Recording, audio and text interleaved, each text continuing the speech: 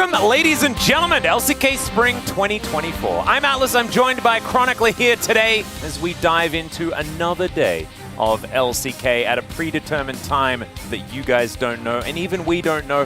Haven't bought a new clock, didn't manage to get it. It was very, very sad. Woke up at whatever the time this is. Who knows? And was just taken. I'm not feeling that tired, so I'm assuming I did manage to get some sleep, but I'm not entirely sure. How are you feeling? Mostly somewhat seduced to try and make bad jokes about timing and whether or not we were on time today. Because if we don't have time, how can we be on time? Exactly. It's not it's impossible. Can't be done. It is. So there is no fault if either of us would have been late, which we weren't.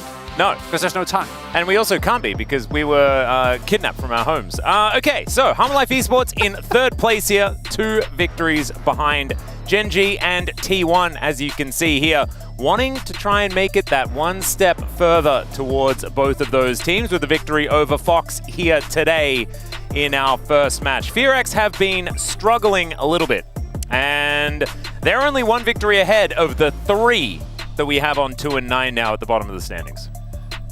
It really is feeling like a tier list season where Hanwha Life didn't really manage to step up to either T1 or Gen G, but also handily dispatched of anyone below them. As we can see as well, the fact their only 2 losses are to T1 and Gen G.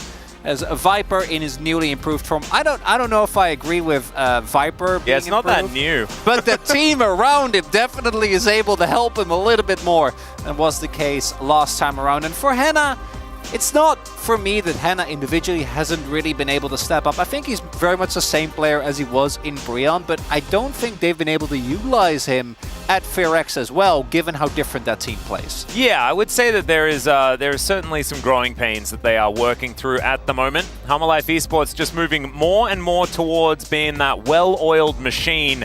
And I think, and Orcs has said this almost every single time, I think it's the fact that they've just accepted who Zeka is. They've accepted who he is, and they've said, well, we'll put him on Yone every game, and we'll just see whether that is ever going to be banned. I don't know what coming-of-age movie they watched, but it stuck the landing, Atlas. They've listened, they've paid attention, and you know what the funny thing is? He's playing against Closer, who is yet to learn the same lesson. But I feel like FearX is a bit of perusing of the solo queue trends of Zeka in particular, and I don't want to see the way. That's like it's not one of those things. This is our key player matchup, Viper versus Henna. This is another thing that I'm not all that excited about seeing. However, the duo kills, the Henna and Execute, really popping up. I was about to say, the second part of that sentence, very important, the Execute part of it, because the reason why Henna's KDA, and I'm sure their deaths are also going to be quite high, is because Execute is as Dundun is in top lane. It might not always work out, but they're going to go for the duo kill. And either they get killed or the opponent does. Viper obviously playing a much more reserved style, knowing how much his team relies on him to be a heavy lifter. It's not surprising. Delight also was never necessarily a laning support. Wasn't bad in lane by any means, but that wasn't really where he's shown. So their specific duo kills being 7th, I think it was, makes sense. That's not why you have Viper and Delight. You have Viper and Delight for the team fight. And that is where I do think FearX should try and avoid it. They should not try to match Hanwha Life in like these mid-paced games where you play a little bit and then you 5v5. Don't do that. The only team that can beat Hanwha Life consistently at this is Gen G. Anyone else, don't try. Just try to throw them off their game. Don't let them do the slow roll. That is not what you want to see from Life Esports if you are up against them. I think if there's any team we can rely upon to just try and get it done early, I would imagine FearX should be up there. You know, we know that Willa has been really good at getting around the map and getting things done, and we know that they do just like to go in. The problem is that most of the time, it's not enough, and even then, often it doesn't work. And it's a lot to do with this guy right here, a little bit of a somber face on Execute here today. I wonder whether that means he is going to be focusing on trying to curb some of that aggression. Playing Lulu. That's why he looks like that. Oh, God. No. Surely not. Ryu would never do that to him. No, it's fine. It'll just be Milio and Nami. I'm kind of okay with the Nami side of it. That does make me see Lucian. Yeah. But Lucian Nami isn't the worst. And you remember yesterday? Like, Aiming did a build that was good. It was one good game, Atlas. I know it, but like that's still improvement, right? And it's my favorite kind of sample size. That is, you do love the one game sample size. Here's the draft though, Chronicler, and the first ban is going to be the Ashe, and there's the Lucian. So no Twisted Lucian here today. A little bit of a shame there. That one's going to be taken away from Viper, and that makes a lot of sense to me. Because this is one of the picks that Half Life Esports can actually up the tempo on from that bottom side. We'll see whether Viper does keep some of this attention, and he does, with the center being banned away as well. The husband and wife duo removed already. Will it be a third 80 carry ban? Will they just ban Smolder? That's my question. So I actually wouldn't mind if Hanwha or Fearax leave open Smolder and prioritize Kalista. Because I think that is the type of game plan that you want to go for. If you try to match Hanwha Life in mid to late game, I don't think there's any shot. Also, do note Hanwha Life themselves saying, there is one person on our team that matters most. His name is Viper. I'm going to let him play into Nocturne. Willer is actually a decent threat, most performing, consistent member. And I like this from Hanwha Life because we, know how much impact Viper has, actually out-damaging Smolder in what felt, I don't know if it was 50 minutes, but it felt like a 50-minute game. It was 55 minutes. There you go. Out-damaging him with 70 damage done by the end of it. 70k, rather, as... That's immediate, Zeri. So this is really interesting because our expectation would be that they go towards the Kalista and the Renata, but instead it's going to be the Zeri pickup. And obviously Hannah loves Zeri. We've seen a lot of success with it when he was on Brionne. Still somewhat surprising. The picking up with the Vi makes sense though, because one of Zeri's biggest weaknesses is lockdown. Both Nautilus and Vi and Maokai all taken off the board here, as this is the one mage that we're okay with Zeka playing. Yeah. It does mean that Closer can get his counter pick. I don't know if it's going to be an Akali, but this Poppy lock-in, oh, I love it, because it counters Closer's entire champion pool. Except his Taliyah, but then you have Closer playing Taliyah, so I think you take that as a win. No, I'd agree with you. I think that this is absolutely fine for Half Life Esports, but it is starting to form, on paper, a composition that I'm kind of liking, you know? I think that they will have range issues, things like that, but if Fearax can play to, you know, the beat of their drum, which is very, very high tempo, then they might be able to get some of these certification moments happening relatively early on, and Closer has a lot of mobility towards his other lanes. So might be an opportunity here. Renata going to be taken away from Delight, one of his best champions. They're going to ban his best champion themselves, not wanting to allow Execute onto too many easy engage options. And Rakan Nautilus seems like it fits that build pretty well. Delight with pain in his heart watches his own Rakan go. But Rakan does lose a lot of value when you're playing into point-and-click CC and Taliyah. So it makes sense that Hanwha Life wouldn't want to go for that themselves. Also, Poppy Azir is something we haven't really talked about just yet, but this is a combo that can be quite strong once both have hit 6. Able to have a great CC chain with the Azir will even against something like Taliyah, which can make it a bit harder. Gnar also going to get taken away, which is a clear signal for a R for K'Sante here for clear. Clear is, this is 100% K'Sante. Yeah, and it's also probably 80% Poppy top on Hanwha's side, so I don't know whether you'd feel great about locking K'Sante here. That's interesting. Definitely could be. I just don't think that you take the risk of running into it, because it has been a really good matchup. Even though we have seen it not necessarily work out, I think that it would shore up the draft pretty comfortably here. They're still going to lock it in, but what is the confirmation here? Is Doran going to be playing the Poppy? Or are we going to be picking something else for him? Of course, Aatrox still available, Gwen still available. There are a lot of things that he could jump towards if he would like to. As Tahm Kench, okay, Delight, onto a pick that's going to be able to keep Viper very safe in that bottom lane. I do really like this into Vi. Tahm Kench makes Vi's life such a nightmare. Yeah. Also is a signal that Viper's probably going to be playing on hit as opposed to lethality. I feel like you can still go lethality Varus when you have a Kench, but when you have the added safety, might as well try and go for the maximum output of damage.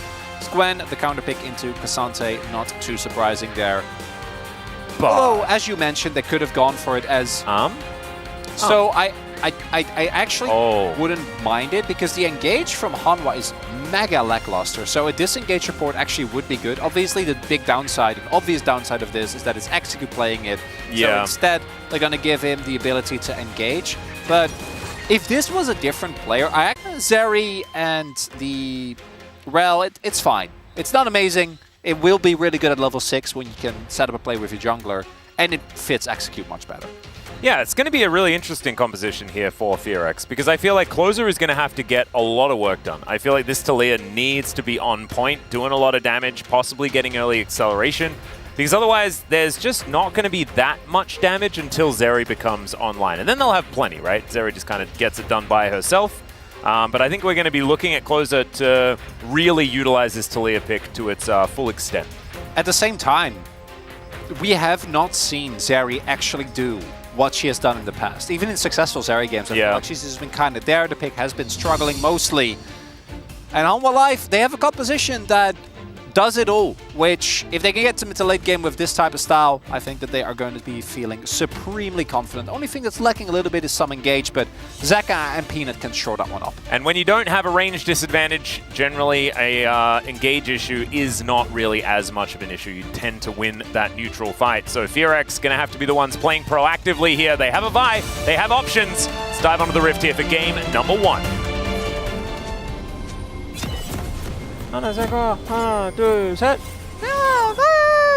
Whoa, the pitch. I love it. Fighting! Whoa! Yeah, completely different fans. Get both. The demographics are wildly at odds with each other. I should have saved that one for when Bro comes out. We actually did one of those.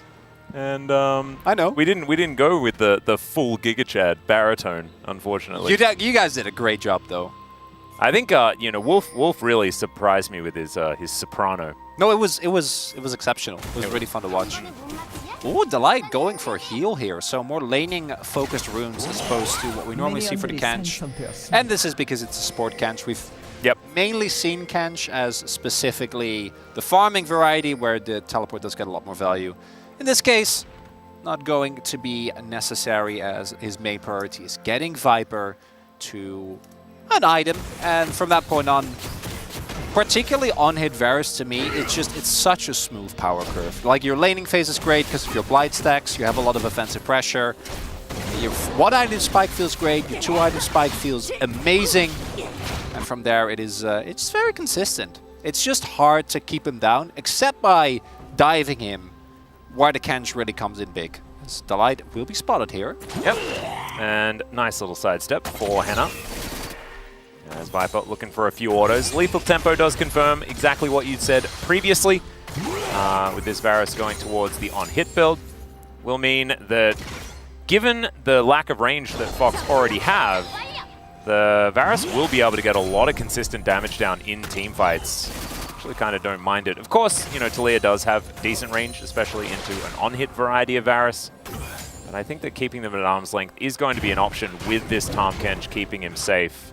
And so Hanwha Life Esports able to grab level 2 first. We'll be pushing Execute and Henna out of this lane just a little bit until they have reached a level 2 themselves. Willa on a ward and is going to be taking his Raptor camp. Peanut just hanging around this bottom lane, doing the Poppy thing, where you pretty much just hover around your bot lane and make sure they're okay. Oh, this is a big old wraparound. This has to work. He is giving up a ton of farming time. Let's see if it does. Yeah, Henna could be in trouble here. Steadfast Presence comes down. There's a heroic charge. Shattering Strike is decent as they've split the damage. Viper just flashes over though. First Blood still goes to Execute. But I still think he's probably going to die here. There is the Q. Peanut makes his way out. And that is 2 for 1 in favor of Hanwha Life Esports. Played out as well as realistically you could, as painful timing there from production, showing us that Taliyah has really struggled. That's 2 BDD losses there as well, do note. Yeah, it's actually kind of crazy as well, because it feels like Taliyah kind of got stronger. That was against Genji. Oh, so that is, if I remember correctly, at least that is a little bit of player matters. Oh, I love this from Delight. So Wheeler, seeing the bot lane dive, wants to punish. Might run into a catfish here. Yeah, Delight just moving on over. He's going to try and go for the Abyssal Dive, and Willa just flashes. Does not want to risk this at all. Yeah. I'm pretty sure he wouldn't have gotten hit by the knock-up, but he would have been tagged by the tongue, which would have forced his flash anyway, so he doesn't want to take any risks. So take another look here. It's really, really clean. Delight takes just a shot too many. Execute even goes for the Flash Ignite. I don't even know if it was necessarily a necessity. But even with that, outside a really clean dive, and this specific type of level 3 Poppy dive is one of the reasons why we've seen this pick be so oppressive in past metas. For like, what, the last 2 years? I feel like this happened to Gen G themselves back at 2023 MSI, like 5 games in a row when they were playing against BLG. I remember that series very vividly, because it... wait, that was the 3-0. The 5-1 was at... But they got dove. Yeah, 3 games in a row. That series I've completely blocked from my mind. No, you should. I don't have it there anymore. It's just it's no longer there. That was Peanut. Early Poppy stuff has been taken over by Owner in my brain, as he just lives in the bottom lane as soon as he picks that champion, and it allows Gumushi and Carrier to just perma push, and that seems to be what's happening here with Viper and Delight, as well as Peanut has been a Poppy player forever. And has always been one to do that. So this wave state, how are we feeling about it? It's great if you're a Hanwha fan. If you have ever been in this situation, it's bad. Yeah, no, it feels painful. You're hard losing the 2v2 because Viper got an early kill, and already the 2v2 isn't great pre-6 because you don't have any all-in potential. But you have a severe disadvantage. This giant wave is going to be stacked. And on the previous play, I don't think it was necessarily a mistake from Willer. He did path away from his bot lane towards top side, I think, to try and make sure that he wasn't going to get invaded by Poppy. Dive was really well set up. But if they don't cover, the bot lane is going to die again here. Although it looks like HLE might not actually want to go for that. Instead, just going to crash this wave and take a first dragon. I think they could have actually gone for a redive here if they would have wanted to. But they might not know where Willer is right now. They do know he's not on the... or he was spotted previously on the top half of the map. Yeah. Doesn't look like they want to risk it. They don't need to. And this is, one of those HLE esports things, right? We're not going to make, the play that is risky. We're going to make the play that has longevity. Well, a late game that we can have more control. This is still crashing. Yeah, and then, or maybe we'll just take the dragon and then we'll go for the dive. Just do both. Yeah, even after it has announced that Peanut was in the area, there just doesn't look like there's very much that Fearx can do about it. And Doran is Doran taking grubs? He's on the weak side. He needs to die. This is not allowed. He is getting closed in on here, as Willa does find the Vault Breaker. Doran is now able to throw out the Needlework, as now Peanut comes in. Henna not going to get stunned up, but still going to take way too much damage. Hail of arrows comes down, but Doran is still dead on the other side of the map. And so you're exactly right. Fearx, they do manage to get something back. Oh, it's still horrible. Don't get me wrong, Atlas, but that's just... You do not get to contest grubs when you're... He wasn't even contesting. He was just taking them. It wasn't that he was contesting. Not okay. Not allowed. I'm happy to see him get punished for that. That was too much. If they don't play towards you, if the enemy bot lane is getting dove, sit underneath your turret. Doran, but it is very Doran to die there. And the real story is that obviously the bot lane dive worked again, and Henna is even further behind, and Viper again picks up the kill. Yeah, and now he has a recurve bow and a vampiric scepter. And things are going from bad to worse. Blade of the Rune King is very close. Yeah, he did. Well, he didn't take one grub. He just hit the grubs a bit and then ran away. And then threw a Needlework the wrong direction. Maybe that was the difference. No, it wasn't. These R buttons were definitely enough to kill that Gwen. Wouldn't really have made a difference. Execute trying to Hex Flash, keep this Poppy away, but just with Peanut's Flash available, nothing you can do. Even without the wall stun, Delight can easily tank the turret. Don't even need the ultimates. If there was Flash available, maybe you can outplay it. Not the case. Yep. And Viper still concentrating, not going to be celebrating just yet, as we are only 8 minutes in. Still, it's a very good start. And we have seen already, that Viper does 30% of the damage for his team. This is, with Zeka playing Corki, most of the time, actually, which is kind of crazy.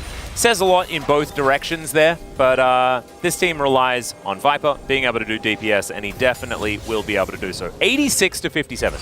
It's a 30 CS lead, and now they're looking for even more plates, and Peanut is once again here. Keeper's Verdict going to miss, and Peanut is still going for it. Okay, there's a flash from Henna. Crash down doesn't really do too much, but the Chains of Corruption don't connect either, and now Willa, he's going to make his way in. That's the shutdown Magnet Storm, as Peanut's dead as well, and Henna getting that kill, absolutely massive. Can Delight survive? I don't think so, and that is a double for the Zeri. Let it be known that no one dives the FearX bot lane 3 times in a row without getting punished, Atlas. This time Willer is there. They are able to get the flash out of Henna when it's available, and normally you'd be like, okay, that's cool, you know, we get a flash, that's the end of the dive. But crucially, this time the play is read by Willer. Wasn't there the first 2 times, but it doesn't matter. He was there when it mattered. Great flash from Henna. And if a Viper hits the ultimate on Henna, there won't be enough damage for Wheeler to then follow up. But because of the sidestep, because of the miss, they end up getting a 3-4-0 here, shifting the momentum, picking up the shutdown, and putting Henna back in the game. This is absolutely gigantic. Henna really going to start getting to a mid-game where he's not going to feel completely paralyzed, which is what it looked like it was heading towards. Still, Viper is going to have a slight lead, but by no means is it as ridiculous as it was previously. Nicely played from FearX to get themselves back into it. And they now have a gold lead. That's the crazy thing about this. I think it has a lot to do with what's happening elsewhere around the map. But I believe that, that whole dive situation was pretty telling. As Willa is looking for Peanut. There's a Weaver's Wall as well. As Willa will be denied. Sometimes you just press W and everything is totally fine. Have you done that before? Yeah, Closer thought that he could get a little bit closer to Peanut there with his little hop, but the hop is a dash, so he did not. He got stopped, and that was the end of the play. Yep. Peanut, I really thought he was going to be in more trouble there. He was fine. No, you press W. Yeah, but if Closer can like go more sideways, you know, and throw you back, then maybe. Yeah, if you can get one of those little things for keep, I think, for that play. As Willa now going to once again, discover. See, he fixed it. So the W working once again. A little bit of a shame. Now, a little bit of a showdown in the river. Next dragon going to be an Infernal. Pretty dangerous. There's now Viper in this brush. They have so much vision. Life Esports feel like they can at least start this one off. Control wards going to be removed here. Exactly right. Closer moving on over. Extender beam comes down. Willa engaging once again. There's the Devour and trade for the cease and desist. As crashing down is Execute. Henna looks for an opportunity and will fight too with the Emperor's Divide. And it almost looked like it happened in slow motion, but FearX just disintegrated. Key thing there, Clear didn't teleport into the fight, so they were a member down. Doran with the Riftmaker done very, very strong. But I got a question from FearX, the decision to go in if you're not willing to have Clear also TP in. Either you fully commit to that, Wheeler goes in, then Clear needs to be there as well, or you don't commit, which would have been fine. You bait out the TP and let it be as Henna. Yep, seen this one before. As Mr. Dive, that is going to confirm it. And Execute comes down, just doesn't find anyone with the Shattering Strike, as Peanut is Poppy. And so he is going to do that wandering around thing. Peanut is still dead, because Viper just did not want to risk it, I guess. And Delight, I feel like Peanut didn't have to die. Perhaps. Yeah, maybe the Vi was going to get there in time. Well, Vi and also Talia's ult was almost off cooldown. I don't know if they have the exact timer on that. So if Closer then sandwiches Viper and the Light in the play, really does backfire. Giving a kill over to the Kench, not going to be the end of the world. As we take another look at this, so this is the tragedy of trying to play Vi. It's like, oh, I'm trying to make the cool play and surprise him. You see as well that the moment the teleport does come in, you already know it is kind of over. And also, Henna just got moved away. Yeah. Keeper's Verdict got rid of it. But even with that, I actually think that was kind of a saving grace for Henna. So he didn't die there. Instead, he died here. And sorry, I said Kench, I meant Rel. Still doesn't matter that much. Yeah, the Vi here are going to be the main reason, as well as the fact that Talia was on the way. They don't want to risk it, which I do think is fair. Yep. You know, that to die. But he's giving his life very happily if it means killing this Zeri. For the cause. For the cause. Absolutely. That's working out very nicely. 3-1 and 3 now for Viper. 100% kill contribution there as well for this bottom lane, showing how pivotal it is. Peanut as well on the Poppy has been involved in absolutely everything. But we're even as far as the gold is concerned, as far as the kills are concerned, and it is just these dragons that Hammerlife Esports is starting to run away with. Execute not going to find that one either. As now bot laners head to mid, look to hold down the fort. And in side lanes, I feel like Hammerlife are also going to be pretty happy. Sante not exactly a known side laner, as Delight is a known licker, and will now try and look for a little bit more. Oh, Viper. Absolute, you know, it's really feeling like the old Varus, where the champion was really, really good, but no one knew how to hit an ultimate. I loved it. It's also not lethality Varus, where you have a lot more ability haste, so it actually does hurt a little bit more. Still not going to be the longest ultimate cooldown, as we can see. Viper already about a quarter of it refunded.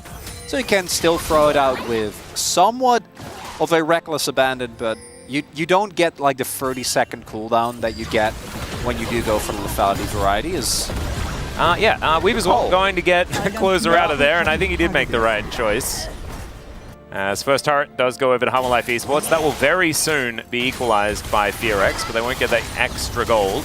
Play to the Ruin King proccing on to execute there. Viper just making his damage known, has his red buff on as well.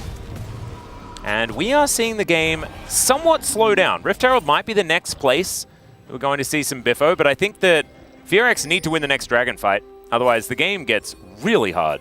That's sort of what I'm feeling. Yeah, trying to play into Poppy with her passive, Doran with the free resistances that he gets from his W, and Kench with a Mountain Soul is not, it's not a good time. Yeah, and it's like, Viper as well is going to be just more tanky than he has any right to be with the Mountain Soul at the same time, and you've got Lifesteal in the build, like, yeah. I love Terminus, man. It's such a cool item. It's a really cool name as well. Yeah. Oh, Henna might actually be going. We've seen this build come up. I think he played it already before. I know it was played once or twice in the LCK, which is where you go, if I remember correctly, Shiv, Phantom Dancer, and then Black Cleaver. Because Zeri obviously can stack it really, really quickly. And it is a great item to shred through enemy front lines. It used to be a mainstay in the Trinity Force build, right? Yeah. And obviously, if you look at the other items as well, given how Zeri's damage profile are and the way her Q works, I think Black Cleaver does make a ton of sense. Doesn't make as much sense with the complete lack of anybody else really doing damage on the team outside of, I guess, Willa. So you don't get the team-wide value. True. But for Zeri herself, certainly going to be working out as Peanut, one of our most reliable drivers, going to be taking Shelly towards this turret. He will be able to nail the landing. There we go. This is the fight. 7 seconds before this Mountain Drake. You're exactly right. Clear on a deep flank. Viper is finally going to hit an ultimate, but there's the Devour. That's going to get him out of dodge. Now Willa cease and desist as he does use Peanut to taxi his way out of the fight. But look at FearX's health bars. They're going down so incredibly low, and yes, Peanut's low as well, but he's Poppy. He doesn't mind about this. He still has the Keeper's Verdict that he can use from range, and they're going to start off this Drake now. Delight and Doran just pushing them out of this river. And Zeka still has Emperor's Divide. They still have so many tools. This Magnet Storm is going to have to be massive, and it does manage to find two. Oh my god, the shove is also amazing. Viper in the back of the pit, but everybody else is just in a blender. And Delight, he might be able to make his way out as now. Viper's kiting. He's doing so much damage now. Closer taking so much as well. Henna trying to go for the 1v1, and he will be able to find it. And now Clear pushes him out of the seismic shove, so Delight will survive, but they will get the Drake. Oh man, FearX keep themselves in it. This game is delivering, Atlas. Viper almost able to turn the fight and execute. Man, that re-engage. The health bars are low. The cooldowns are in favor of Hanwha Life, but this engage. And then Clear also making sure that they stay locked in place. The only one who survives is Doran because of his Shroud. Viper is able to do as much damage as he can dream of. Great flash as well, simultaneously repositioning him, as well as ensuring that he doesn't get knocked back. But it's just a little bit of too much heavy lifting. Henna flashing the arrow there, keeps him alive. The sidestep as well, really beautifully done. Ooh. If he doesn't, I think it's just I think almost if Viper was just going to kill everyone. Yeah, that's game as well, because that means that the Mountain Drake probably goes over. Oh, yeah. Whoo! Man. Zeka not going to be feeling too great about his damage done in this one just yet. No, but he's not really the main character from what we've seen so far. The old 1-1-1 in an 8-kill game, and it is 8 kill participation for Viper. Everything is about him. And, you know, it's HLE Esports, so obviously that is sort of the way. I'd like to see some better Emperor's Divides. I think that with the fact that FearX does play around Execute's need for engage, Will is going to be diving in there. I think Emperor's Divide going to be the best disengage tool that HLE Esports has in this game outside of the Keeper's Verdict that Peanut does have as well. So hoping to see what they can get done in the next team fight, or hoping to see FearX really find their moment in this one. Would really shake up the standings if this upset was to occur. Crazy. Even a game win would be big, because even though FearX is only 2 wins behind Guangdong, they're at -11. And they managed to beat Bro. Yeah. And we're going to see another Magnus Storm coming down here from Execute. Crashes down as well. Buys some time for the rest of his team to get over here, but Peanut lasts so incredibly long, and Viper is going to die once again. I think we're certifying it. I think the Zeri is online, and they just put Torrent into the ground there. Oh my, okay, FearX, I think they've gone and done it. I think we've officially turned the tables.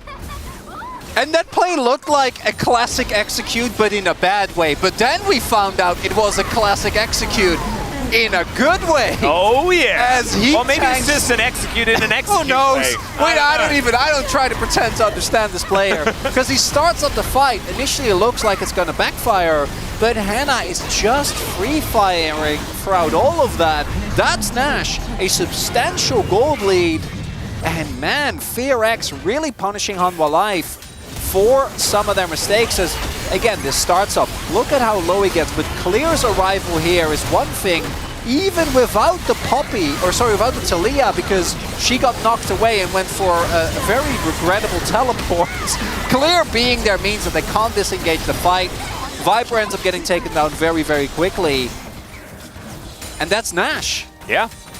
And Zeka sort of just walked back to the mid lane and asked what the heck was going on there. I think HLE Esports going to have to get themselves a little bit more coordinated in this one. They need their Azir if they're going to go for any of these fights. So maybe just a little bit more pre-planning, a little bit more forethought, because FearX, they've been grouped as a team and getting these fights in their favor.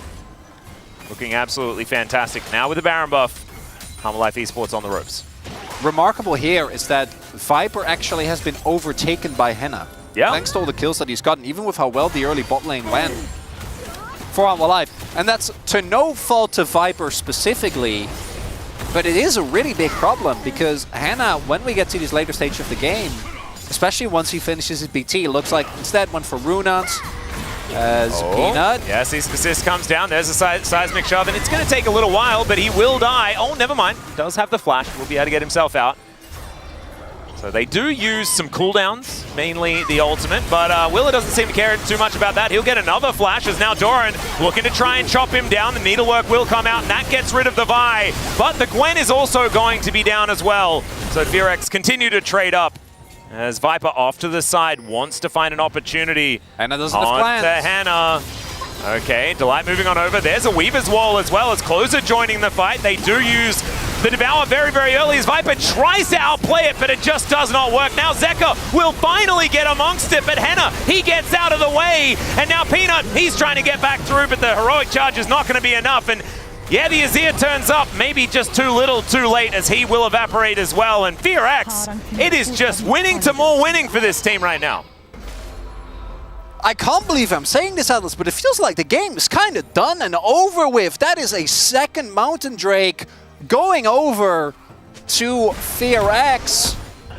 Is it just, like, is the resurgence of the East now just what's happening here in the LCK? Is that what we're talking about? Maybe being a Western team is what dooms you. Okay, there is only a finite amount of energy in the LCK, and where Kwangdong's energy has dropped, Bro has risen, but apparently so has FearX. Yeah, Bro didn't rise that much, as we saw yesterday. So I don't want to get into the whole Bro situation. I also don't comprehend that team, but what we're seeing here is FearX, the way that I don't think we've truly seen them, even in their wins this season, which is as a team that just keeps pushing and pushing and pushing and goes for every single fight that you'll give them, which means if they're winning, it looks amazing. I can relate to this because this is my solo queue style. You either win big or you lose big, and in this game, Hanwha Life is on the receiving end of FearX winning big. And all they need to do now is ensure that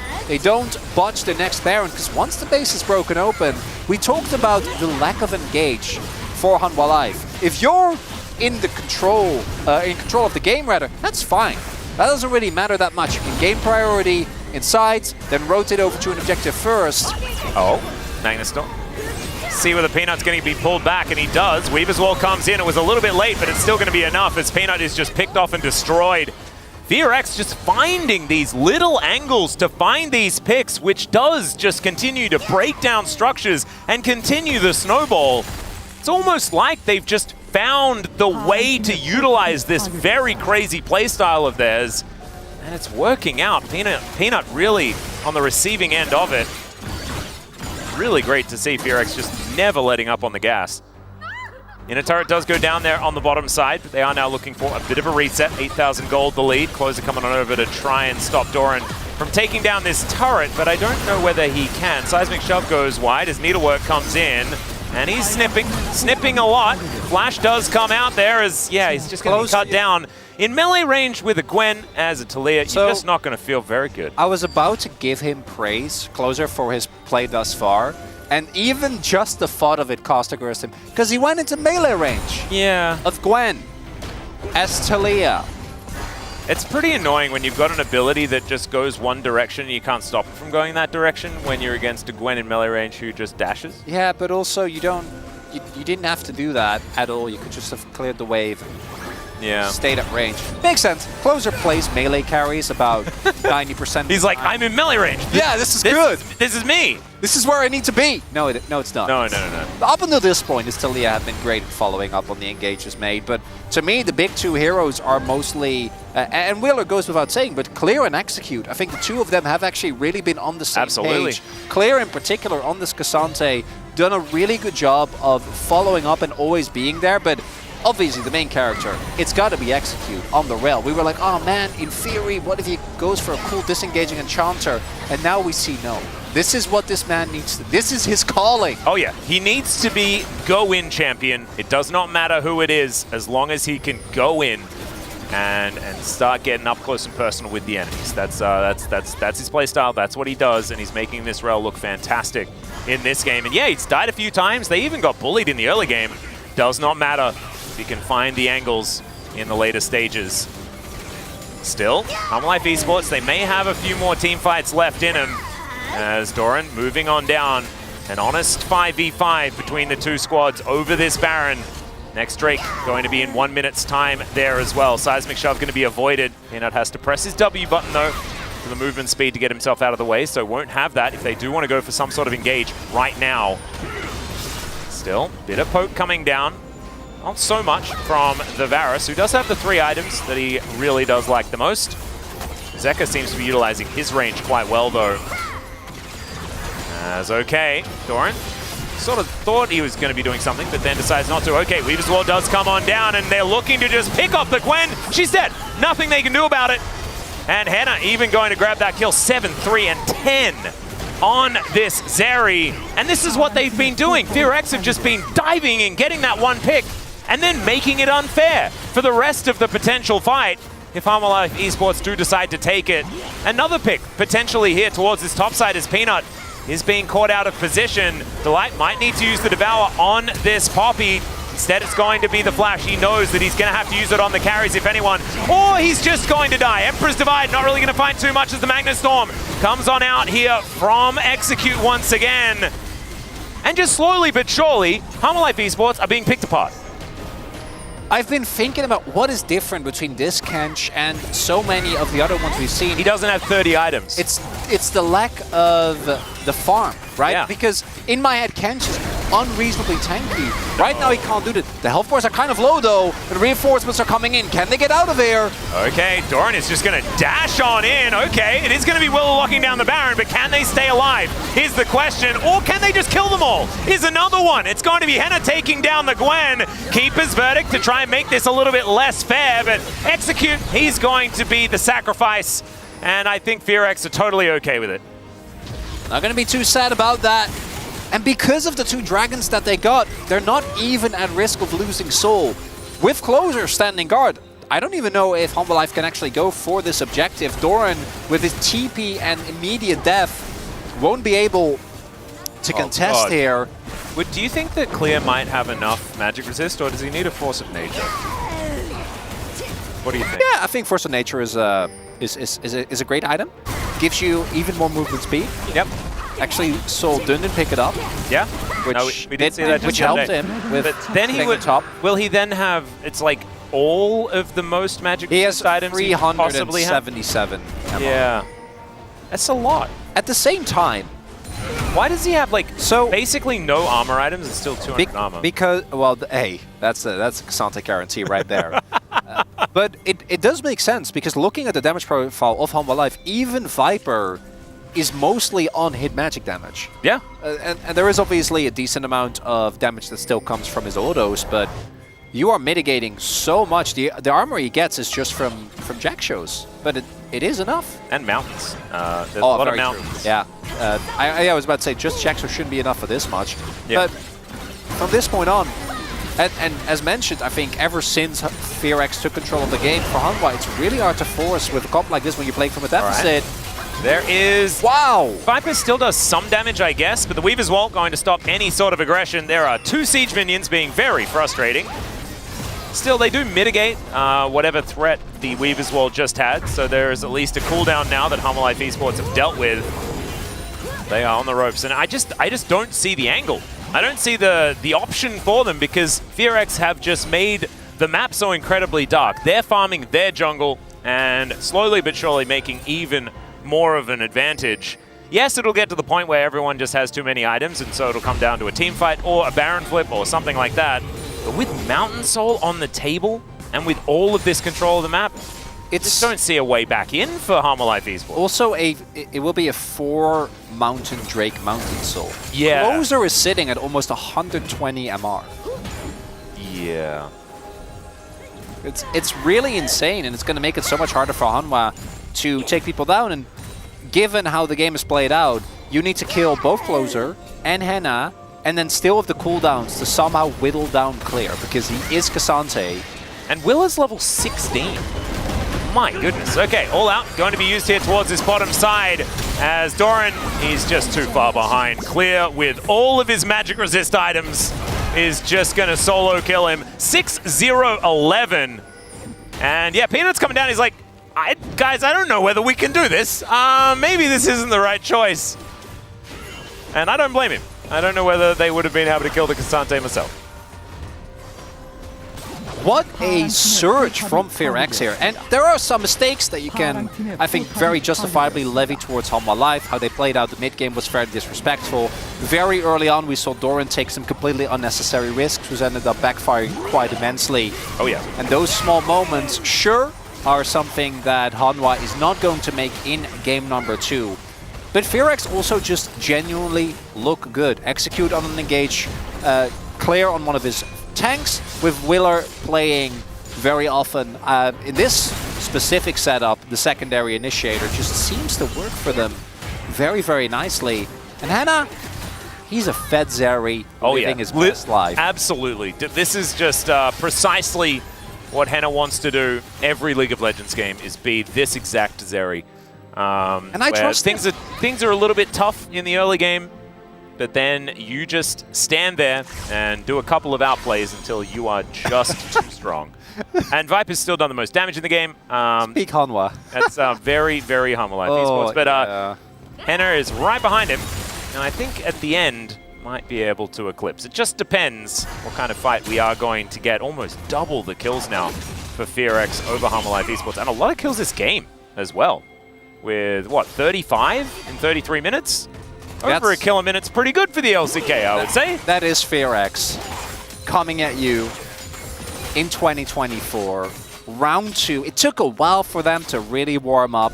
Because I remember there were a couple of series where we're like, no, guys, believe us, this FearX team. Yeah, they're aggressive, I promise. They're just the same as Live Sandbox used to be. The rename didn't change them. It's all, and it wasn't. They would play these slow games. Execute would play. Execute wouldn't. Everybody else would play slow games, and Execute would be playing high tempo. It would be flashing in on Renata, but he also had Milio games. Atlas, Milio. Oh, yeah. Yeah, that wasn't it. And, no. Thankfully, we don't need to think about that, because this isn't a Milio game. This is a Rel game. He's riding his pants around the rift, and he's having a great time doing it. As alright, Seismic Shove is going to go wide. Doran going to stun himself on some rocks. And now the fight for the soul will occur. FearX get this, I think the game is doomed. I think the game might also already be, as, okay, Zeka gonna have to flash. That Seismic Shove placement absolutely fantastic, and the coordination between FearX as well, looking really impressive. Harmalife Esports just saying, all right, I guess we're just going to have to go for a trade. They move towards the Baron. I wouldn't even mind it if FearX just gave up the Baron. Yeah, and just take Soul. Yeah, but they're not doing it. Okay, Peanut looking for an opportunity onto Willa, but it's immediately going to get turned, and they are a little bit closer to this one. Delight does devour the Poppy, but now he won't have that for either Zeka or Viper. And now Henner is just going to dive in, and maybe it's just going to work out. He's just tanking them all! And he will stay alive. This is going to be the team fight. Emperor's Divide comes out. That's going to get one, but it's a triple kill for the Zeri. Doran is still dangerous, and Henner is going to have to flash to try and get out. Well, I don't know about the melee range situation there, but that's okay. He does have a GA, and now he's looking for more. It's not going to be enough, and that is going to be the ace. And FearX, I think, are now just going to try and end the game. FearX going to stomp on Harmalife in this first game. They don't need Baron. They don't need Mountain Soul. Start up the fight, force an early devour, and then Hannah with his GA says, watch me soar. Goes into multiple people, does as much damage as he needs to, and I'm gobsmacked, This is amazing. FearX is alive. We're watching it right in front of our very eyes here in this game number 1. It was like a phoenix rising from the ashes the entire game long. Very much looking forward to seeing whether they can keep up this form moving into game 2, because like you already said, did feel a little bit like Harmalife Esports weren't necessarily playing the cleanest that we've seen them play, especially around the mid game. But I think most of this, to me, what we were witnessing was FearX playing better, playing coordinated, playing as a team, and doing exactly what they needed to win. Like, look, Close is looking real jazzed. You can see that Henner is very happy with how this one went, and some more dejected faces on the side of Harmalife Esports. Going to see more, especially out of Zeka. I don't think we really saw him at all in the first 20 minutes, and then Doran throwing his life away a few times was not really it. Same for Doran, same for Peanut. The top side just not carrying their weight in this one. Peanut, early on, great, thumbs up. But ever since that third dive, it's only been downhill from there, Atlas. Viper desperately trying, but it isn't enough. And don't be mistaken. I think everyone on FearX had a wonderful game, but there is only one man that deserves the POG votes. That's Execute. Keep him on these engaged boards. I thought it was almost about to be a Henner angle, but I think you're exactly right. We're going to keep it in the bottom lane. Time to go to a break. Then it is going to be the space, and then we'll be back for game 2.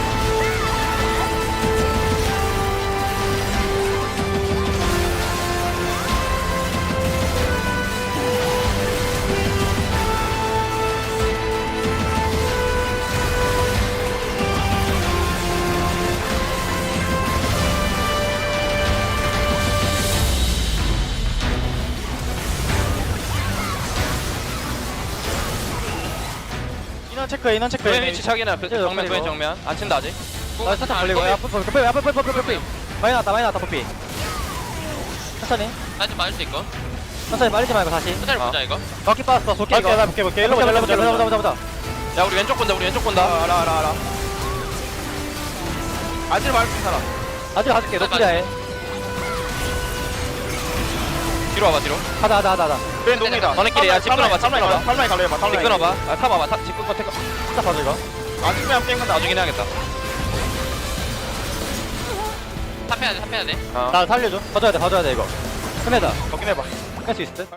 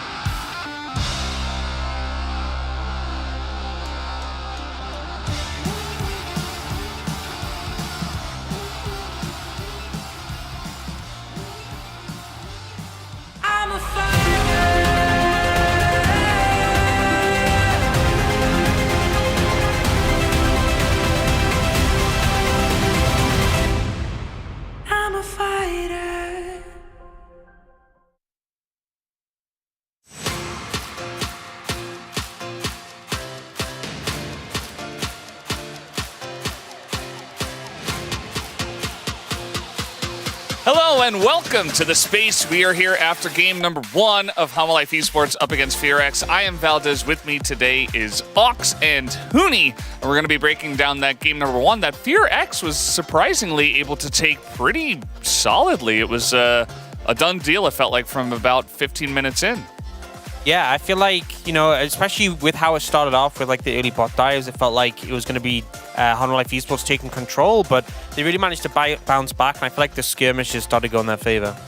Yeah, I mean, this is like, I would say, like really unusual. Like we actually more so like the underdog team actually kind of win early. It was like totally opposite. Like from the actual team fight, they were be able to take down on enemy like more than like there was a multi-kill after it happened, and that's how they ends up the game. And that was really interesting.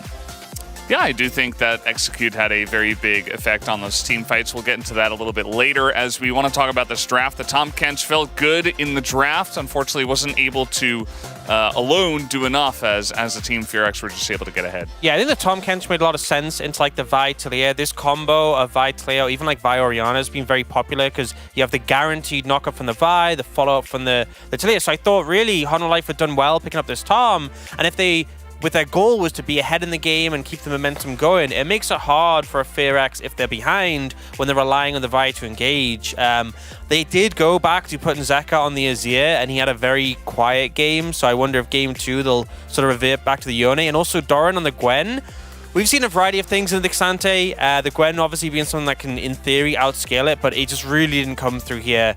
And I'm at just ban the Xante. Yeah, I mean, for me, it's like the HLE draft is about the pair, right? It's like the sync really well between the TK and Poppy, and especially with the Virus that were attacking on the bottom, as we're gonna be seeing with the highlight 1. But still, like as that also mentioned it, like I think Doran, it's been kind of performing like not well, especially I think there's so many isolation deaths on the top, where when especially they're playing around the bottom, and I think the Gwen, this type of champion is definitely not helping what Doran actually delivering to the team. Yeah, and it doesn't help as well as the casters highlighted that there was just so much magic damage. But let's talk about these bot dives here first off. First one goes well, right? This is pretty good. Yeah, Execute Flash Ignite, he gets a kill, but it's still a big win for Life Esports to start. Yeah, there wasn't even any assist gold for the Zeri on that kill, and so many minions were lost there. So not just the impact of the plate, the kill, tons of minions, and they kept trying to make things happen bot. This was actually their 3rd dive, and this is when it backfired. There was a really nice flash there coming out, and dodging the Virus ult as well was really huge. Yeah, I mean, I would say like the first dive, like they really succeeded, but the thing is, like I think that was like such a big blunder from the FearX that they didn't really actually prepare at all, and I think this time was like perfectly ready for just actually making the counter gang or the counter dive there, and then making triple kill for Zeri lane, and that's like it's just so much for the game.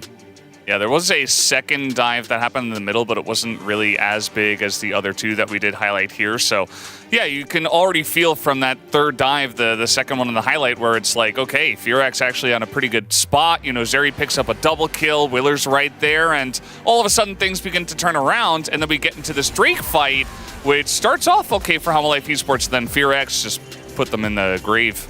Yeah, I think a big thing here is they get the Varus ult early, and they also get the Tahm Kench ult. So immediately, 2 big ultimates from the side of Life Esports down. We then see actually this ult from Vi to reposition, so it's a bit costly there. But again, a lot of resources expended from the side of Life Esports. And then when the fight emerges, yes, the Vi ult's down, but the Rel ends up having such a massive impact. And really, this is on Peanut for not blocking the engage here. And I think it was like really great the time that actually he Execute just went in, especially also when they're about to like they're stuck in the pit. Oh, they just realized that we gotta go out, otherwise we're gonna get call left. At the same time, I think as soon as the rail engaged, I think the 5 people, everyone was just so ready. And this is kind of unusual thing, right? Like when the upper team actually have a more discipline, but this time I think the HLE actually lost their track on what they need to do at the plan around the Drake. It's just like it was kind of messy fight there. Yeah, I think Wolf has talked about it a lot, but sometimes our stronger teams are like, no, we're just going to win this because we're better. And, you know, sometimes you got to cross those T's and dot your I's because FearX, they will be good. They will have one player to step up here, in this case, Execute. But let's see who does get the PUG for game number 1, as it will be Execute on the Rel. Yeah, I think there were a lot of really significant engages that came from him. As we kind of talked about in the draft, the Tahm Kench really makes it hard for the for the Vi to be the one leading the engages, because you can very easily just gobble up whoever is the primary target. And so the weight went on to execute, and he was able to consistently find these solid engages. Obviously, this was that skirmish early on, but this one, I feel like, was the one that made the game for Firax. I mean, it's just like, it's everything about the execute. Like, sure, I think the he did kind of pour the performances like that from the Ollie dive sequence, but it doesn't really matter that it actually covered all of it, like just these type of the play, like with using Hex Flash and also using just R Flash correct time. And even though enemy team also has a puppy that who can actually has a tool that just can easily make a disengage, but I think it just go through with the execute just skill, and I was like pretty good. So something to explain here, we did have a casting vote because there was an exact tie. The casting votes are, of course, the analyst desks and the observer, and because of the weighted towards execute here 3-2 amongst those 5 votes, we did have a win for execute in the tiebreaker. And I think it makes sense. You know, Henna had a great game. I just think that execute was the one that kind of enabled him to do so. Yeah, I think Henna was definitely solid. That flash when they went for the dive where they managed to turn around was really big, but to me, those engages really made it. Yeah, absolutely. Well, that was a very fun game number 1 and pretty unexpected. Firax with a big win in that first one. Let's go back to the casters for game number 2. Thank you so much, gentlemen, for the breakdown of game number 1, and we are back, ready to get our mitts onto game 2. Chronicler, really interested to see whether Firax can continue the momentum. And I could see it in his eyes there. Execute just feeling quietly very proud of himself after that brilliant performance in game 1. I think that there are things that Harmolife Esports can look to turn around and fix up, but they're going to have to do it very, very quickly to stop this one from really getting out of their hands, because they had blue side. They're back on blue side once again. We'll have to see what the adjustments are going to be in this draft. Main thing I'm going to be looking towards is just the play. I don't think the draft was the problem in the first game by any means. I think the Rel did answer the Tahm Kench pretty well in lane, I guess. Yeah. And I do also believe that it was a great response from Firax, but when you look at it, you had a counter pick towards the top half of the map. You had Zeka on the one champion that he should be comfortable on, Peanut on one of his most iconic champions, and a bot lane that was 3-0, like, what was it, 10, 15 minutes in? Yeah, I think it was 8 minutes in. So, reality is, if Harmolife played better and didn't give Firax the opportunities, that match should have at the very least been closer. I don't know if they would have won. I think Firax, as we also highlighted, it's always an ebb and flow of who's playing well. This, though, is a very clear response saying that we will not allow this again. We will not be faced with this Vi taking down our backline consistently. Is it now just Viper's chance to to play the Zeri? Sejuani going to be coming in here up against the Vi, understanding that there probably won't be a Poppy to worry about. I think that you're feeling a little bit better about the Sedge, and that might be why we saw a look of a bit of happiness on the face of Willa. I imagine that that look of happiness for Willa is going to be continuing here as Zyra Khan are locked in for Viper Delight. Pretty clearly getting outranged by the Varus, one of Henna's favorite picks. Ooh, show us your Yone. You know, that's what I'm hoping. So, yes, Closer does have a great Yone. At the same time, though, playing Yone into the Xayah, I don't think it's going to feel great.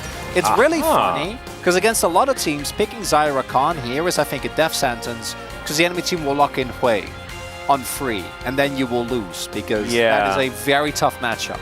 But you know, as Hanwha, you're playing into Closer. So there is absolutely zero way that he picks it up, and if he does, I don't think you're going to be too worried. Really interesting, though, to see the swap here, where this time it is Execute playing the Kench. That worries me a little bit, because his engages were the big difference maker. Hey, you can still engage with Tahm Kench. True. I don't think it will carry the same weight as it does with Rel. I'm hoping that Rel gets banned, because I think that, you know, you can still... Oh, well, I guess there's nowhere to put her. How do you play Vi top? Can you figure out a way to do that? Realistically, it'd be Sejuani top and Rel jungle. Oh, if you're putting it on Firax. I'm thinking on Harmolife Esports' side. Yeah, no, they're not playing Rel. Yeah, there's just not going to be a way. No, but Firax can go Rel if they really want to. Yeah. You know, where there's a will, there's a way. We've seen... I'm sure top lane Sejuani Tahm top is still fine. Yeah, we could do Tahm Kench top. you know, and then Sejuani Tom. Could you imagine? Like, that 2v2 sounds just maddening. You don't do any damage, but you'd stop them from doing anything at all. Hilarious. Okay, LeBlanc going to be taken away as well. I think that, an R4 Azir was what they were looking for. Not going to happen this time around. Yone being banned is actually kind of crazy. They're going to pick Asante here, right? I would assume so. Let's give Closer the counter pick. Just pick Asante. Unless they pick Udyr instead.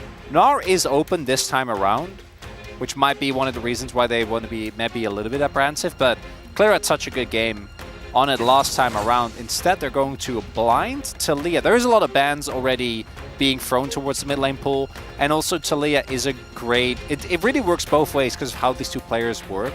Like, if Zeka was a good way or Corki, you pick it here, and your life is amazing. But will that happen? I'm not entirely sure, and I don't know whether I'd like it, even if it did happen. He has been practicing a lot of Hui, but it hasn't... the results have not been great. Let's just say that. Maybe it is time to pull it out. Cassante already locked in. Clear with counter pick opportunity. Just pick a Kali, Zeka. It's a dive comp. We know it's coming. There we go! Yeah. And we do need to reiterate that this would have been a pretty good angle for something with a little bit more range. You're picking a Kali into Kench. Oh, and the TF? And that makes Akali's life so much a little worse. bit not good, but never mind, it's going to be Gnar. Okay, so Clear is actually a good Gnar. He is. It makes sense for me from that perspective. You have great... You have extra walls being built.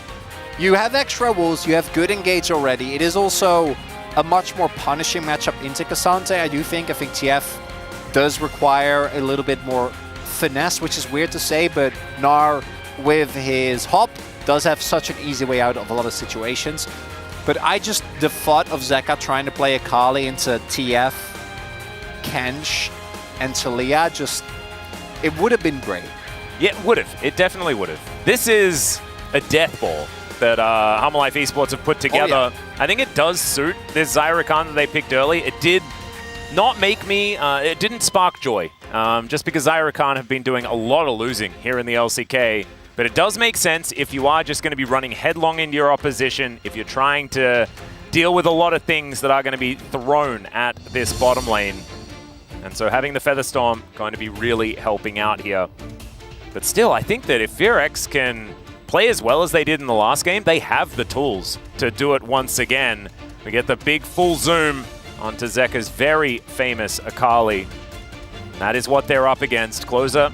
I mean, once again, Akali theoretically is a champion that a Taliyah can somewhat deal with. We've seen it not be like a counter pick or anything like that for the Taliyah. So very interested to see how this one's going to go. Let's dive under the rift here for game number 2. How's about fighting? Fedex, Fedex, fighting! Hey, nice. You found a little middle ground there. I like that. Yeah, I feel like mix it up a little. It was too obvious to just go for the same thing again. Execute is... What is that? That's Comet. Oh. Double Comet? Yes. Andy's Doran's ring? Prepare for trouble and make it double Comet. Double Comet, Atlas. Oh my, it's Timothy Kenshin's. He is back. Someone get LS on the line. We need to tell him. So, there is some cooking happening, and he's not even Master Chef Tom Kench. I do love that Hannah went for lethality, because even though with the Kench you do have a lot of added safety, I don't think you get to auto anyone on Hanwha reliably. Oh, are we going to see it? Are we going to see it? Are we going to see it? Flash, flash, flash, flash, flash, flash, flash, flash, flash. Flash for just the Q, the Comet. And yeah, I want to see the Comet, man! They're not going to be able to contest the wave at all here. I just glanced at a message from Dan Harrison saying that I think it said that Execute had 39 AP. SQ has 100% AP ratio. 100% AP ratio. Okay, so let's see. That's gonna land. Look at that Comet value already. And you slow as well. So like you basically, it's the same with you know, Rumble Spare, where if you hit your E. I can't wait until he gets Leandri's, man. Okay, he's done. he is still gonna go tank. It's not. It's All just right, for lane. says you. It's just for the early lane, so that you maintain maximum. No. He'd No? never let me down like that. It is execute. So Yeah. actually, I should calm down a little bit. Look at it. Look at these tongue lashes. Walking up to the Just wave, hurting. Hanwha. Huh. I am so- loving this. So not only is it Doran's ring, which in of itself, obviously, with the Q is going to be really strong, but also Hanwha Life. Oh my goodness. All right, they're going for it. There's a flash and X. I think he was going to die to the Ignite, but that was the Chad move right there. All right, I did not, it was not on my bingo card, the Fear X 2-0, but in my heart, it's already happened. Don't curse it at us now. No, if I curse it, then we just get another chance To watch for even Execute more. Do his Fang. So specifically, the extra early health is so valuable in these type of early trades. Delight is sitting on World Atlas, so he yeah, you know, GP10, who cares? If you woke up to this Varus Kench, you're gonna get absolutely bopped. That's an assist already for Henna. That's Execute guaranteeing not only a World Atlas buy, but maybe something else on his way back as well. And they're doing a wonderful job. The one upside for Hanwha is that it wasn't Viper that ended up going down. He still has his sums available as well. Yeah. But that's not that great of an upside. You know, that's very negligible. Especially when, as we have a bit of a glance around the rest of the map, we don't really want to be watching it, so we'll come back down towards this bottom lane, but it does look like FearX are having a pretty good time in these other lanes. Of course, Zeka is going to be falling behind early on. All-in potential at level 6 going to be high, but before that, he should be getting bullied a little bit by the range advantage of the Talia. The Comet Atlas. Yeah, I'm just loving it. Let's check it out once again. I hope we get like some cool zooms. There's the slow-mo. Oh, what a beast. Just wanted to ensure. The fact that he's playing base skin Tom as well, it makes it way better. It makes it way more annoying. Yeah. Because they're really, he has that underhanded dealer vibe, you know, with base skin. He is. Like He's literally like, he comes to you in time of need. Oh, he's like, yeah. I have a deal for you. I'm telling you, wonderful deal. You should take, it's not a wonder, don't do it. Don't listen to the catfish. This is lore-accurate Tahm Kench. It is. Absolutely fantastic. There's the knock-up onto Henna, though. He doesn't have very many options. Does have the flash available, but there was no heal to get him out of that. Didn't want to flash, so he's going to look for a little bit of a back. And you were talking about the fact that, you know, Viper didn't die, so things were fine. And you can see that completely even on CS. That is going to continue. Very cute. Yeah, that was actually very, very cool. Clear is going to deny the back. Now Willa and Peanut, a little bit of a scuffle, but I don't think they're going to go for too much more. Might be the gentleman's agreement, as we've seen many times on these bubs. As Peanut gets amongst it. And Willa wants to be able to use his smite as well. You can see a back is coming through here for Closer. Clear's moving down. Does have level 6, but that Mega Gnar is going to be wearing off relatively soon. Crush can get him over the wall. There is the Gnar, and there is the Crush. So out they go. If there wasn't a Rakan as well, they might have actually wanted to contest that because Execute was also coming over. But no need. Zeka was a little bit earlier on the TP there, which is why Closer was behind the play. I think that's why Hanwha felt very confident. 2-for-1 trader early on. And we do see Execute did in fact pick up his World Atlas. He has been the type of guy to just hold off on the support item buy for a really long time. It was kind of worried that was going to happen because he got a kill as well. He's like, I have so much gold. Yeah, he's like, let me just build my Haunting guys right now. But he didn't do that. No. Just yet. It might still happen. He does have that Ruby Crystal. Zeka going to take a few rocks. Otherwise, he's going to be okay. One plate has already gone down here as Piercing Arrow, charged for an extraordinarily long time there from Henna, is eventually going to miss. And Humble Life Esports playing a lot more respectfully here towards this bottom side and able to equalize CS very effectively. It's not going to stop FearX from having a bit of an advantage, though, as we can see as Doran throws AQ a little bit wide. Elsewhere around the map, things going absolutely fine here for FearX. CS advantage for Zeka often just bothers me when he's playing Akali, because he's only just hit level 6. And all right, Peanut just going to dive on top of Henna. There's a cease and desist. He's knocked up forever, and now Execute going to offer himself up as tribute as well. Never mind.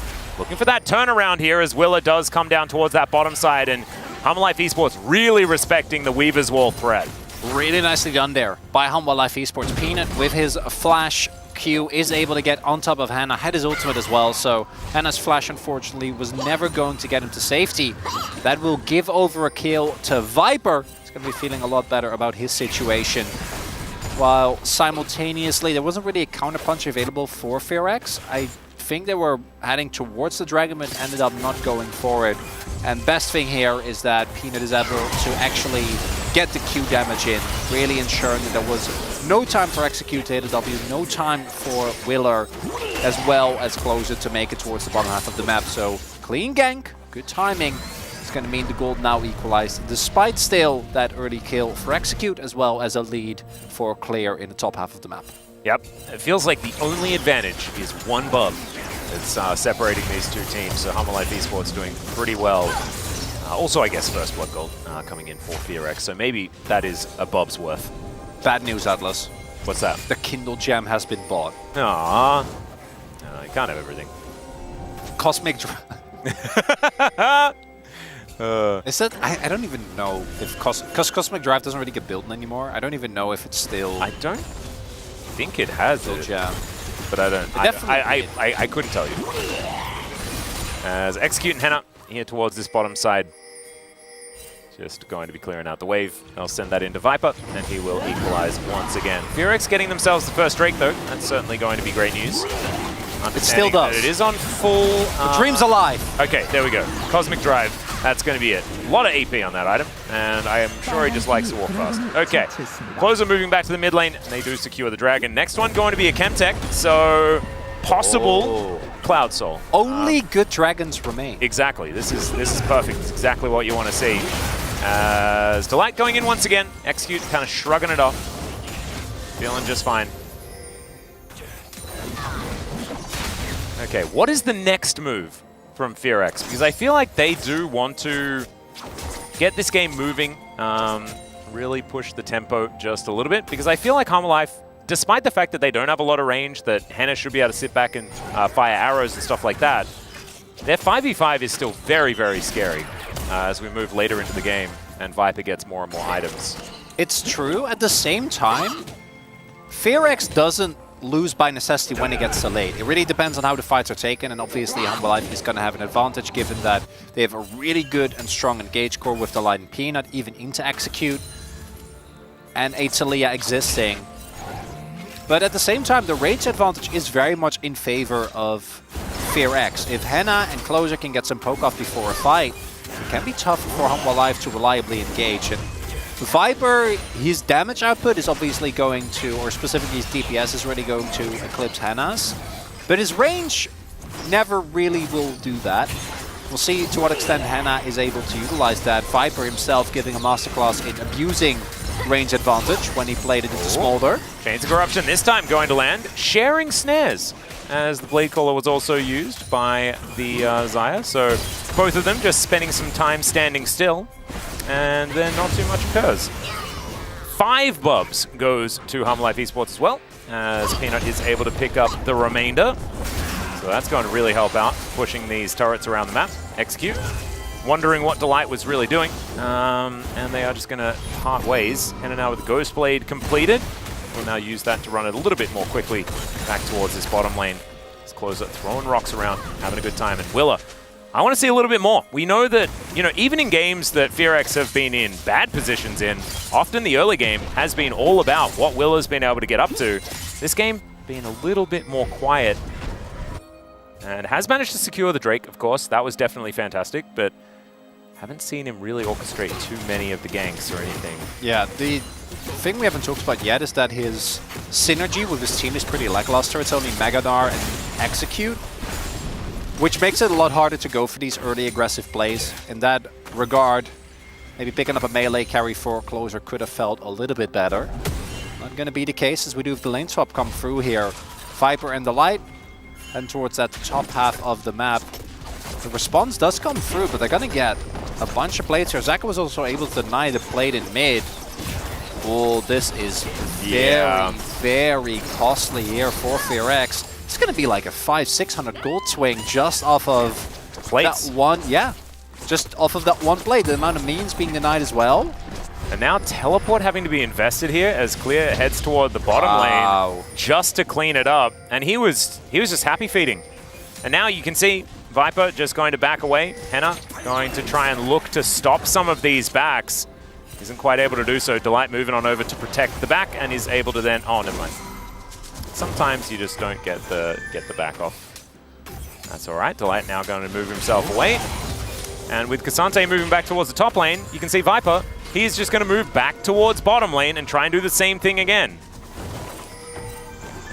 This is really, a game of responses from FearX, not able to actually move the tempo themselves. And now Zeka moving down towards the bottom side. Yeah, you're exactly right. Peanut making his way in. Cease and desist held onto until right now as the shuriken backflip does land. Great hop there from Clear, but now underneath the turret. And Zeka, will he die? Is the question. The answer is no, because he's got flash. It's going to be absolutely fine, and they take down the mini-nun. Now the teleport's coming in from Closer. Can he actually lock this one down as the Weaver's Wall comes on through? There it is. Threaded Volley's going to lock down one. There is the seismic shove. A good flash from Peanut. Gets himself out of the way. And now Doran, he's just going to finish off this outer turret on the top side. So even though Zeka goes down there, I still think absolutely fine for Hanwha Life, as they do just utilize their map movements to create the lead. As opposed to game number 1, where it was all about the early fighting, Hanwha Life have seemingly realized that that's all that FearX want to do. They want to fight, they want to brawl, so instead they run around the map, pulling them apart. Peanut and Zeka finding a great punish there. Ow. And yes, they do end up taking down Zeka, but the price is still being paid by FearX with that topside turret going down. Now, one advantage for them is that they do have one Drake already. And again, there is only good Drakes. Really doesn't matter. Looking at what Hanwha have, I'd argue that Mountain is probably the best because it would mitigate so much of Zeka's impact. But a Hex stack with Talia, as well as a Lethality Varus could also be exceptional. Would really like for them to go for that as opposed to trying to really pressure this bot side with all sums and cooldowns up. I don't think you can really dive Viper and Delight. And then now they will make their way towards the Dragon, but that's a little bit late. It's going to be Herald also going over to Hanwha. Yeah, so Rift Herald going to be traded for this Dragon. Zeka in the area, wanting to just be a little bit frustrating. Well, instead just clear out this ward. And it is going to be a Cloud Soul. Oh, baby, you love to see it. It's probably the worst one. Don't say that. You know, for FearX, in this context specifically. I think that Execute's really happy to be able to move into engage range much easier with the extra movement speed. Yeah, but you're playing into Akali and Vi and Rakan. It's hard to get maximum value out of this as we look at this again. Clear does get the slowdown, but it doesn't really matter. Will get tagged very early on there. Has to hop, which means that Zeka has a surefire way to make his way over. And then here, the teleport does get invested with the Weaver's Wall. There's no way for Zeka, after having used all his cooldowns, to really get out. Fortunately for Peanut, he is able to make his way out. Trades Flash for Flash, which isn't even that bad a trade, given that Hannah's Flash is quite valuable. So now, 2 Drakes here for FearX. They were, I think, really hoping for any of the other Drakes, but it is Cloud. And as we all know, we do love Cloud, no matter what. Exactly. Movement speed, underrated stat. As Closer down towards this bottom side, they have parked Henna and Execute in mid. Trying to keep some control as Viper down to 50%, just dealing with these arrows everywhere. Doran was thinking about trying to find some sort of angle back on a tank. I imagine that Hanwha Life Esports fans are going to be pretty happy with the composition here for Hanwha Life. A little bit more than that of the Gwen, because Doran has never been a really super notable Gwen. Sometimes he has like a day where it just looks great, but sometimes as well, it just doesn't quite work out. Just feels like he always plays, like no matter what it is, he plays it like it's a tank, like diving into the front line and trying to make things happen. And with Gwen, it's a little bit of a different story. Yeah, silly Doran, he should play a real tank like Lethality Aatrox. Exactly. Then you can make plays like that. Precisely. With Gwen, you have to be a little bit more careful. This is a very different pace from game number 1, and we both said coming into the series that we know who that favors. Yeah. It's Hanwha. This is what they love. This is where they thrive. They just play slow, keep their wits about them, out-macro their opponent, and then beat you in the team fight. It's not interesting, but it's an honest playstyle that gets the job done. Certainly does. Feels like the spirit of Gen G, sort of following the 3 Gen G players from last season. It's also why I think Gen G is by far the worst matchup for Hanwha. Yep. It's the same as like trying to be closer into Zeka. It's like, he's me, but better. Like, what do I do? Which didn't end up really being that true in the last game. But that's because they were both on mages. Yeah, which is not really what we like to see. Right now, Zeka is the one that's allowed to do the things that he wants to do. And Closer is back on the Taliyah once again. But he did have a decent game in game 1. It was fine. And he's playing pretty well in this one as well. As you can see, up by about 10 CS. Also has himself the kill. And it was on his opposite number there as well, so that's going to feel fantastic. Almost with the Leandri's completed, as well as the Seraph's Embrace. And Delight, going to go for a bit of a charge here. Nailing it. He is the Rakan, so he's able to get himself out of the way. And the Void Mites will now dissipate. And Fearex not going to lose their turret or anything like that right now. Having a peek at the gold. Slight lead for Viper there towards that bottom side of the map. 500 gold in advance, and that's pretty good. As Willa looks for Peanut and Zeka. Peanut's position not actually fully known just yet, but now Viper is going to get the information. Chains of Corruption cuts him in half. As there's the Glacial Prison. That one worked out very well. Harmalife still should be able to move themselves out of the way if they would like to. Much slower game as Doran move on in. Probably going to make things a little bit faster here as the all-out does come down. Seismic Shove comes in there as well as Execute. Just devours Closer. Make sure that he stays alive. I think it's the first time I've seen that, but Taliyah still fires stones from Tom Kench's belly. Oh. Yeah. Oh, yeah. No, that I think that was a... When Taliyah first came out, that was something that a lot of people were experimenting with. How much value can we get? I think... because that's back when Devour was still... Remember when that was a basic ability? That was a thing. And when you had the Tom Kench Lucian and you just got the culling from his belly, that was a lot of fun too. But we don't really see that one so much anymore. That doesn't sound like a very good lane in 2024. No. Although it does sound like a lane that a team would play, you know? So we have seen both of those champions. We're just not a huge fan of Lucian without good old Nami. Even though Milio theoretically works, it doesn't. Not in the LCK. Peanut looping around will be spotted on this control ward. Closer just trying to tidy up the minion wave. Break fight. Yeah. Viper in position, and they will start this one up for Clouds. Could you imagine it? Life Esports, they would be booking it. Speed! This map, yep. Seismic Shove, not going to quite find the mark with the threaded volley, doing a little bit of work here too, Doran. It looks like this dragon will belong to Life Esports. Feels like Fearex is still looking for some sort of wraparound, and there is the Weaver's Wall to try and split up this fight. Still, Viper standing on the rocks, not too worried. Still had Peanut there. Still looking for the re-engage. There is the instant cleanse as Cease and Desist lands onto Hannah. Zeka trying to find the angle as Shuriken backflip does land onto Closer, but he puts the rocks down. That means that the re-engage not going to be there. In the meantime, Clear is just clearing out the waves on the top side of the map, and he might even be able to get this turret as well.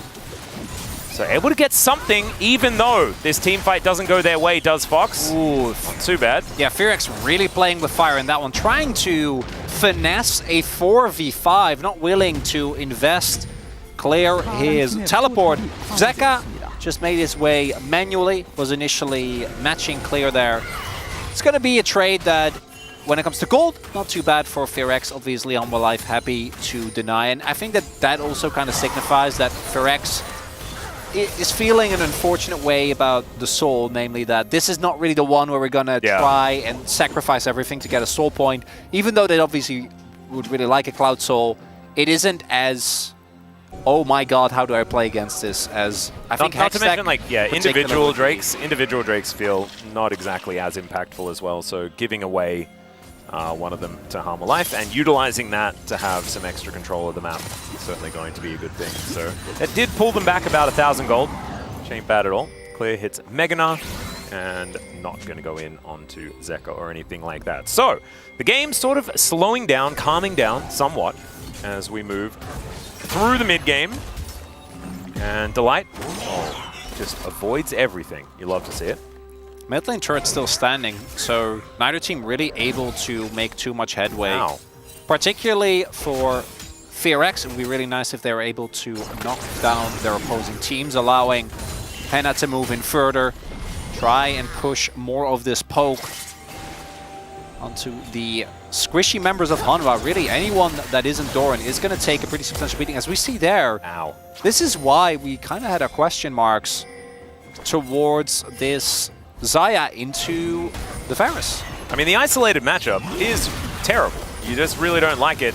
One of the reasons why we're okay with it, in the end, you know, holistically looking at the composition, is that it does fit what Harmolife Esports put together. But I think so much of this game is going to come down to how many of these arrows Henna's going to land. And as you can see here, when he does start to land them, it just looks, the playability factor goes down. It's going to force backs consistently. Opportunity doing a lot of heavy lifting in this regard for specifically these type of poke lethality champions. All right. There's Glacial Prison. It's going to go wide onto Zeka. And he presses the Shroud button. It's another one of these W issues. Yeah, that is a Kali, guys. That it's hard to take down, but you could see it as they trade two ultimates for a mid lane turret, which is a big win. Yeah. I wonder if Hanwha Life are just going to be like, you know what? Your two ults down, we're starting Nash. Well, they're at least going to put a ward on it. Peanut, nowhere near. Peanut, don't do it. Peanut, it's a trap. Oh, dear. He knows. He knows. Yeah. And he is going to see that it is over there. A couple of smites thrown around, but Willer is going to be able to grab it. And all right, clear. Looking to get himself out of there. Does very nicely. Avoiding Doran. No all-outs or anything. Nothing really invested. Just some fun observing. And we're going to see this. Exactly what you were talking about there, Chronicler. Vision does go down, so full information goes over to FearX as soon as the Baron starts getting hit. They're pretty slow on the response here. Yeah, 50% of the health bar now already being taken down. Peanut's right there with that smite up and available. As now clear, he has no Naba. This could be a disaster. This could be a free Baron for Harmolife unless they are looking for a potential turn here. 50% health onto Doran. He's going to get taken down very low. There is the Baron, but can they actually keep themselves alive? Because Clear has found the Meganar. And Delight is just going to grand exit. There's the flash out from Peanut as well. As Viper, he might be the sacrificial Xayah, or Peanut could be going down as well. He does look to cease and desist, but unfortunately they will not say yes. They will in fact not stop. Viper will survive. There is at least that. And now Zeka, he's moving down towards his bottom lane, wanting to get whatever he can on this Rift, utilizing the Baron buff that he just managed to get. What a cute play from Harmolife Esports, and I don't think FearX managed to punish enough to make it not worth. They might get the Dragon as well, but it's just soul points. So the Dragon that Hanwha got on the previous play, actually really big. Crucially there, Closer actually hits a two-man knock-up, which means that Peanut ends up going down. If Peanut doesn't die, it's 100% a win for Hanwha. Now, still favors them in the short term, and they do have a composition where a 1-4 can do a lot of heavy lifting. Zaka in the sideline, as we saw there, can be a really, really big pushing threat, particularly with Lichbane. So take another look here. The problem for FearX is that they don't have the knowledge that we have of the Baron's health initially. As they go back in, Willer, they're really making the call. Interestingly enough, Willer could have flashed and tried to steal. They instead just want to try and win the fight. Then here, the Peanuts flashes forward. Look at this knockback there from Closer. Man. Actually gets Peanut over the wall. Without that, 100%. Xayah gets out. We get the Akali that, yeah, even with the teleport, gets to shove another wave in.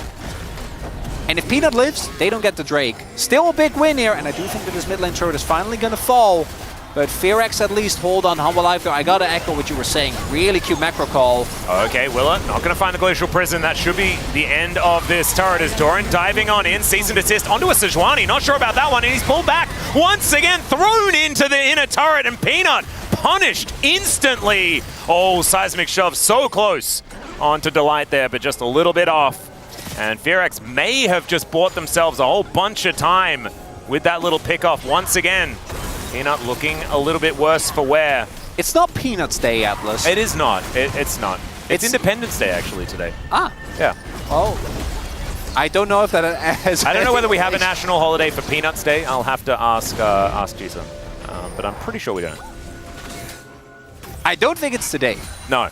I feel like on your own day you would play very well, or you would at the very least try to. Peanut getting a little bit over enthusiastic. I don't know. If there. it was me, I'd probably request a day off. We're an esports outlet. Our days off aren't real. Ah, yes, that's good. I don't know why I'm telling you this. You've been in it for like 6 more years. That's because my hope never dies. Naivety gets me through anything. That's how it goes. As Viper, he's going to take his red buff. You've got Doran here towards the top side. We're going to see it once again, and it just felt like a little bit of a whoopsie here from Peanut. Wonder if Willer... Whoopsie from Willer as well. So I imagine it was an attempted predict on Viper because it was going very closely. Didn't actually end up working out, maybe predicting the sidestep. Ends up just missing him. Didn't really matter that much though, because Peanut saw that opportunity, was like, I can do this. He could not. The rest of his team was not behind him. And it is important to note that hard engaging on the Fear-X composition still is tough, because you have Kench, obviously Execute was forced to flash there, but it ended up working out nonetheless. But if you don't engage on Execute, there is Talia, there is a Meganar, and there is Hannah. Now the gold lead is still very much in favor of Hanwha Life, but I don't know, Atlas. I feel... I mean, 30 minutes, 2K, kind of means nothing, right? No, it's a feeling. Yeah. For Fear-X here today. I don't know what it is. I think it's Execute, man. There's something about it. I think when he gets that taste of victory, that snowball starts to roll. There is a very fed Akali that we haven't really seen play any fight yet with a death gap. Yeah, the And 3-item Shadow Akali Flame. is a bit of an issue. That is a big problem. Is it an issue, though, if you don't think about it? This is a strategy that a lot of our teams have employed, which is just pretend It's not that real. doesn't exist. Like with Senna. Yeah, and like And then if you lose to it. And if you don't have an answer to it, if there's nothing you can do about it, why worry? You know, that's what I'm thinking. It's very zen. Yeah, that's you only tackle issues that you can do something about. Otherwise, you will just lose your mind. And I don't know how much they can do about Zeka. Putting some rocks on the ground, certainly going to be a good move. It's rocks and it's Eden. That's basically the way that they can deal with it. Yep.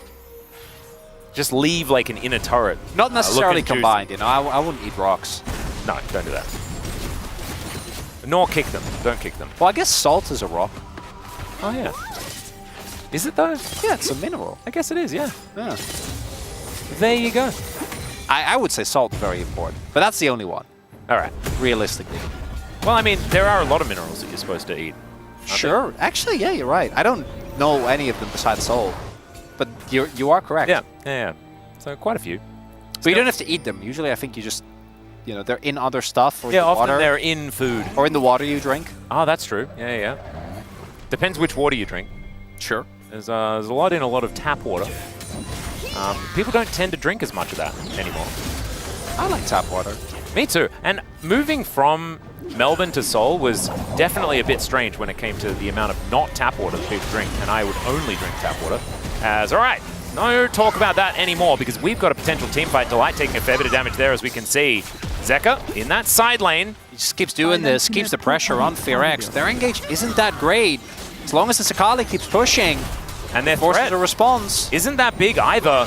Vision completely in Hanwha Life Esports. Oh, they're going to start now. Caught, and yeah, I think they are just going to move straight over to the Baron, giving away the Dragon. Doesn't feel fantastic. And now they look for the Glacial Prison. They connect it onto Peanut, but the follow-up just not really there. Tongue Lash lands as well as Delight, making the most of that little shield, mitigating a fair bit of that damage. But Fear-X, I mean, half the health bar on a Rakan, that's what you get in trade for an inner turret and a Dragon? Not worth. That's not really it. They still should be able to get positional advantage on this Baron. Is it actually going to be able to get them anything here as clear? Might have found Doran. Might have found an opportunity, but no, Blast Cone is going to stop that fun. Chains of Corruption going to snag Peanut yet again! Oh, you shouldn't have said it, Chronicler. It really isn't his day. Another seismic shove comes down. And Hanwha just have to say goodbye to their jungler with no jungle. Is this just free Baron? Can Zeka save this? Is he fed enough on this Akali? Got to be him and Viper. Clear is going to time out of the Meganar, so his damage is going to be a threat. But they will be lacking a lot of CC. Fear-X still not willing to pull the trigger. Do you think that they really should at some point? Zeka's TP'd in as well. Yep. He is waiting on the other end of this fight. Delight just getting pushed out here by his ex-teammate.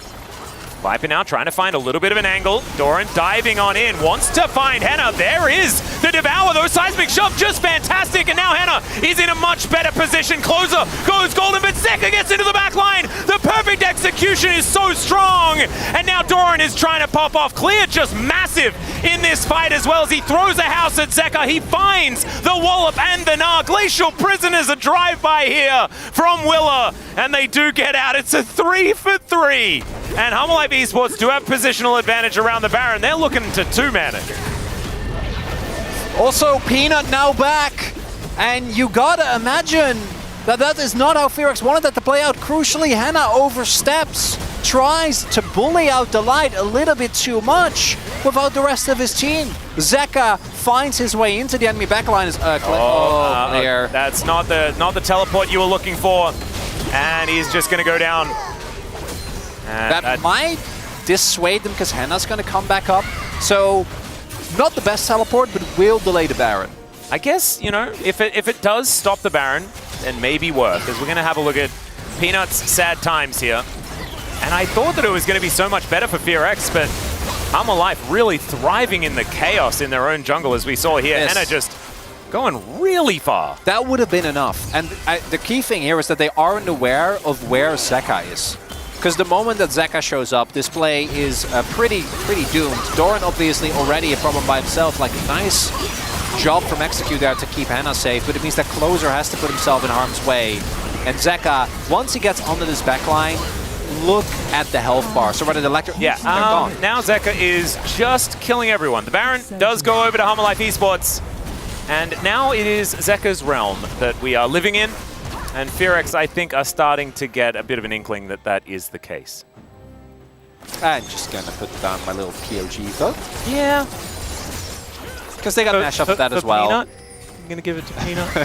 Consolation. Sad times at Peanut High, vote. Atlas. Yeah. No consolation vote. Bit of a consolation Peanut, I think, would be a nice thing there, because he's just been having a sad... Also, I don't really want to vote for Zeka, because he didn't do anything for 32 minutes in this game.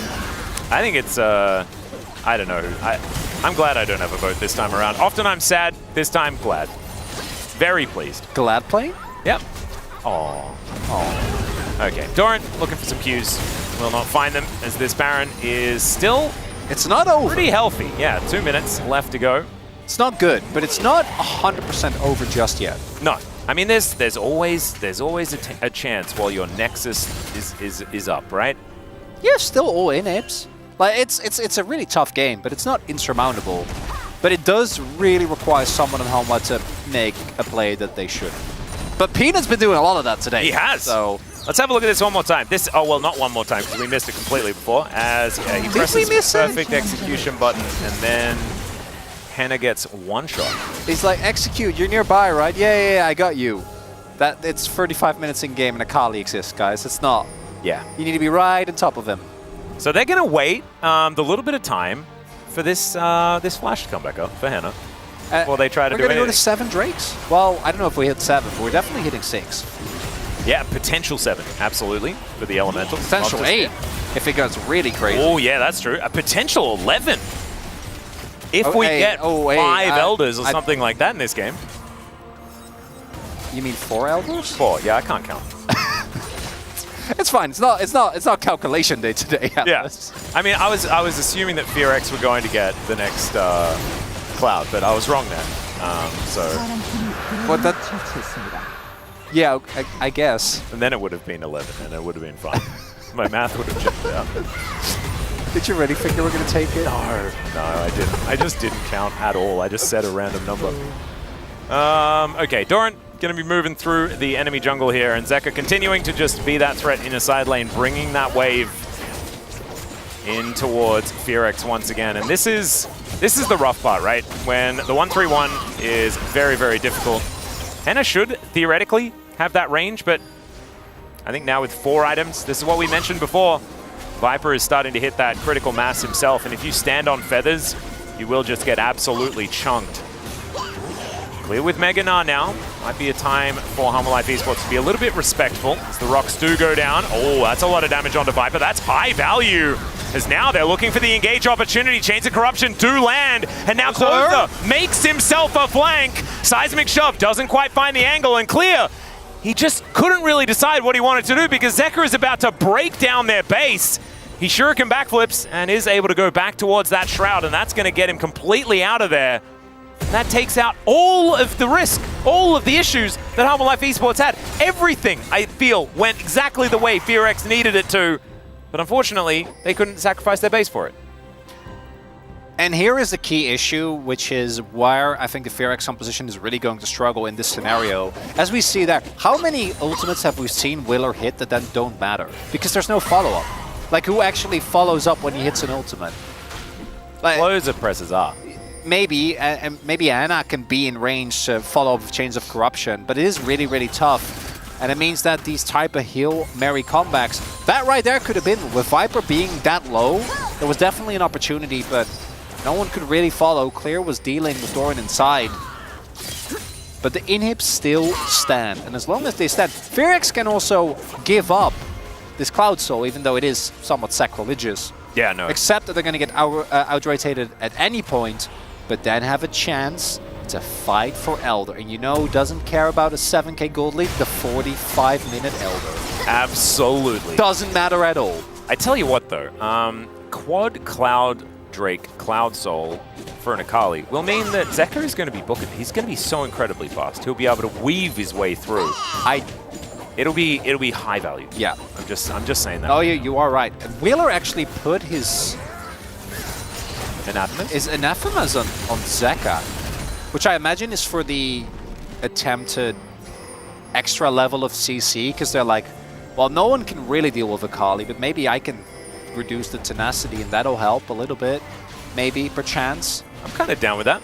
I don't hate the thought process. It's just if you were Maokai, it would feel a lot better. Yeah. As opposed to being Sejuani, who has a much easier time of not hitting her CC. Especially when playing against what will probably be a Cloud Soul for Cloud Dragon Akali at 40 minutes. Will they also get an Elder? We've got 20 seconds on this Baron. The next Baron might be the one that breaks open the base. If they can get it, which they should be able to, they have a lot of control, not necessarily towards the top side of the map, but it's not exactly breakneck speed. This stage of the game is going. This is Hanwha Life at their peak, question mark? Yeah. Well, they're starting it up immediately, as soon as it spawns. Well, FearX are in position. And the teleport is going to be utilized here as Clear gets himself ever closer. So he trades. Yeah. This teleport, though, be a little bit never mind. Doran is a brick wall. Clear trying to charge the Naba. The Baron still taking damage here as FearX going to have to try and get in there to go for this 50-50. Zeka just biding his time, waiting for his angle. He manages to hit the Baron with the Glacial Prism, but I don't know about that one as Delight gets a few decent charms. Closer going down extraordinarily low, and still Zeka biding said time as well. Arctic Assault is trying to run! Good there. Trying to stop Doran from getting onto Willow with that Weaver's Wall, but unfortunately that is not going to happen. And FearX, they lose their jungler, and now they're kind of in the wrong place. Henna trying to stay safe here as the backflip is going to land. That is going to be the end of him. An early flash as well to cap it off, as now Clear is just going to get perfectly executed. And yeah, that's the double kill for Zeka. It took them a little bit, but now the game's going to be over. We are going to game 3 as Half Life Esports with a guy in the mid lane this good at Akali. It does look like it was just too much for FearX to get past. Can't fold them. Zeka with his own World Championship skin. Just flexing his Peanut just flash over the top of Closer? He missed the flash Q, yeah. He did. Well, in goes Zeka, and he finds a 5-point strike. All of those 5 points, I think, went into the Talia. So, Half Life Esports, they will take game number 2. They don't look happy, Atlas, but they got the win. It wasn't clean, and Peanut didn't have a very good time, but it was a win, and a win's a win.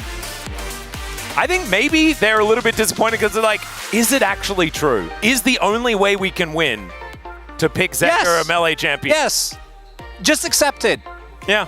FearX watched the coming of age movie. They get it. Yeah. Yeah. Why don't you, Hanwha? Well, maybe now they do. Maybe now they do. Oh no, he's playing a Zero again. Or Oh next no, game. it's like, can I just try Hui? No, don't. No. That's not what we want. That's not what we want. It's not who you are, Zeka. Exactly. Spherex, I mean, it wasn't a blowout. It wasn't completely doomed, but it felt like it was in a very, very tough position pretty early on in this game number 2. Zeka does a fair bit of damage, Henna does more, but it's just lethality, Varus things. And as you can see here, like, the gold difference, it was never too massive until the very end, where that second Baron did go down. So some opportunities here. We'll see whether Fearex can pull themselves back together for game number 3, whether Hanwha Life Esports can keep that momentum rolling. It is time for a break. When we get back to space, and then game number 3.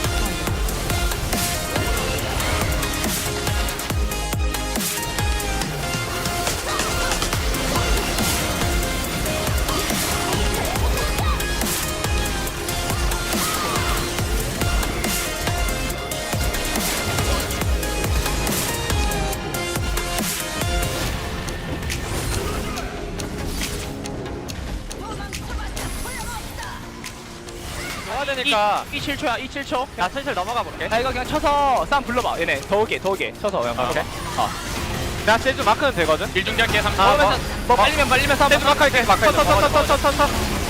자 볼게 야 세주 없다 야 천천히 말리지 말고 탈리아 노플인데 야 이거 천천히 쪼여봐 스킬쿨 돌리면 메가나를 끝날 때까지 쪼여 메가나를 기다려봐 그냥 메가 천천히 말해 메가나를 끝날 때까지 돌려 탈리아 노플이다 적거 우리 얘네 그냥 도망가려고 하다가 형 공박아 줄래 여기다가? 야 이거 박을게 나. 야 바로 잡을게. 야 탈리아 바텀에 텔 탔어. 한기차대 박아봐. 오케이.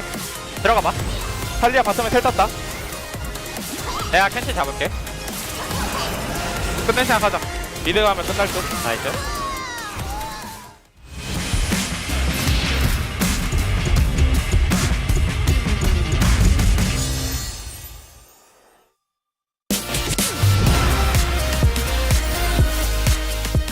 Last time around, as there is the Jaws, and he just gets solo killed. Faker, I told him not to die. I even said.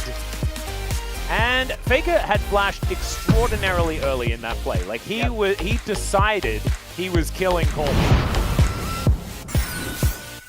He has been inside lanes a lot. He's accrued a 40 CS advantage. Oh, the fear comes in, and Sylvie, the unending despair, he flashes into the brush, will survive from, oh my goodness! Very close to his fall. And his Dawning Shadow snipes him!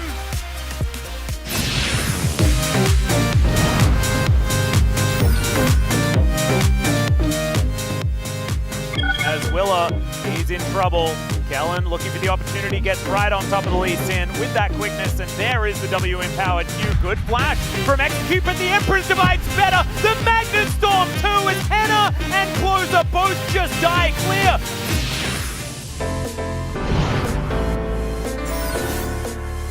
Time they have an insane amount of damage. Nobody's helping out. Come on! Kill is running away to finally get him. And now the press there are buttons on a Jovi who is isolated, but he is able to dash away as well. Massive ult hits all 4 of them in the back line. And the damage should be there from Paze as well to finish this one off. Even has an arm guard. Give it to him! The Penta, let the little baby dragon get his Penta. Let him have it. Not the minion! Oh, they're slowing him down. The Q comes in, it's a Penta! As gonna use the Unstoppable is Keen, and Paige able to get over the wall here as well. Chains of Corruption into the air as Jovi gets the 4 of them, and just like that, Genji decide They want to win a team fight. Chovy has had enough of the fooling around, and Willer will go down as well. It's a triple for Canyon. It's a clean ace. I think they might just end the game.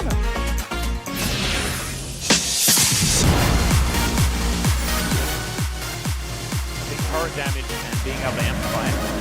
Something that they can work out as he cuts forward here from Envy. He's zapping this little dragon who is just not big enough just yet. Now he's underneath the turret. One more auto, and that is going to get him. Moon flies by. Doesn't actually do anything, and it's just a solo kill. There's the killing spree we were talking about. They're telling their driver, we need to get out of here. Bull's at full health, though. There's the flash forward. They blow up Cuz, but he is not the optimal target here. Morgan now taking a lot of damage, and Tudu pretty dangerous as well as Envy's frontlining. Of course he is. Bulldog now down to about 100 health. The heroic charge from Gideon is exactly that to lock down the kill on the Nautilus, and now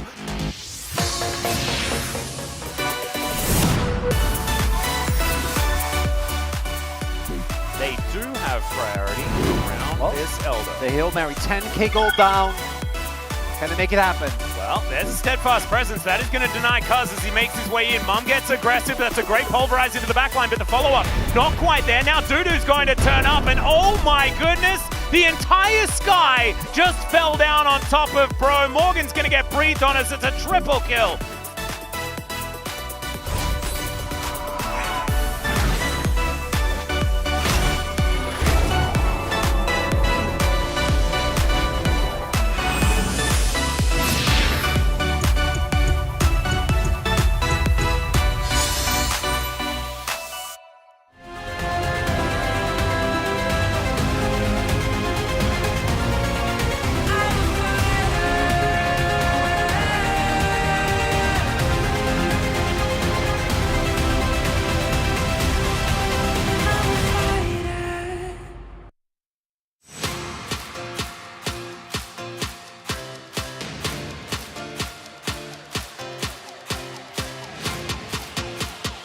Hello and welcome back to the space. We're here after game number 2, or what was mostly just kind of waiting around for some team fights to happen. Eventually they did happen, and Homolife Esports was able to tie it up 1-1. We do have the draft up here on screen, guys. What do you think about this one? Yeah, I feel like game 1 was Homolife Esports trying to fight what we were saying, that you just need to put Zeka on his champions and you win. They're like, no, we'll put him on Azir. And then they lost someone. Okay, just stick him on Akali. And you know what? It worked. So I think the lesson is, put him on Yone or Akali and win the game. It's that simple. Yeah, I mean, honestly, like, I was kind of scared when they're banning Yone on 4. So I was like, do they really have to ban Yone themselves? Like, this is one of their champion, even though they have Sedge, you know? Like sure, like, it was, I mean, it's like, it kind of makes sense that because they have a Sedge, as I mentioned it. But I think it was like the Akali, the melee champion on Zeka, independently, actually the performance is kind of crazy. It's like, you just go late game, and it's like eventually he's gonna get like more than 4 items, and he knows how to pop off like as a team fight. And this game was like more control for HLE, because like I think since the first game was like they did take a lot of risks. Like they started the bot dive like from the level 3, and they were keep going, and one time they missed it, and that actually caused the game. So I think this game was like, I could easily see like HLE was taking really patiently. Yeah, I don't think it's a bad call either. I mean, when you are a better team, right, you're trying to defeat a team that you feel like you're stronger than, just go late, just wait it out, and wait for those big team fights later on in the game. Speaking of which, we did have one 31 minutes in, but first off, we do want to talk about this lower third about Tahm Kench. Yeah, it didn't really actually change the outcome of the game, but I did think it was interesting. We've seen some adaptations when you want to go like a more poke-heavy lane, like Kalista, maxing Q, going lethality. This kind of felt like that. Like, they know into Syra Khan, you want to play for the poke. He went Comet, he went Doran's Ring Fist. He actually had 39 AP level 1. And look at the AP ratios he actually has in his abilities. Like 150% on his W, 100% on his Q. Like, these are actually really significant. So, you know, we saw that early level 1, I think it was level 2 kill, where they actually got rewarded for this. But it's just cool seeing this sort of innovations come out to try and get an advantage over the opponent, even though obviously it didn't carry forwards the rest of the game. Yeah, our man Execute helped to get the first blood, got it himself, and then the rest was history, and Homolife Esports won the game. Let's take a look at this fight 31 minutes in, because we did have a lot of waiting around, but then eventually you see that Fearex were trying to open it up. I mean, it was like a really nice pick. Like as soon as the jungle pick, and it's like they decide to go to the Baron pit side, and it's like I would say like there was a lot of the long time there was hesitation between if they could do Nash, if they can't, because since they are playing the lethality virus, and which is like they don't have the consistent damage to kill actually the Baron, but still like. If they want to do it, like at least like they have to be like more coordinated between the team that makes sure they don't lose the spot, making a spot that for losing 4v5. And these cases, like actually Varus putting the, he was like so volatile, like he was at the front line, and being answered, but Zek had just coming to flank, and there was so many factors that it makes actually not winnable for FioRX, which is like they lost the straight off 4v5. Yeah, I mean it's so rough, and I feel like the Tahm Kench ult is like it saves you for a little bit, it might stop a Vi ult.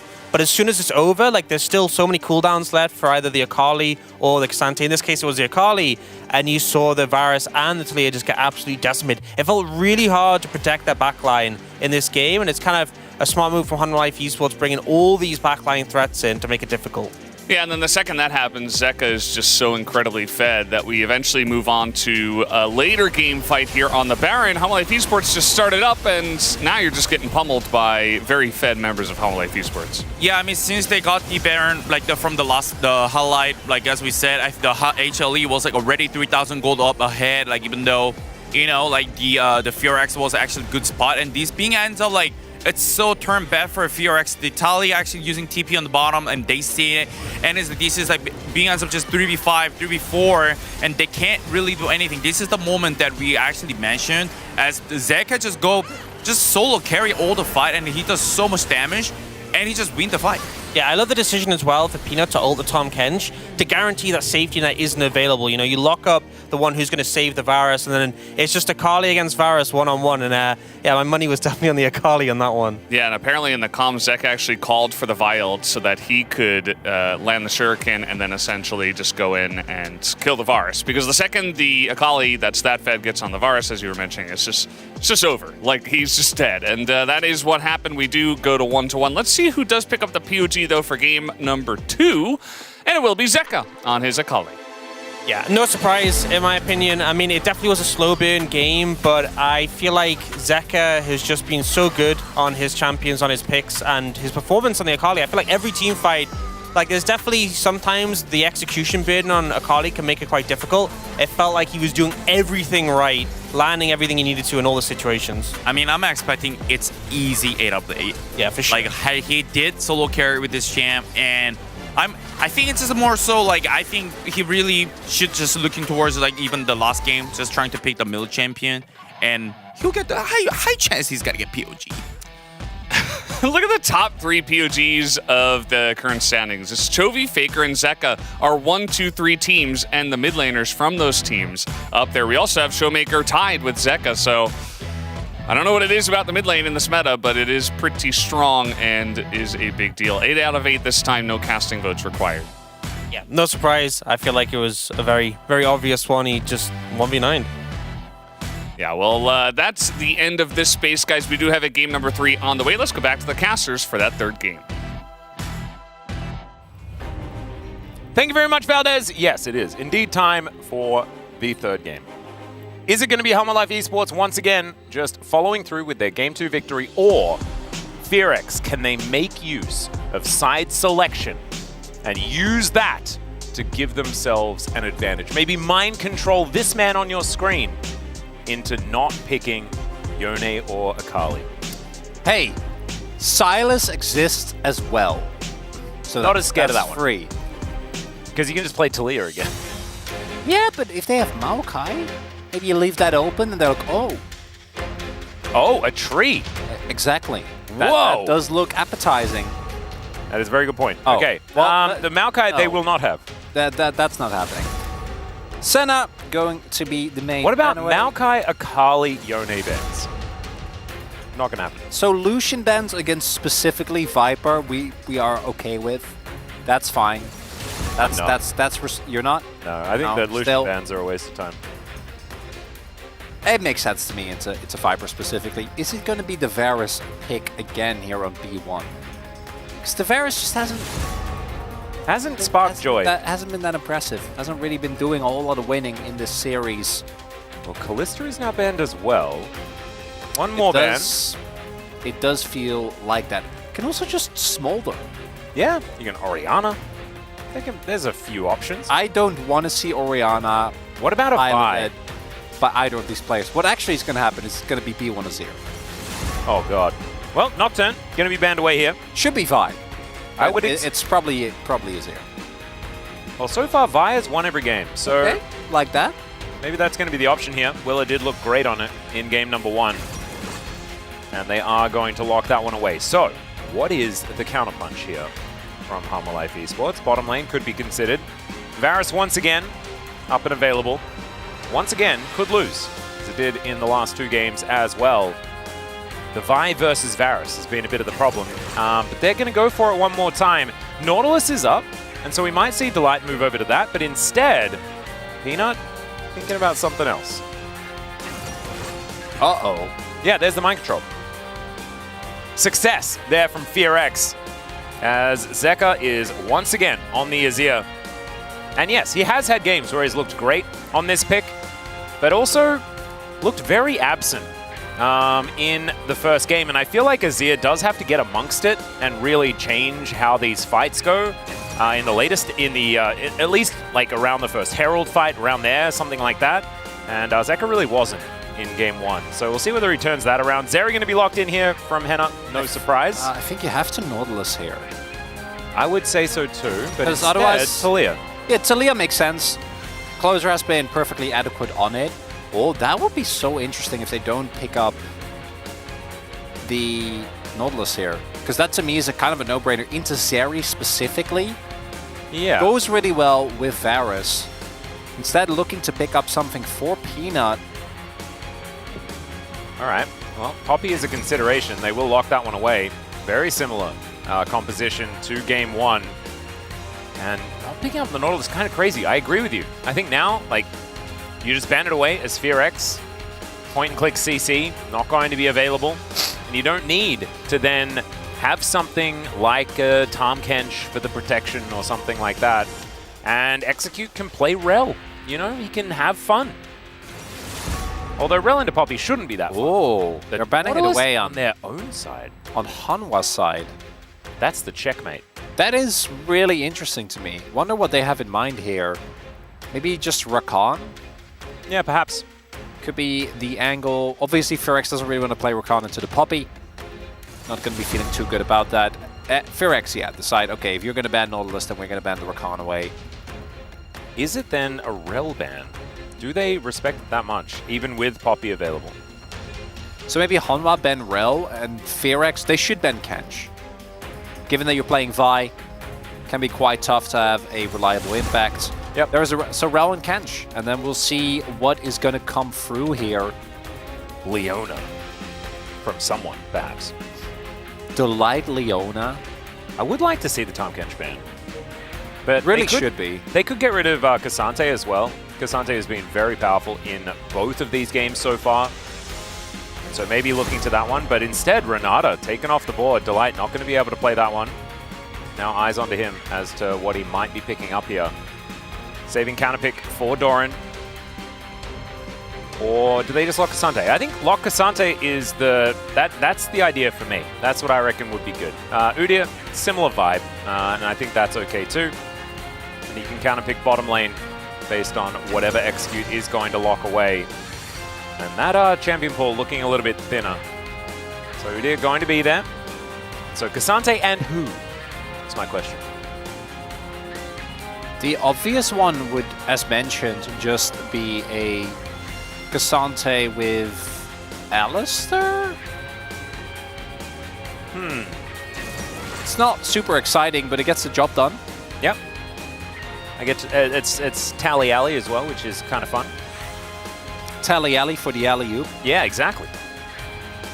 Execute, what are we going to be picking for clear, though? That's the real question. Darius. Is it Nasus time? I think it's... oh! What the heck? This is pre-recorded.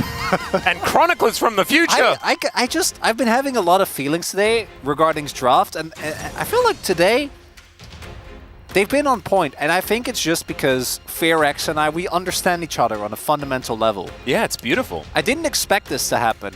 I actually would have kind of loved the Nessus that you talked about. I do think that Claire, we know he has an eclectic champion pool, which we have barely seen. And Claire himself, I think, has slowly been coming closer to the level that many of us expected him to be. I don't think he's a standout top laner in the LCK by any means, but it felt like he was a very clear point of weakness for FairX for a large part of round 1. And I feel like in round 2, it's gotten better. That said, this Darius pick needs a lot of love. Needs to be better than Cuz from Who Are You, Man? Yeah, well, is that a high barrier to... I thought you was going to say he's got to look like Keen. I'm like, that's a good goal to set. I mean, it'd be good if he looked like Keen, but I'm not going to set the bar that high. I think just better than what Cuz looked like in Who Are You, Man in the Darius versus Udyr matchup. Because that didn't look great. Easier said than done. Darius can be extremely punishing, but it goes both ways. Especially if you're going to go Ghost and Flash. If you make a big mistake in lane, might set yourself substantially behind. See where Peanut is going to be in that case as well. It's once again Tahm Kench in every single game so far today has felt very pivotal for both of these teams. The Zeri once again for Henna as well. A lot of good things on both sides. Let's dive into it. Rexa, Hana, do set. Rexa, fighting! Hana, do set. Almost a fighting! Ahaha! Very good. Do one in the Dutch accent. At the moment I say Dutch, it immediately goes to accent as well, which is just a Dutch way of saying accent. Oh, we need to do the clap. Really annoying. We need to do the little clap. Wolf is way better at this than we are. Oh my goodness. Doran has taken Ignite Ghost. What a beast. He's going Ignite Ghost Phase Rush. That's fast... So... Man who turns into animal. It's very Doran, but I don't actually know if the call is I'm going to try and match Darius. I don't... Yeah. Oh my god, clear also when lethal tempo. They're gonna all in level 1. Like, someone's gonna win that, and that's gonna be the end of it. Well? He didn't even go Conqueror. I'm ready. My god. It has been lethal tempo that's been, a lot more popular in very early levels. Oh no, lethal tempo level 1 is absolutely busted. Yeah, and especially with Darius. All right, so I want to see the top lane. I just think it's cool that he gets, 100 free AD. Yeah, that's really cool. Yeah. We do see some early damage coming through. I imagine a Viper with an E. Execute and Henna still trying to contest the wave here, which is optimistic, but I don't feel great about, given that Peanut is playing Poppy again. I want to be a little bit more careful about just losing your health for no apparent reason. Well, Delight has sadly gone Guardian. He has also not gone Doran's Ring, so not going to be copying Execute's tech. Viper with the Hail of Blades, so... And Ghost. Yeah, it's quite interesting. Yeah, likely going to be going towards the lethality variant. And has looked very, very good on that. As FairX just probably going to try to get whatever minions they can and then look for post 6 for things to get much better. Stendo Beam going to clear up a couple of minions. Nicely done there from Henna. But yeah, it's a bit of sad times. This was, of course, what Viper and Delight were dealing with in game number 2. As Clear isn't looking like he's having the greatest of times up against this Udyr. I do like that historically, both Udyr and Darius are two of our strongest ever level 1 champions. Yeah.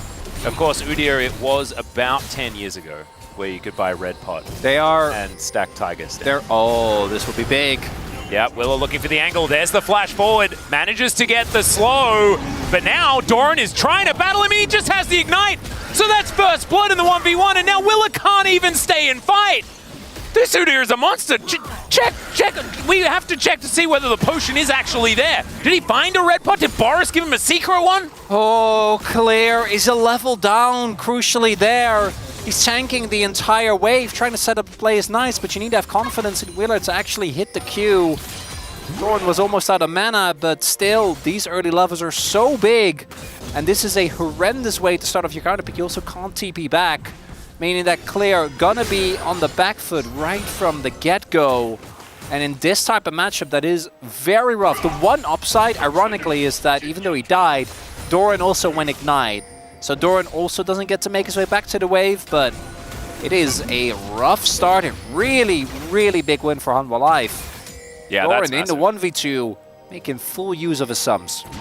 And Doran was a bit of a weak link in game number 1. So now we're going to see how he managed to do it. Gets apprehended, takes the sweet spot of the Q there as well, and things were looking okay, but then 잡은 것 같은데? he just ignited and he died. 혼자 할게. Yeah, I got him. I'll do it by myself. I'm just 정아야. chilling. This is Ignite. Oh, Doran was having a really good time. And thanks to Jisung for a little bit of translation there as well. Big win Yeah. for Hanwha Life. Willer also wasting some time towards the top half of the map. There is, of course, still the level 6 angle, which is why I was so surprised that Clear went as deep as he did. Because I do think that once you get to 6, the fact that you have a real ultimate, whereas Doran doesn't, can actually be pretty substantial. All right. As case in point, yeah, if you're 6 there, you know, that's playable. If you have some subs, right now, not the case just yet. It turns out that Doran, he's going to require to take 3 turret shots for trades to be won by Clear at this stage of the game, I guess. That was even, yeah. Yeah. So we need an extra one. It's good. Write that down. Willa on the Grump, and Doran going to be helping Peanut out here with the Bubs. Going to take all 3 of those as we start off this game. Again, a great start. And this is what happened in the first game of the series, right? The one that FearX won. It was mid-game to late game that FearX really hit their stride. The thing is, you've got a Darius. It's not one of those picks that thrives in the late game necessarily, unless you've got yourself a decent foundation, a decent advantage earlier on. And if this Udyr is just capable of winning in this counter matchup, and we saw that it can be a counter matchup. Like, Keen was ridiculously dunked on Udyr. That was against Dundun. And Dundun is one of our leading solo killers here in the LCK. Okay, you... Don't you love that I'm not even... The worst part is the worst part is you are factually correct. Yeah. Contextually, though, it does matter. That he gets a lot of solo kills because he just all-ins on every second wave. Sometimes it works, sometimes it doesn't. But Hanwha Life Esports going to be able to grab the first dragon. Yep, they'll secure that one 7 minutes in.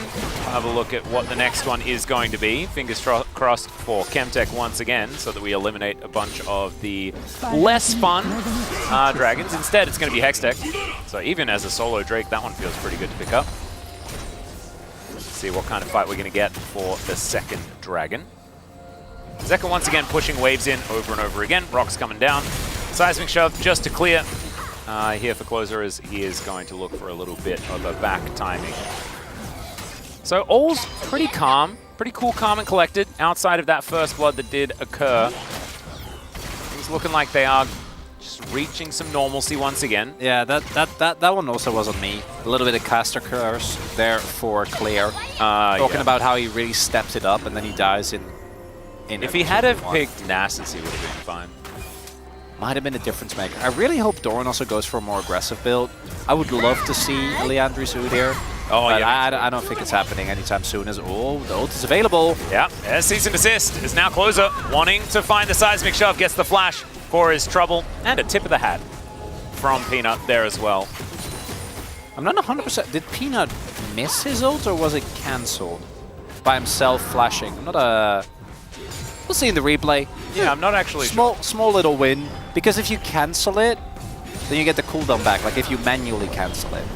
Doran just decided not to get a plate. He's like, nah, don't want that. Guess that's what happens when you have to try and back at exactly the right times in order to get back to lane, because you've got Ghost and Ignite instead of a teleport. Does happen every now and then. Might not have substantially changed his back, just wants to make sure he can get back here before the wave crashes, because if he does, and it looks like he will be in time, Makes it very awkward to play out for Clear, who also just backed, does have his Merc Treads now done.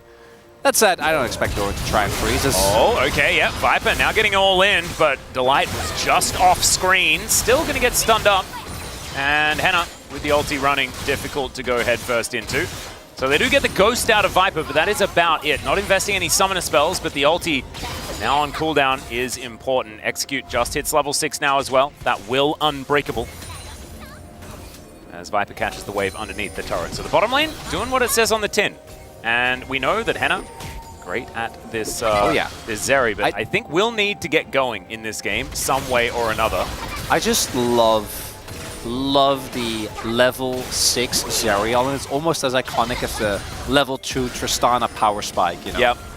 Or the first Dragon Rumble ulti. Yeah. Or the first Destiny. First Herald Rumble ulti. Yeah. The mid-outer turret for Zoe. The first triple kill for a Zeri. That's not really. That's more cursed, isn't it? It's kind of cursed, Atlas. Yeah, that's not it. Sorry, everyone. Maybe we can cut that from the video. We'll cut that from the video. I'm sure we will. We'll fix it in post. Yeah, that's definitely what happens in POG state as opposed to us just looking like sillies. Yes, yes. It happens every time. Ian's got my back. Always does. Ian is exactly where he should be. He only thinks about the content. We're actually going to be recording new POG state, obviously. Yeah, a couple of days. Had some issues last time we tried to record POG state. Let's just say that we put a pause on the POG state for a week. Yeah. Just a little bit of one. We did. Yep.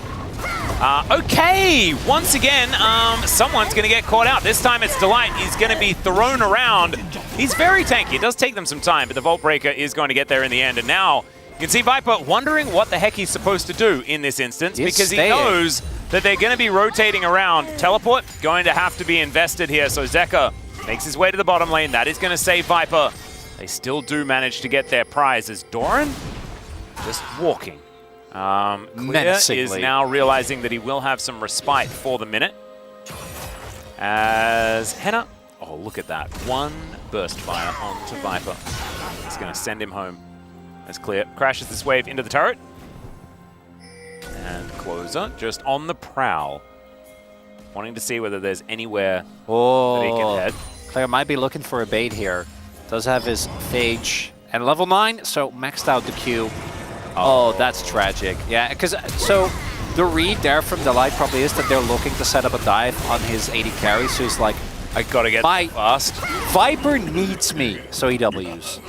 So it's Vi and Talia and Alistair. You're not getting the W off anyway, but... And the fact that he flashes as well. Yeah, that definitely actually see that initially. Was not necessary. Should have just held that. It does mean that Fair X maintain at least some parity when it comes to gold, because they have been falling... It's a little bit behind left and right. It's mostly the plates in mid and top. Oh, Execute. He's got Hex Flash as well. A trap is set. Indeed. Execute able to move himself in here. As there's the Pulverize onto Peanut. Really like that from Execute, holding onto the headbutt so that he doesn't get interrupted by the Steadfast Presence. Good flash force. As, Clear actually made his way over. I imagine to try and contest this dragon. The good old team fight Darius. Yeah. Really what you want to be seeing here is Doran, level advantage, and look at this mini wave, just getting decimated. And Clear, he'll kill a control ward, otherwise he's just going to have to try and pick up this wave. So, Life Esports taking this opportunity to start off this dragon. Doran now taking a whole bunch of rocks. Yeah, it's fine, it's Udyr and Talia. Yeah. There's actually just... Oh? Yeah, no, there's no... I've been in this position. There's just... there's no way. I was going to be pretty happy if he hit the seismic. I don't think he was ever going to... yeah, it's the Herald. Yeah. Oh, he doesn't know. Maybe? I think he's going to take the safe path. I don't know if it matters. All right, let's see whether he's going to get apprehended this time around, as there is the Q, and the Noxian Guillotine rains from above. And Doran is going to die. So, there is at least now some hope that Clear could potentially use this to turn the tides. And this is where the kill gets super punishing, the same way we saw for Clear earlier. This is going to mean that he's not able to TP his way back to the lane. That's going to be plates just before they end up dropping off here. I think Clear might be able to pick up 2, add the kill to that, and this Darius is going to be a very different level of threat. As we do take another look, really like this play here, because it ensures that Doran can't just run towards his own turret, towards his own inner.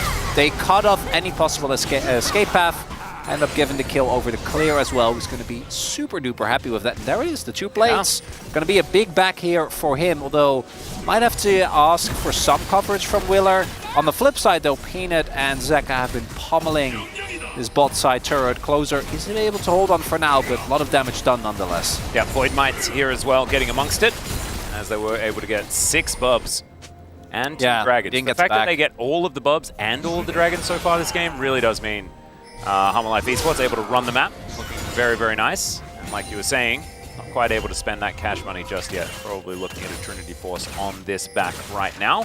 Might be the turret though. Yeah, should be. So, yeah, as soon as he sees. So this is really nice from Doran, actually keeping the pressure on him. If he backs here, he'll end up giving up his opportunity to defend the turret. With your shove really, really strong in these type of situations. It's going to remain in place. Ooh, and it's a mountains. They haven't talked about that yet, but it is quite cool. Ooh, I don't know about this. Yeah, Weaver's Wall coming in. Execute taking a lot of damage, but thankfully not tanking the turret just yet. So they are looking to get a bit of a siege happening.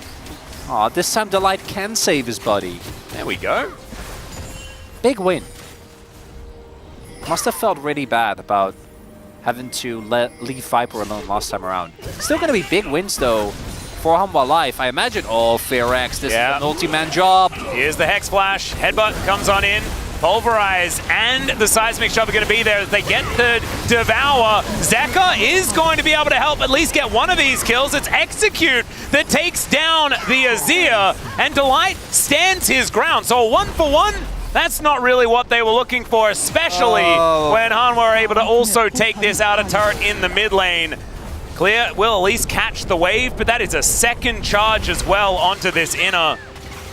And there's a flash. Seismic Shove does get the flash out from Delight as well, and they will be able to secure this turret. But this is it's not the good trade for Fearx. It's not, because they got the kill after and they got the bot side turret. It's not horrible because they defend the inner. The inner is gonna blow over as soon as Udyr looks at it though. So I don't want to defend it. I still think it was heavily overforced. It's Kench and Azir. Yeah. The amount of time they can stall between W, Devour, Azir ultimate, definitely a little bit rough. The kill also going to Execute, as you mentioned, far from ideal.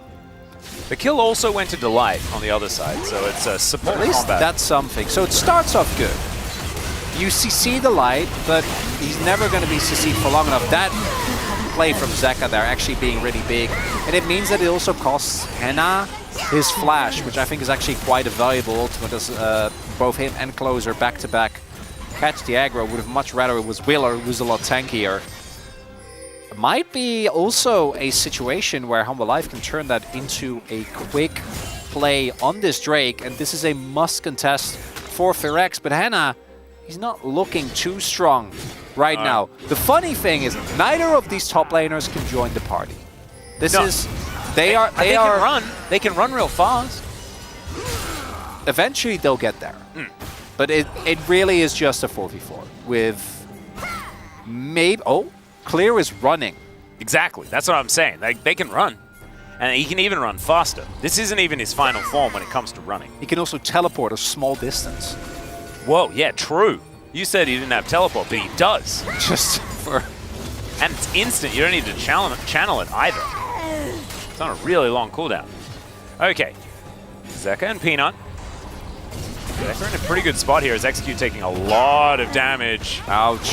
Yeah, Seismic Shove is at least going to zone away Humble Life, so they just take the opportunity. They're going to start off this dragon now. Let it go. Yep, back's going to come in, and that is Soul Point for free. Oh, Fearx.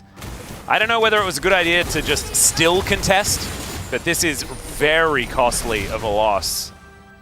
They don't get anything for it either. Might get this outer.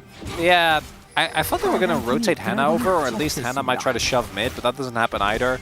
Claire was also sitting on a pretty substantial amount of gold, so maybe that was a influencing factor. Now every single subsequent fight is going to be a must-win for Fearx. I think Alma are feeling really good here. They have a great front to back, a lot of safety for Viper.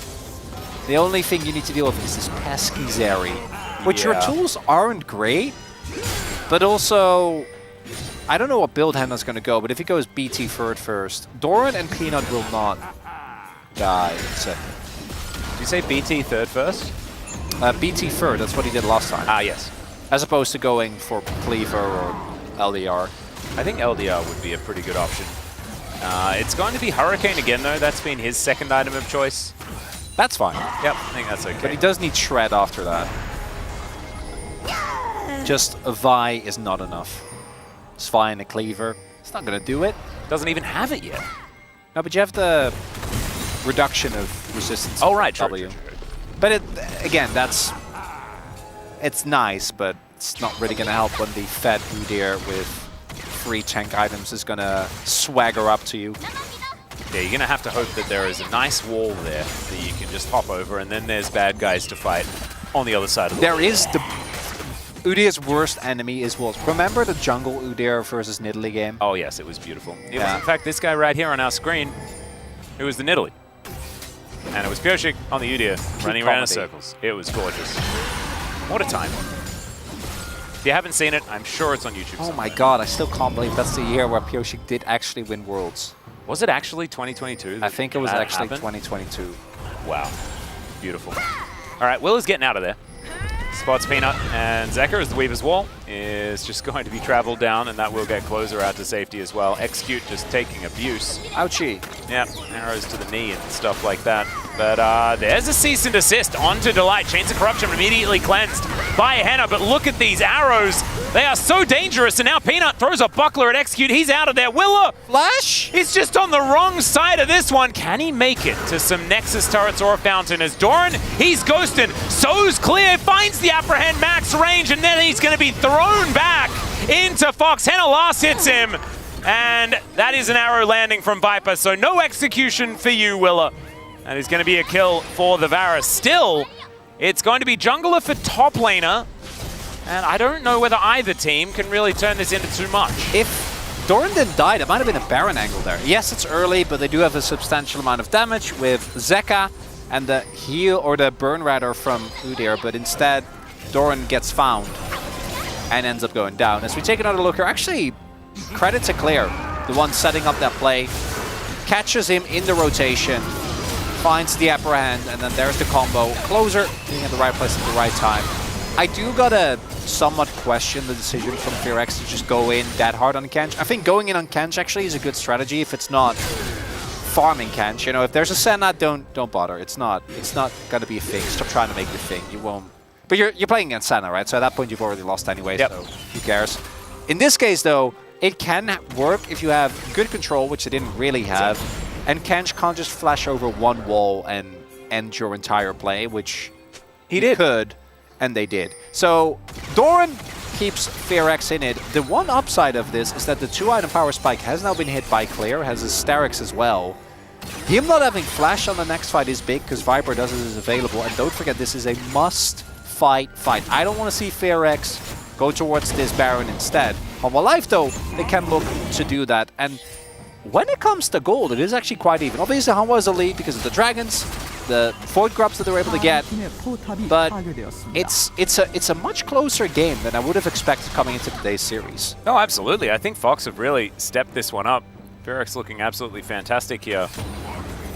Life Esports, though, after that game number 2, felt like they recombobulated themselves, right? Yeah. They got themselves back in order. Everything is...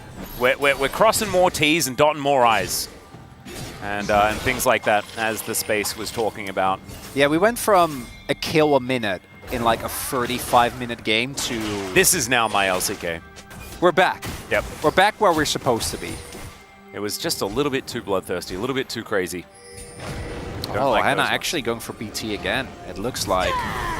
So relying exclusively on Closer and Clear to deal with his tanks. To be fair, Darius is pretty good at dealing with frontline. So that will help as... Oh, And Hanwha Life, he could just take the soul! Sometimes you just want to start Baron, and that is exactly what Fearx are going to do. They get a control ward into this brush as well as now Peanut. It's going to be threatening with the Keeper's Verdict. Clear knows exactly where the flankers are.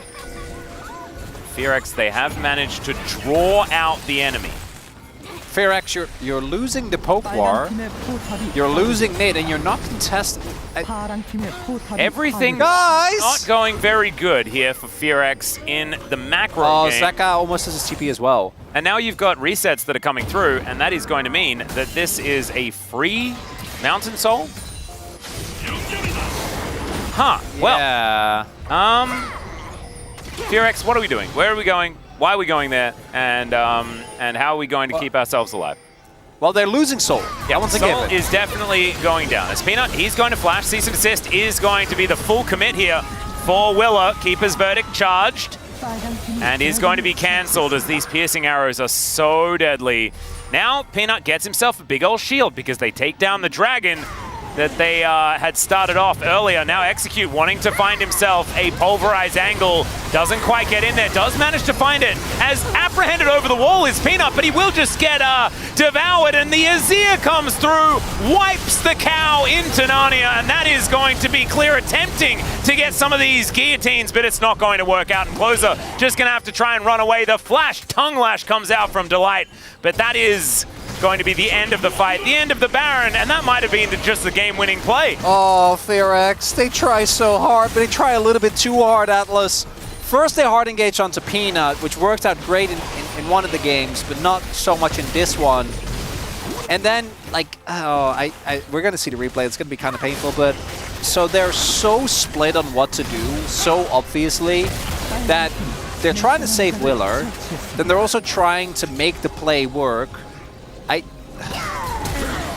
Let's start at the beginning. Trying to go really ham on Peanut here, but no one else can follow. Viper makes sure that he is actually able to zone away the rest, uses his flash to keep himself safe, and then zone away. Then here, half the team is peeling off, and they're like, no, wait. Instead, we can save Willer. Watch Hannah here. And I don't even think this is Hannah's fault necessarily, but... Oh dear, yeah. Immediately has to flash. Yeah, if they are a bit more crazy, we still see the power of this Darius, who is quite fed, right? Like, maybe you can make something happen, but they don't have the damage. The cooldowns are already gone. That is Soul now gone. That is the Baron gone, and that probably is going to be the end of it. Nexus not gone yet, but it's probably next thing to be gone. It does feel pretty doomed in this one. Bounties are up now. And one of your big win conditions, which would be find target, burst target. Against Kench, it's already hard. Against... Oh, they're still going to try, of course. Who am I kidding? Oh, yeah, this is It's Fearx. They're going to try and kill someone. I don't know about the guy that's level 15 and has... Get in there, Willa. CC immunity. But they're going to give it their best. Give it a crack. Well, they're going to take some bounty gold. They might trade mid-outer for... Okay, no, they can flank. They can flank with the wall. Yeah, all right, Weaver's Wall does come in. Closer goes for a big bounce-off. As you saw there, Keeper's Verdict going to be... Execute. He's right behind them. Yep, as Execute going for the flank play. He does get the Pulverize onto Zeka. The Unbreakable Will is unfortunately just not quite enough to keep him alive. And now, you can see Viper, he's just looking to line up these arrows. They take down the first inhibitor. Now they're looking for more. Delight always very close to this Varus to make sure that he survives the entirety of the time. And Fearx, I don't know what the answer's going to be. I don't know what the options are at this stage of the game. It might just be move aside and allow the inevitable to happen as Hanwha going to take half the health bar of the first Nexus turret. Clear is delivered a fiery circle to walk around in. One more Nexus turret to go. Closer now trying to find an angle. Chains of Corruption going wide. The arrow is going to land though.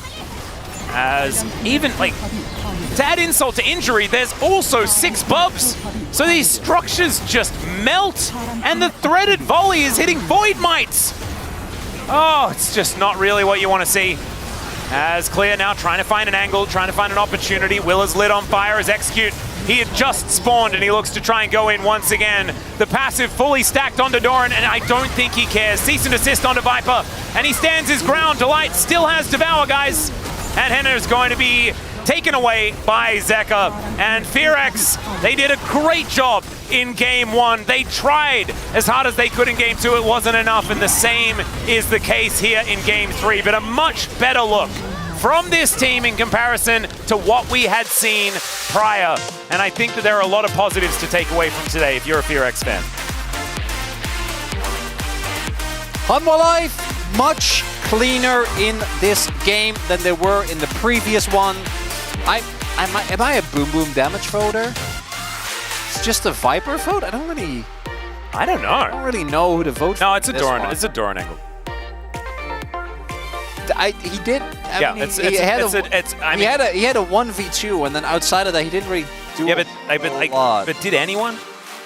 Yeah, I guess no one did. I mean, Viper played a really. I'm a boom boom damage voter. I'm sure he's going to end up having done a completely unreasonable amount of damage as Poke Varus. I'm willing to be the media if it ends up being Doran. I'll take it. Okay. Someone has to. Okay. No, they don't. You could have just voted for the right guy. But he didn't do anything. He's Udyr, that's his job. If he didn't do anything, then he's nailed it. I guess. And he won a counter matchup. And he took Ignite. Yeah, He was really cool. He was the only interesting one, really. And Zeku going to go for a bit of a bow here. Execute. I think he could taste the victory. You know, I think he could feel it. This must hurt a little bit. As Viper going to give us the good old thumbs up. Viper, probably one of the most consistent players in the LCK.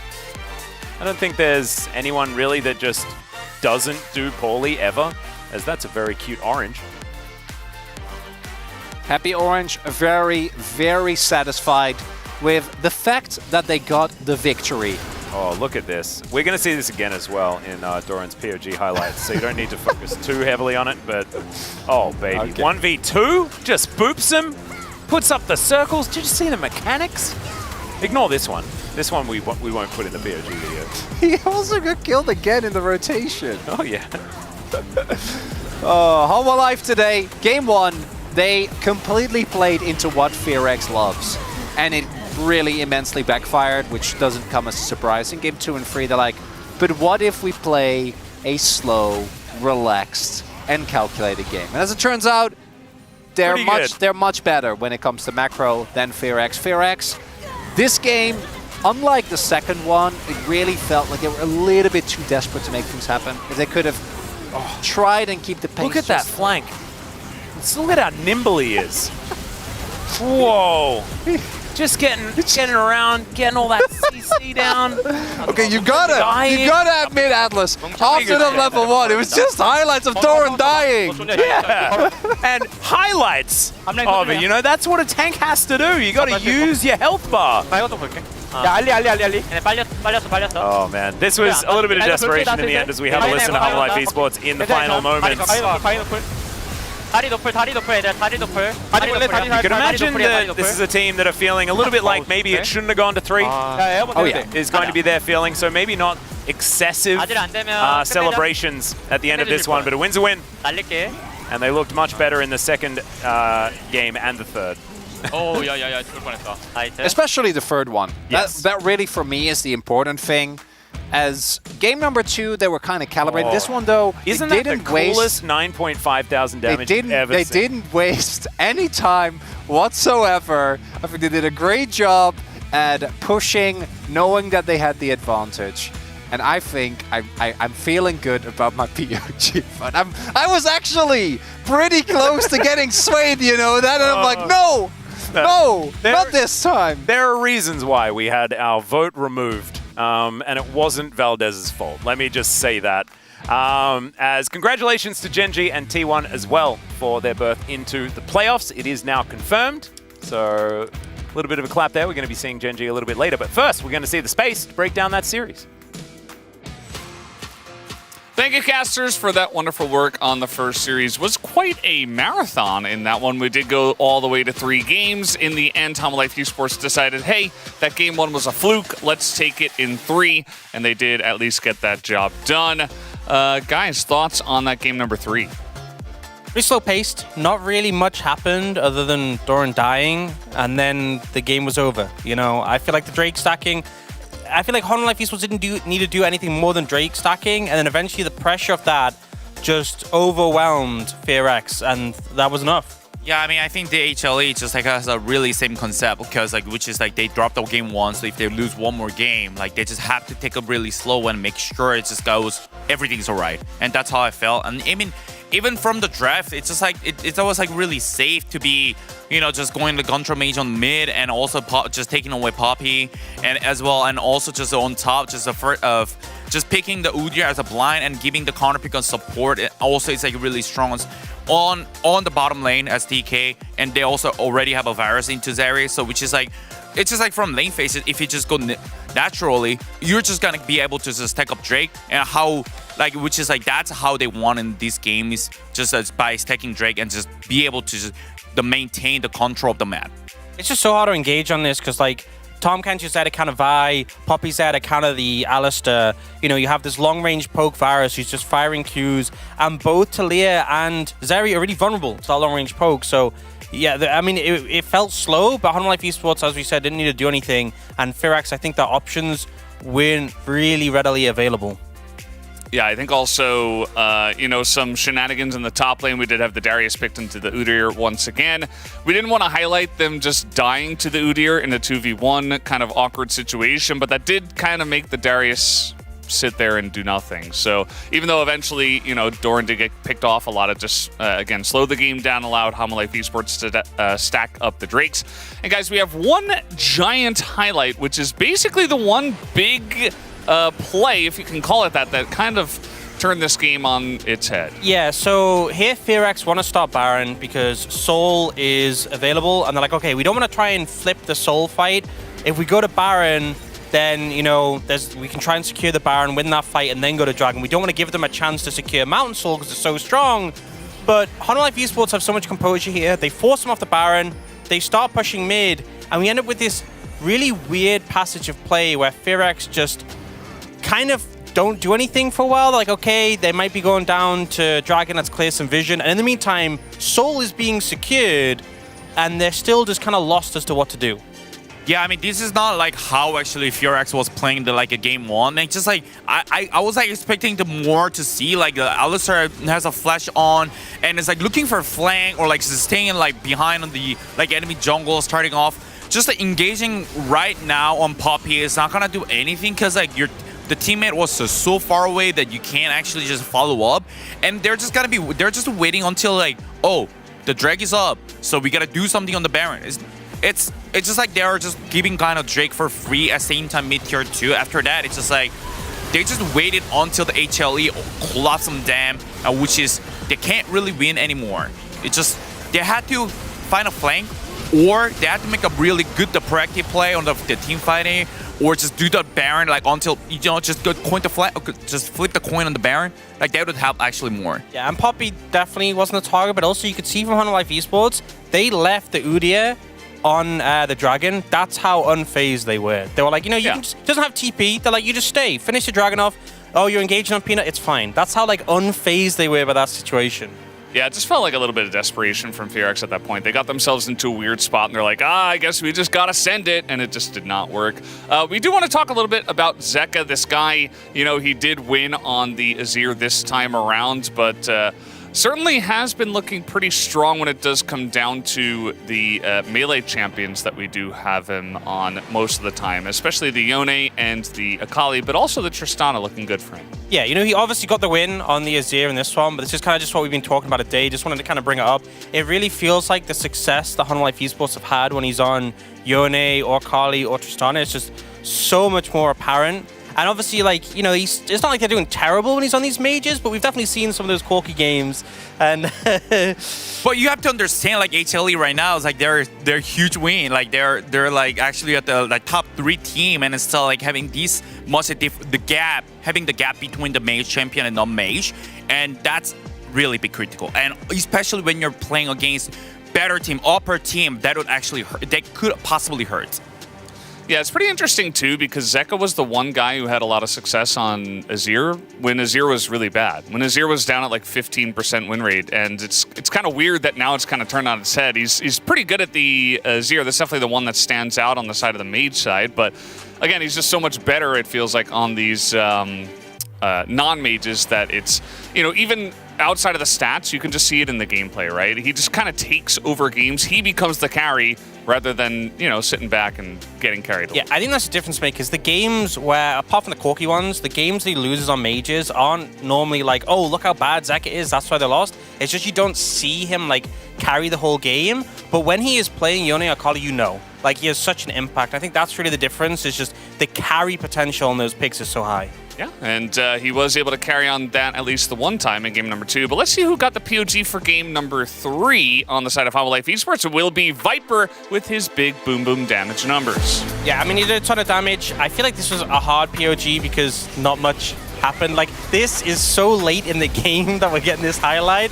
Kind of indicates how a lot of the game, there was a lot of inactivity. I think it came down to compositions. Hanwha Life Esports obviously able to neutralize, but also just the long-range poke was a consistent factor that really allowed Hanwha Life Esports to get that advantage. Yeah, I mean, basically there was no action. So I think still, like, even the caster was like, who should we vote? If we vote Viper, that would be like just boom boom damage, and it's like, we ain't get too many options right here. So I also personally vote for Viper because like he has no death.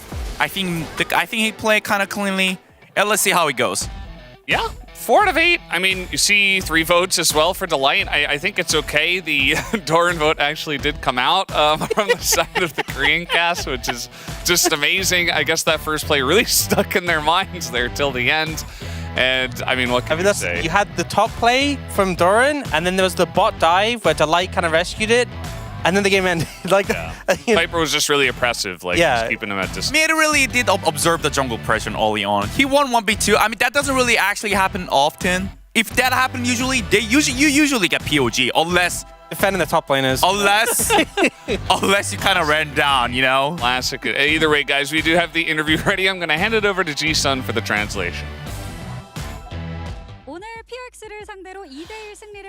Thank you very much, guys. This is Ji-sun for the PUG interview translation, joined by Zeka and Viper on the side of Hanwha Life Esports after their win up against Fear X. Congratulations on your 3-match winning streak. How do you feel? Well, it was a very tough series, a very close one, so we had a lot of feedbacks around it already. I think we have to focus on the issues that was displayed today in order to improve our performance. What about you, Viper? Yeah, I think we are playing the match after a bit of a while. I'm glad that we were able to get the win, but still, I think we need to improve our performance.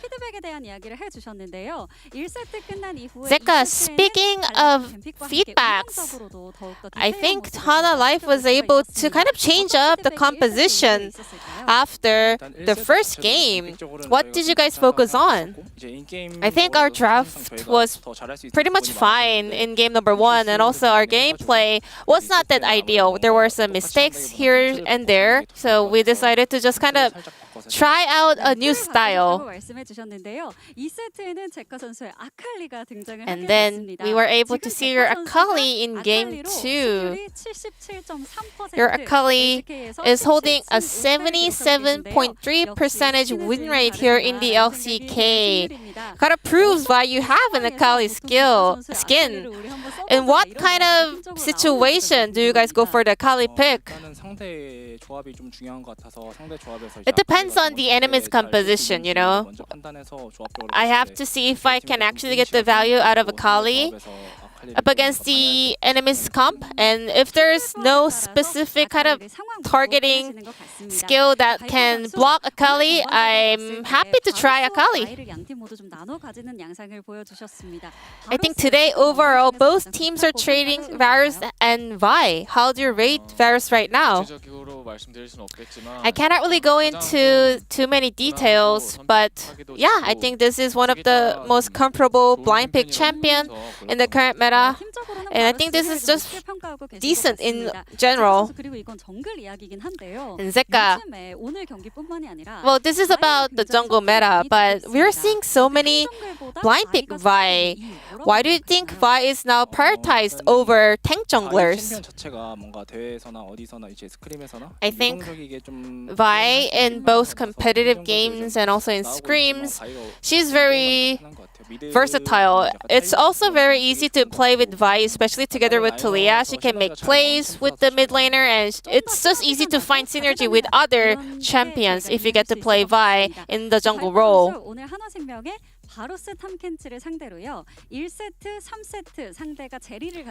And then we had Zeri locked in the game number 1. How was dealing with Zeri in the laning phase? What's the most important part? It's really important to make sure that you get to just shut her down before she gets too fed. And also, she's really strong when it comes to skirmishes and team fights post level 6. So you have to make sure that you don't just let her hit that power spike easily. And Zeka, you played Talia up against Talia for 3 games in a row so far.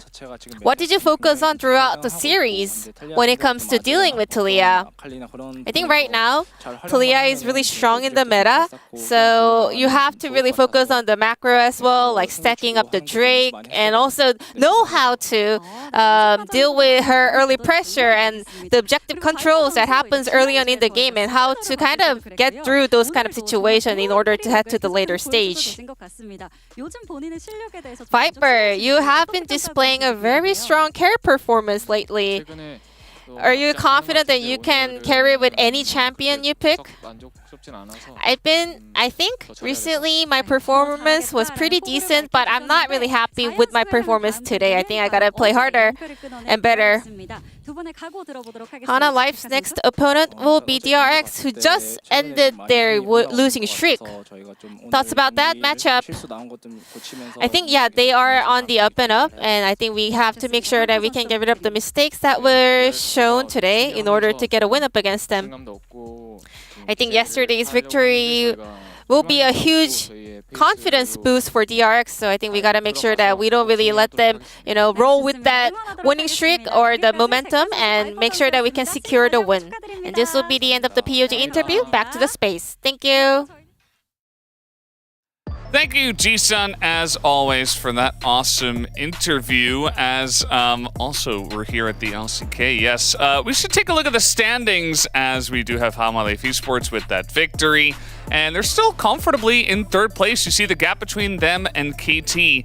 3 wins at the moment. Yeah, I mean, they're keeping on the tails of T1 and Gen G. Going to be hard to catch up with them just because T1 and Gen G have been winning so much. But I think the main thing for Firax is that gap between 6th and 7th has really opened up. There's 2 series wins, but the game score, the game difference, -10 is the difference between them and KDF. So going to need a lot of wins to get there. And judging on the fact on a 7-loss streak, not in the best spot to be securing those. Yeah, I mean, I think it's really important today, from the match today, the takeaway for FRX, that just keep in the mind just like how they won against the game 1 against the HLE. I think that was a great, that's their team color, and I think they should actually just make a more boost up. I do agree, but FRX still struggling to find that exact right sauce for their game. Either way, guys, we do have Gen G up against KT Rolster for the next match. We're going to take a quick break and come right back.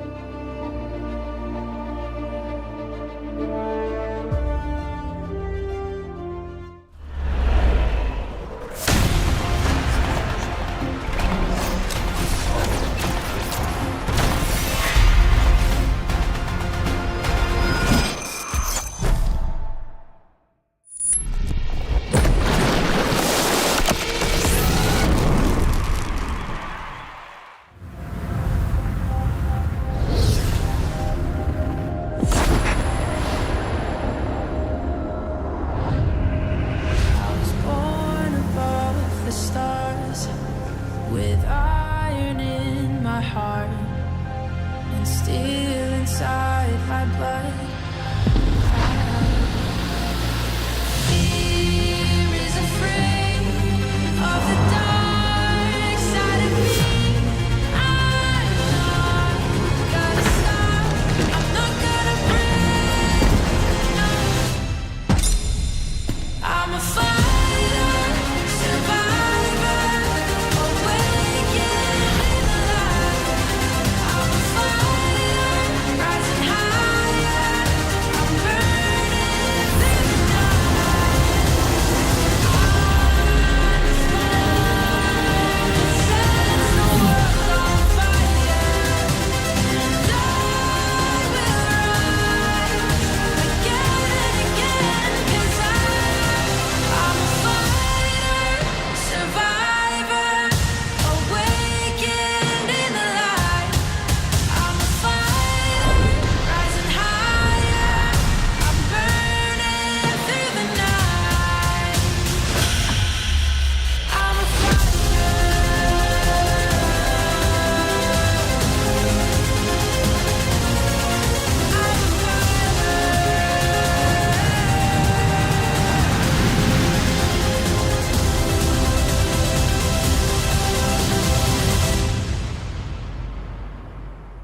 I'm a fighter.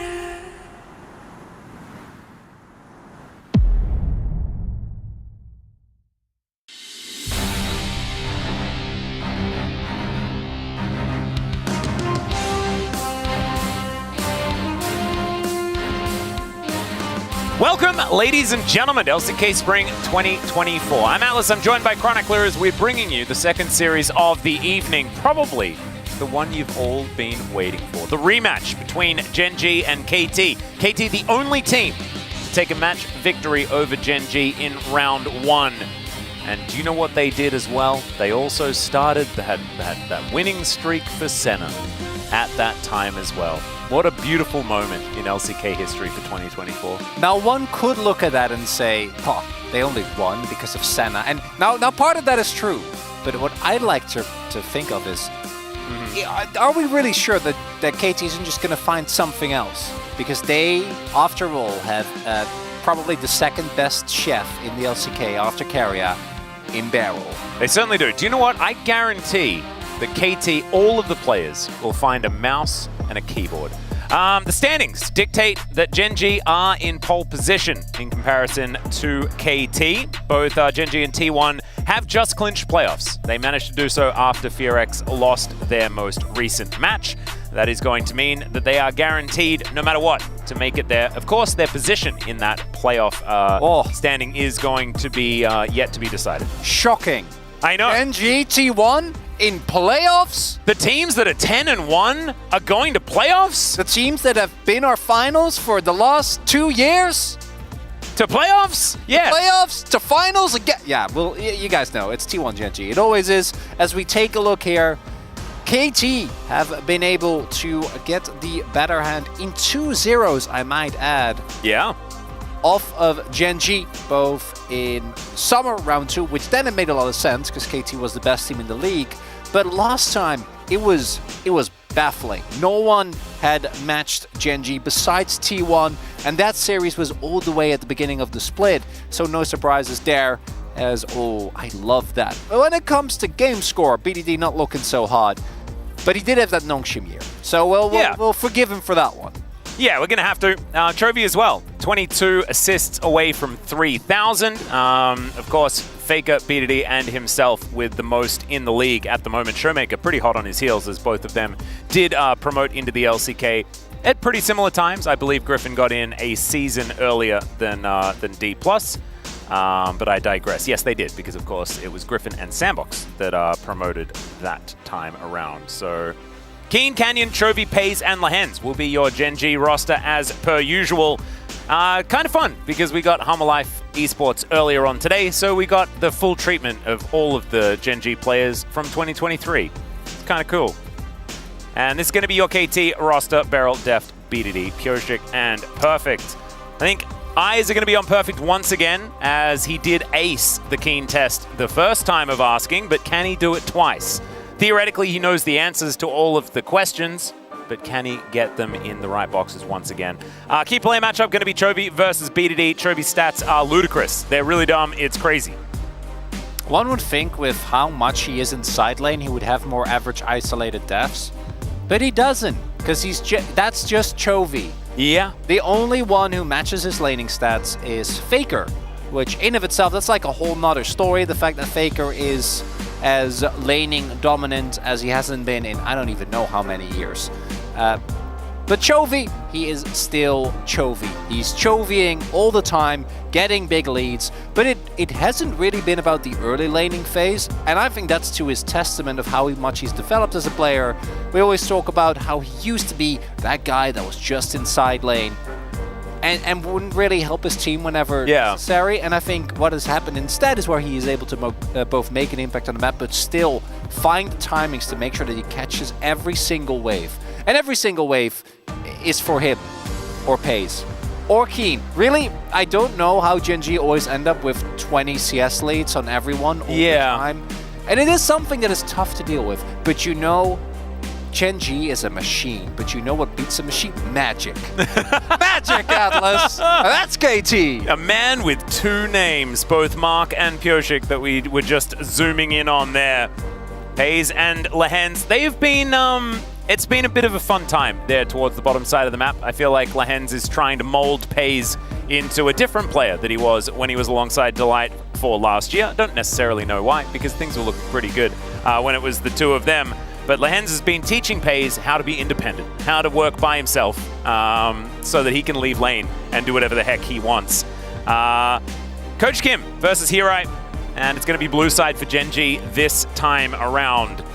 KT, we'll see what they can actually utilize as far as counterpick is concerned. We've seen blue side be a bit more powerful and definitely being the priority side selection choice for almost all of our teams here in the LCK. So let's dive into it, into the draft for game number 1, the rematch between Gen G and KT roster. Gen G trying to get their revenge. Only one loss, and it's against KT. 2-0 as well, as we start off with the I am gonna B1 Azir angle. Right from the get-go, BDD, his Talia does get banned away. Unsurprisingly, KT, having used this exact combination to 2-0 Gen G, will not let them have it. It's also now a week and a half deeper into the patch, or 2 weeks even, so it's not too surprising that everyone has collectively realized that that combination of champions, very much not okay. Kalista, still up. And Gen G in the past kind of shied away from putting Pays in these really aggressive picks, but they have been more than happy to. I do wonder if with the Varus ban, or rather with the Kalista ban, maybe Gen G don't want to go towards Kalista specifically, because Kalista Renata isn't available, but pick up Varus instead. But who am I kidding? It's probably just B1 Azir here for Chovy. Chovy would not be happy with that, I guarantee you. But it is something that they've been looking towards. I very much like this, but now, is it just Varus Ashe? Do you just do it? Just Varus Ashe it? Because Ashe is something that we've seen on the ban list very, very often. She barely ever slips through a draft. Not going to be the case, though. Shadow Isle is going to be the vibe, as Maokai will be locked in as a response. Could be Barrel's pick, could be Pioshik's pick. Still yet to know exactly where that one is going to be going. Is it Ashe? Is it Varus? Are we going to pick up either of them? Are we picking up none of them? Maybe that's how it's going to go. Varus does seem like the obvious one to me. You can pick up Ashe later. Don't really have to go for that, but it is of course an option. There's a dude with a skin on the Ashe that might want to play it. We'll see. Yeah, he does have the capability to, as we all know. Barrel obviously greatness has been overshadowed by Carias Ashe. Yeah, it's a little bit sad, isn't it, that in 2022 it was Barrel that got the Ashe skin beat when Caria with it, and then Caria became the better Ashe afterwards. No, Caria was always the better Ashe. Wasn't it 2020? No, it was 2022. Yeah, no, it was forever. Yeah. That did happen. Maybe not 2019. As that's Alistair. Okay, speaking of Barrel picks, this is one of his OGs. But of course, Chovy forced onto Azir duty. And we do have a pretty comfy composition being put together here, something we've seen many, many times. Expect to see Keen playing something relatively tanky towards the top side of the map, and Canyon is going to find an initiating tank jungle. And that's the good look. speaking of good looks, the Orianna was left up and available. There are so many things left up. With how eclectic these bans were, there are a lot of very, very high priority picks that have been left up and available. So I think Rel Sejuani probably going to be the bans on KT's side. Where is Genji going, though? I wouldn't even hate if they leave Sejuani open, because I feel like so far, like, look at what you have so far. Does it feel like a Sejuani? They might go for it nonetheless, just to have some form of additional engage alongside the Alistar, but I don't like Sejuani when you only have reliably your top laner to play off. I just feel like if you don't have a mid laner that enables it, it just feels a little bit rough. Lance can hoof them. Yeah, I know, he can. But he's going to be stuck in lane if they don't ban Ashe. True. Which might end up happening here. Well, I mean, he should be stuck in lane, but he won't. It's Lance. He will leave. He's playing with Kalista, though. I don't think he will leave. I think he'll stay. Ooh. If you're playing Kalista, it's so then Paze is going to leave too. That I could see. Yeah, they just leave together. Yeah. Could be that's the way. Could be opportunity here. The Rumble band setting up for. Normally it'd be a Cassante pickup, but Cassante is of course taken away. Maybe the Udyr here for Perfect has been one of his comfort picks. And also Genji actually reading the fact that this Maokai is likely going to be in the bottom lane. So this Viego pick not going to be any surprise to Genji, as it is going to be locked away. So that is confirmation that Pyosik is going to be playing the Viego, and it is Beryl's Maokai for the bottom lane. So that's Sejuani we were talking about. I think that Kane might stray from the tank top laner. Do you know who he might be playing? Hit me. I think it might be... Oh, never mind. It's Jax. It's going to be locked in first. Is it Jax and then Sejuani? It could be Jax Sejuani, or it could just be Jax jungle. Yeah, and Canyon has been playing a fair bit of Jax jungle over this season, in solo queue at least. It's probably just blind Jax and a Sejuani, though. That's what I sort of figure. Might be difficult for Perfect if they are going to head up there, but never mind. So the Jax jungle will be confirmed, but that's a twisted fate. Okay, Perfect is going to have to go against now. That's actually very cute, because if you blind TF, you get absolutely boomed by Jax for very obvious reasons, right? Like, you can gap close, and he has Counter-Strike, which does counteract your entire champion. That's a perfect. That would be some spicy tech. This wouldn't. That's an Udyr. It's just Udyr. Yeah, it's less fun, isn't it? The Udyr situation. It is definitely also much safer for Perfect, and they didn't have a front line. They'll have Maokai, but he'll be more of a initiation and counter initiation tool as opposed to true front line. So I do think it makes sense that they'd want to pick this. This does feel like the type of composition, though, for Genji, where if they get a foothold in the game very early on, it becomes almost impossible, yeah. Very unfun to play, because their engages, I don't think it's amazing. I think Alistar as solo engage can be a bit rough, but the follow-up and the CC chain is incredible. The fact that Alistar can follow up his own engage because of Fate's Call is dumb. That's very silly. Yeah, Fate's Call actually helping out a lot with that as well, as you point out. You can really use your flash way more aggressively than otherwise you would be capable of. Now, the KT comp is still quite strong. I do love Maokai support. I feel like it's been heavily underutilized. And the composition works. You have a decent ball delivery system with Maokai. You have a lot of champions that early on do actually match things like the Kalista, like the Jax. But it doesn't fill me with the confidence that we had when it was that Senna Nautilus in the bot lane. And also, the Keen test is really hard. Yeah. Like, really, really hard in this game. Perfect is just going to have to try his very best to survive. We'll see how it is going to go. Maybe Pyoshik's going to help him out. I am not entirely sure, but let's jump onto the rift for game one. Genji, 하나, 둘, 셋. Genji, fighting! KT 로스터, 하나, 둘, 셋. KT roster, fighting! Hey! I think it's way better with the claps. Oh, G-Sun gave us a 10 out of 10! 10 out of 10? Woohoo! Wow. Nice. Oh, it's the best day of my life. And, amazing. Look, it's a husband's skin right there. So, Bang is in the game. Double win. Represented by Paze. That's just so many G-Sun wins. It's just G-Sun Ws all over the place. That's basically the LCK in a nutshell.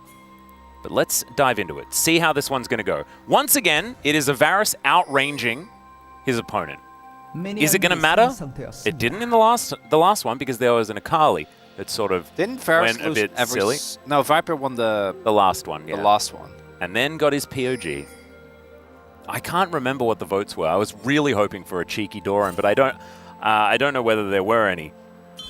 Made me very sad. As BDD and Chovy, this is a matchup as old as time. This is actually one that Chovy's been very good at in the past on the other side. Is Orianna. I remember he just walked at Showmaker and killed him in lane a couple of years ago.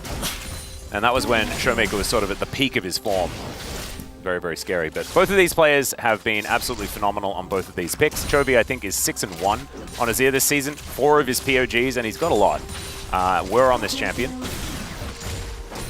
But BDD laning just fine and has had a great season himself. Not quite like summer last year, but certainly has looked pretty good and is now chasing Chovy down the lane just a little bit himself as he does hit that level 2. A few of these command attacks have landed, but not that many. He does pick up the orb once again. And there it is. The dissonance comes through. And oftentimes, we just spend all of our time watching the bottom lane. I like that we're getting a little bit of mid lane action this time around. I feel like when it is BDD and Chovy, they deserve it. It's been all about the mid lane as well. Yeah. Chovy going in aggressively there, trying to win the trade. When you think of Chovy versus BDD, what moment comes to your mind? Is it the Syndra Yone situation? Yeah, it has to be, right? Yeah, I mean, Chovy Yone. Shone. Probably one of the most dominant performances that we've seen of any, like, sort of 1v1 moment between two mid laners. And BDD did not have a very good time. It was not great. We'll see whether BDD is going to fare a little bit better as we check out this bottom lane once again. Yeah, usually BDD does super consistently well against anyone but the shopkeeper. Yeah. That's where I think he's suffered most of his defeats over the years. Good old Boris. Good old Boris. He just is too trusting. Keeps falling for the scams. Well, Chovy doesn't have very much of the blue things that allow him to do spells, but he does have a cow, and there's a flash. BDD going to answer it. Good reaction time there as Pioshik just a little bit late on the play. As Perfect looks like he's been kind of okay as far as like keeping his health bar high, but the CS numbers are not very fun. Doesn't exactly have a huge wave stacked up either, I don't think. Oh yeah, trying to go for what I imagine will be the early steel caps as well, but just backing on boots never is going to feel great. Do want to highlight as well, really this Jax jungle, it's such a cool pick because not only does it hold up Chovy. Yeah, Chovy's at 400 health. This is a little bit dangerous. Does have to flash. Will do so. His barrel delivering some minions towards his mid laner. So a lot of protection here for BDD. And Deft down in the bottom lane actually probably going to be kind of all right. Can fire arrows out and just try and soak whatever experience he can get. Although this minion, the wave situation is suboptimal, I would say. It's a bit rough. It's well and truly pushing towards Genji. Deft does have a small experience advantage thanks to Barrel leaving his lane, but yeah, as I was saying, so with this Jax jungle, Canyon obviously gets to play a carry, which, love that. It is quite strong into KT, who I think most of them are very short range with the exception of Orianna, so you get to really utilize the power of your Counter-Strike. It picks it away from Perfect, who probably would have picked it up to try and deal with the TF. And then it also is good into Viego because he's so auto-attack based and he wants to continuously weave in spells and then get his passive off. And he just doesn't really get to do that against Jax. It's just, I love it. It's great. I love little, usually it's KT that does stuff like this. Genji generally, it's a bit cookie cutter. I really respect Genji as a team, but they aren't the team to go to when you want to see really cool stuff. It's a bit vanilla with a lot of their and it's good. It's like top of the line. Like that's some fresh vanilla beans. You know? No vanilla extract. No vanilla bean paste. No hate on vanilla either. I'm a huge fan. Oh, I actually have the pods, the things at home. Yeah, vanilla beans. Yeah. Oh, incredible. It's the goods. But Canyon, he has been wiping out his jungle. currently a camp ahead of Pyoshik, who did catch up quite a lot, actually, quite recently. But not actually going to dedicate himself to the Bubs, who are going to at least move away. One of them was taken, of course, just for that experience, but Pyoshik should be able to get one if he would like it. This Chovy getting so much attention here as the Maokai back yet again. Beryl on the move quite often in this game. And in general. Yeah.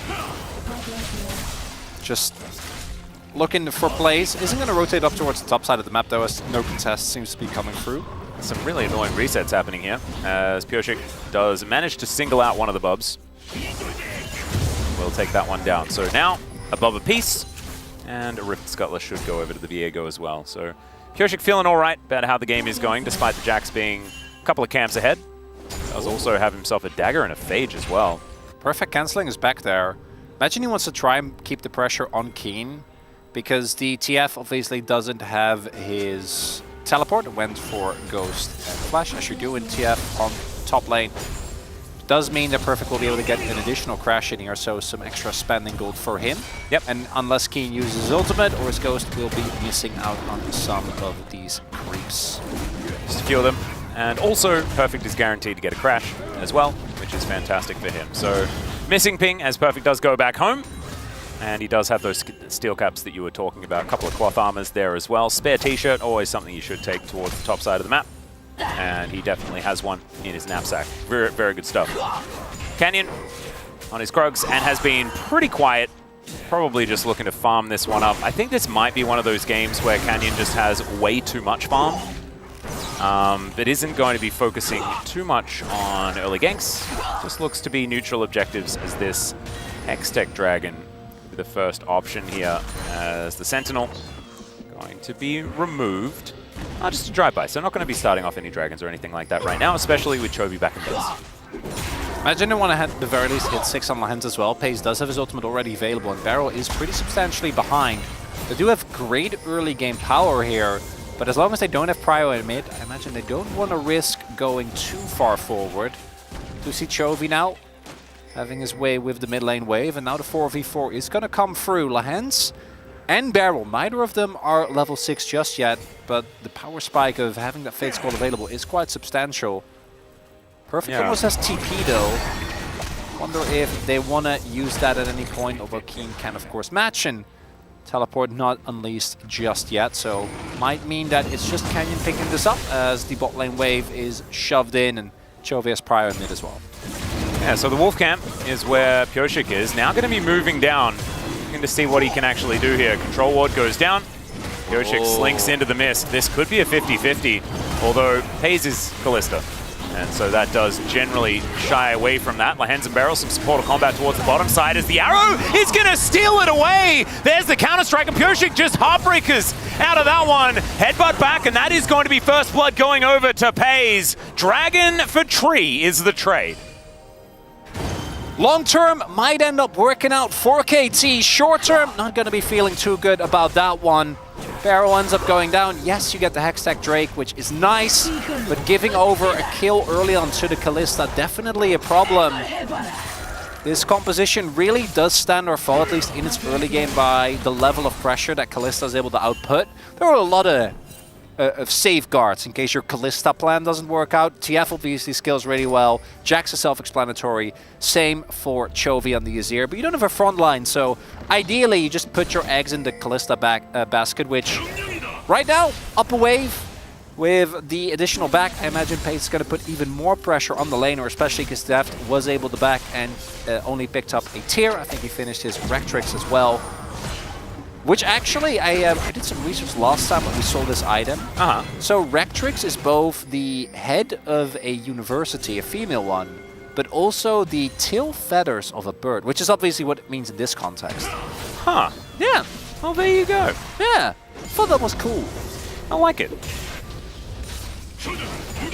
It's not useful information. Yeah, no, I was going to say, like, I was trying to think of a use for it. That's why I just went silent. No, I figured, I'm like, I put you in an awkward position here. I don't want to do that, because it's not relevant, but it is cool. That is definitely very cool. And they do use a lot of words that aren't often used all that often in like regular Kanik speak. Rooker. Like Kanik Rooker. Those are not. Those are As not Kanik getting punched by a Udyr. That was what was happening there on the top side of the map.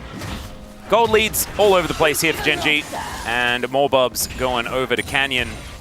Does just kind of feel like a regular day at the office for Gen G, and KT quite able to find enough in this early stage of the game to stop this natural snowball from forming. Yeah, TF just creates. He's hustling you. Yeah. He's just permanently hustling. So take another look at this. Credit to Deft. Obviously, Deft has also been on the receiving end of some high-profile objective steals. True. In some very high-stakes matches. Damn. So what I imagine, I don't think you actually kill it from like 1200. So I imagine it was just. I think there was a rend or a smite that came through a little bit really? At the same time as. Okay, Chovy trying to get himself out of there. Very narrowly. Will survive. No ignites ticking or anything like that, though, and he will live. So Flash has to be used, and he had just teleported back into that lane. BDD not having to invest the Flash. Actually, huge news here is Chovy just wanting to collect the experience if he can. Plates going over to BDD. As, okay. Oh, it was a bait! Going to be coming in. Does have a blast cone. And Keen is now looking for Perfect, who just interrupted his destiny, which was rude, but was necessary. As BDD still waiting. Yeah, and the Yoshik's trap. moving over as well. The Lance is here. I don't think this is working. They're not going to be killing anyone, but they're not going to be able to get the crash either. And so Chovy going to have to look for a back, and he's going to do so. Canyon, of course, not going to be wasting time minding waves or anything like that. No. That is not the Canyon way. He is going to be at the camps if they are available. Keen is saying, perfect. I actually think it was really mean that you cancelled me, and I will punish you now. Yeah, how many decks of cards do you think the Twist of Fate goes through every game? Only one, but it's like a magic one. Oh, that's not just what I want. The amount of auto attacks that a Twist of Fate, how many auto attacks? Oh, that is interesting. I don't know. Too many. Because then you just divide it by 52, right? Yeah. And it will work. It might be a canasta pack though, so maybe it's not 52. Maybe that it's like closer to dom. Was about as well played as was possible, outside of BDD specifically flashing for the final auto. Like, they chain CC'd him, then Yoshik actually got the ultimate over the wall as well. Yeah. Just barely didn't have enough damage. Just needed that bit more. And still was able to put on a fair bit of pressure there. As you can see, BDD is doing just fine in the CS department. Can't really say that about too many that face off against Chovy. That 2,000 gold is still there for Gen G. They do have TF and First Blood. True. But Plates. That is good still for Gen G it is. Yeah. To have more money. It's not only that, but Gen G also is the team that by default, when they have money, is going to be feeling good because they are just that team that is going to win late. Yeah. No matter what. It feels somewhat inevitable. It has. Ever since Ruler was there and then he left and we were a little bit worried, and then it didn't matter as much as should be looking for the contest here. That's all they're going to go towards as Orb comes down, visits Keen there as the Drake is going to be secured by Canyon. So one apiece now as Lahens looks to go in. There's the Shockwave onto Canyon, but he has a counter-strike and is looking to get himself out. The Nature's Grasp is there. Pays pulls out the cow and gets himself over the wall, and they all make the great escape. Can't believe Pays got that flash over the wall there. Almost ends up going down. Yeah, some investments in flashes. They get the objective.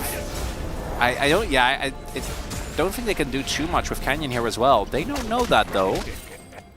As Keen moves towards the top side, Perfect perpetually on 50% health. That's what it feels like this game.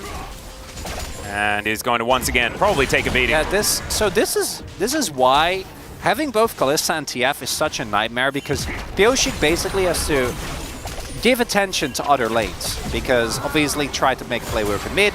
You need to kind of cover for your bot side as well, because you don't want it to just get pummeled by Kalista. But that means that Keen is in an isolated lane as TF top, which is why he's sitting on a 30 CS lead.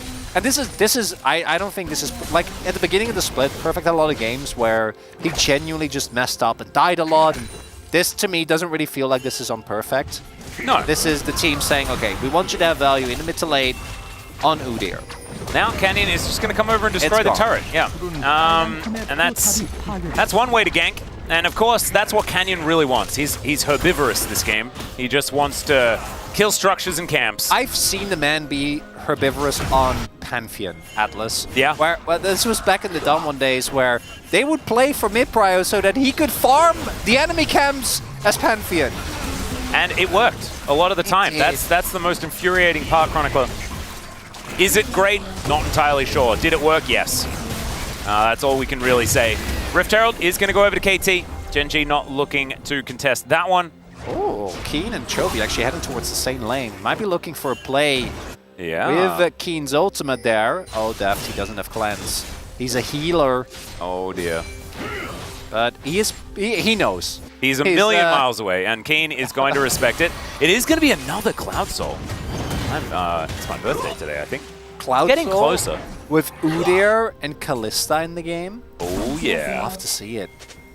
Not to mention Beryl, who just likes movement speed, as Mr. Treeman. We really did start with having a game today, not in this series, but a game that had a kill a minute.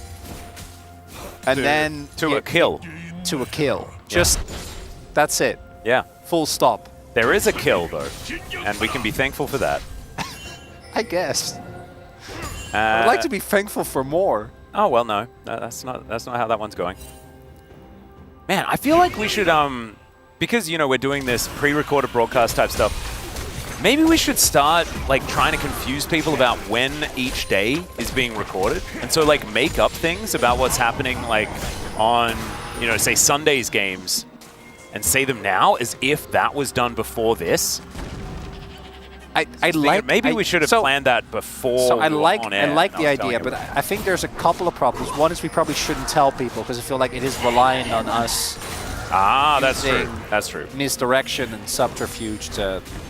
But we've already, like, you know, no one knows what time this is being recorded and all that sort of stuff, right? Like, that's already. But do we know? And because, like, then people will find out when it is finally posted, which is going to be in 3 months' time, I think, in this case. But do you know what time it is? No, never.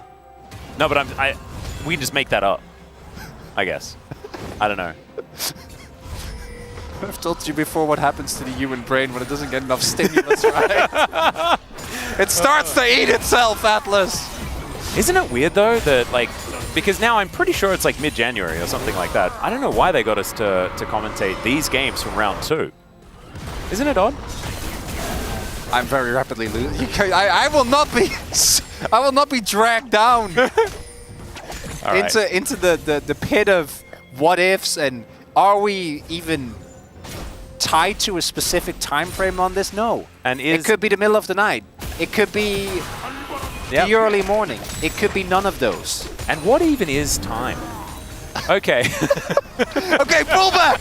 Pull back! We're going too far! It's game 1! Let's focus. Focus on Dragon fight. Atlas, what are we focusing on? Poke. Yes. That's right. One item spikes being hit for everyone. Yep. 2 item for Keen, because he's playing TF, and TF doesn't play fair. True. Chovy gonna have to shift some sand, get himself out of there. Good vision here for KT. Looking to clear that one out as Pioshik as well. He's level 11. How does Keen have 2 items? It's 20 minutes in. My God. He has stacked the deck in his favor. I know. I know how, but I don't know how. A rhetorical question. That's my worst, my arch nemesis. The poke from Deft needs to land. Yeah. BDD on the flank. Chovy also looking for the opportunity as Destiny comes out. It's the power of Twist of Fate. He can take so much control. At least the arrow did hit onto Lehens. Is now Keen on that flank angle. Oh, that pulverize just massive there from Lehens. And now he can try and go for it once again, perhaps. Hence not actually going to rearrange himself all that well as Chovy goes in. Empress divides a little bit late, but it is enough as he takes down Beryl, and now Pays is just hopping mad. It's more kills going over to Keen as well, and Gen.G destroy them. They get the Drake. They pick up a bunch of kills. They might as well go for Baron here. Yeah. Gen.G not only lulled us into a false sense of security, but KT clearly as well. Yeah, they may have melted the brain of KT as well as the global commentators. KT, they thought everything was fine, and as it turns out, things are not fine. Nash is gone, and that might very well be the end of it. As they use the TF build here to initially set up full vision control. Then Lahens goes in here, and initially he's just keeping everyone busy, but they don't actually really follow up on. They just bide their time to ensure that they can actually pick up this dragon. And then here, Chovy goes in, then flashes back out, then goes in again with the ultimate. That bold rise. Yeah. That's going to win it for you, thanks to that man on your screen right Poor there. man. There's bounties, Atlas. There are, so maybe Shelly going to help grab one of those. There we go.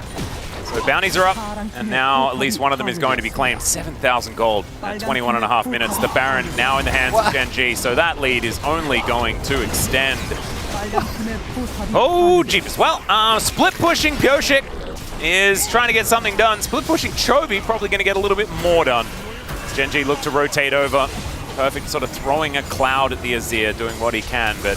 Atlas? Yes? I'm ready to say it. Okay. I think Senna might have been the previous series between these two teams. Is Pyoshik going to be okay? He heartbreaks. There's a flash, and a few more cards do come out. Kane empties the deck and is going to be able to take the solo kill onto Pyoshik. 3-0-1 now for this Twisted Fate. Oh dear, I feel like the game may have, it may be quickly approaching its conclusion.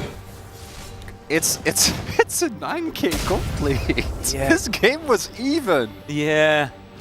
That's a 4,000 gold Red Bull Baron power play. And there's still a minute left to go on this Baron. Gonna have a look at this once again. Oh, we're gonna watch Kane auto-attacking. Look at that, gold card. Auto-attack, auto-attack, auto-attack, auto-attack. Pyoshik goes over the wall. He flashes. Auto-attack. Nailed it. Imagine using Q. Couldn't be Q. Doesn't need it, obviously. Went Storm Razor as well. He's like, I don't need to pick cards. Whenever I right-click them, it picks cards for me. It's fine. Okay. Just trusting the auto lock-in. And we mean because now the game is actually just kind of done. Well, there's a headbutt back onto Perfect, who is relatively tanky. Chains of Corruption somehow managed to find a gap within those 4 people. I'm not even mad, I'm impressed. You know that meme of the handshake, the handshake meme? Yeah. It's just T1 and Gen G, do nothing. The Carl Weathers and Arnold Schwarzenegger Yeah, win one team fight, game's done. Yep. Yeah. It's the same plan. Uh-huh. And KT, there is absolutely nothing they can do about this. Even a little bit. Chovy gets over the wall. And Gen G just going to follow some conga lines of minions towards their next target. Keen is going to bring one of those in. And the Baron is now dissipated, so perhaps the full aggression is not going to be there, but they have broken the base already. They can look towards another Drake if they would like to spend all of their money and then come back and just siege without a Baron. No, not a replay. Now this Chains of Corruption, amazing that didn't hit. It wouldn't have mattered one bit, but no, not even a little bit, but it is kind of like you should give it to him. And after he stole the Drake, he started off. I feel like specifically with champions like Varus, you can feel early on like, is this a good lethality Varus game or not? Yeah. It feels like it's in the console. I don't even really feel like this was again specifically perfect failing a test. No, I don't think so. I think he was not set up for success in this one. I think Huni will probably let us know just how relevant the top lane was in this game. I think he always does. Keen made it pretty relevant towards the end of the game. He is top lane TF. Which was a while ago, the end of the game, what I was referring to there. Oh yeah, of course, naturally. As Chovy is clearing a ward, KT, a little bit grumpy. He says free items. Yeah. He has reached the terminus. Keen is 3.5. Yeah. Oh. KT are at least grouped up in the 4-1. Perfect trying to just throw this storm cloud towards Chovy momentarily. Gen G just going to secure this dragon while they can. And it is a slow and steady type approach to the end of this game, but 12,000 gold and the gold lead is only increasing. So I guess we can't fault them. Not a lot of range with a Callista composition, of course. So unless they do perfectly play a 1-3-1, they're probably wanting to wait for a Baron before they're going to just really push in and win this game. 53 seconds until that one is back up and available once again. I figured it out.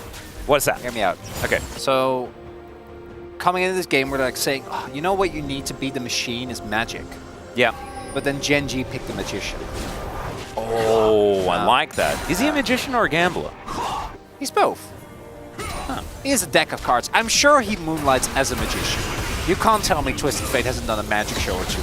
I just feel like he's a bit too, like, cool for that. Magic is cool. Oh, is it? I forgot. Okay, there's a headbutt back onto Pyoshik. He is in, I was going to say trouble, but he's in the death chamber. There was no escaping it. Can't even do any of your stealthy shenanigans because Destiny, that's just an R button pressed by Keen.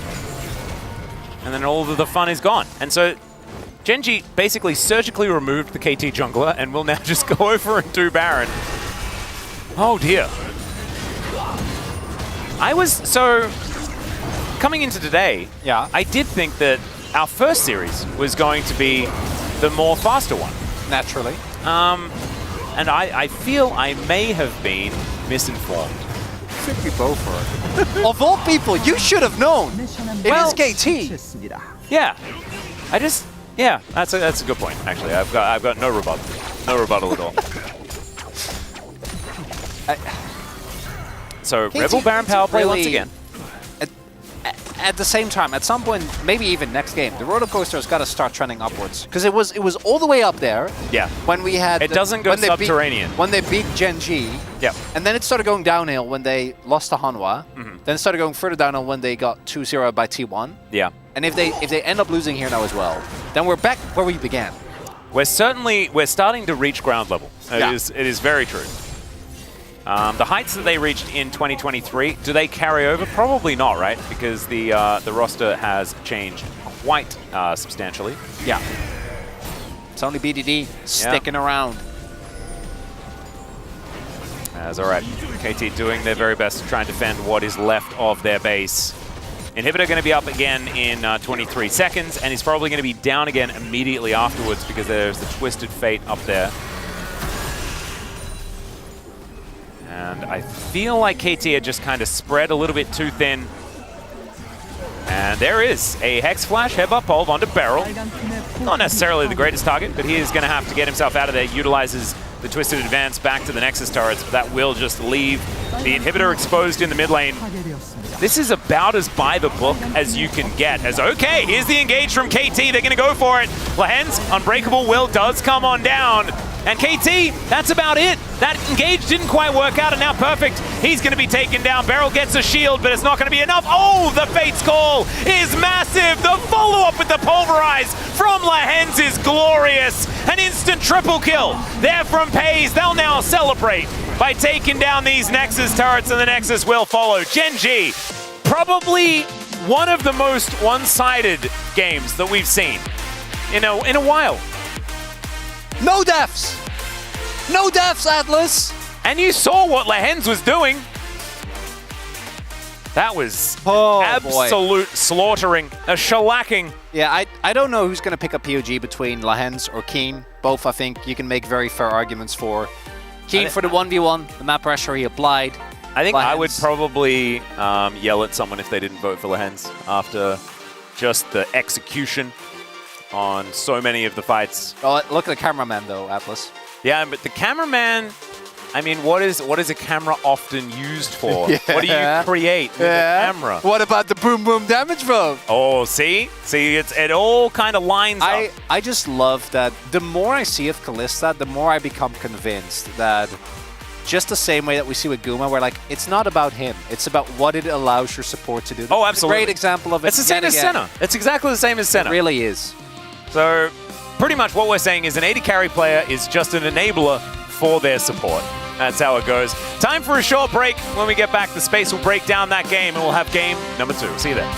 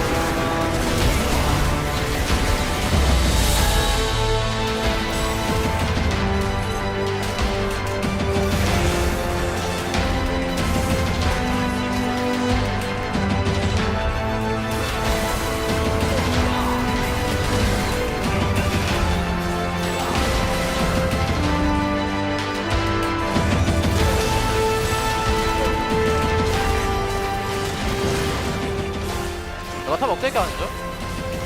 바로스 누구? 미드 올리는 거 조심해. 바로스 농구야, 바로스 농구야. 바텀만 좋아. 나 미드 살짝 물렸고. 미드 살짝만 내고. 네, 위험한 거 없어. 위험한 거 없어. 네, 가자. 네. 앞에부터. 필요했다. 가자. 오리 궁. 오리 도구. 나 패션데? 됐다야? 야, 궁으로 넘기다 죽었다. 나이스.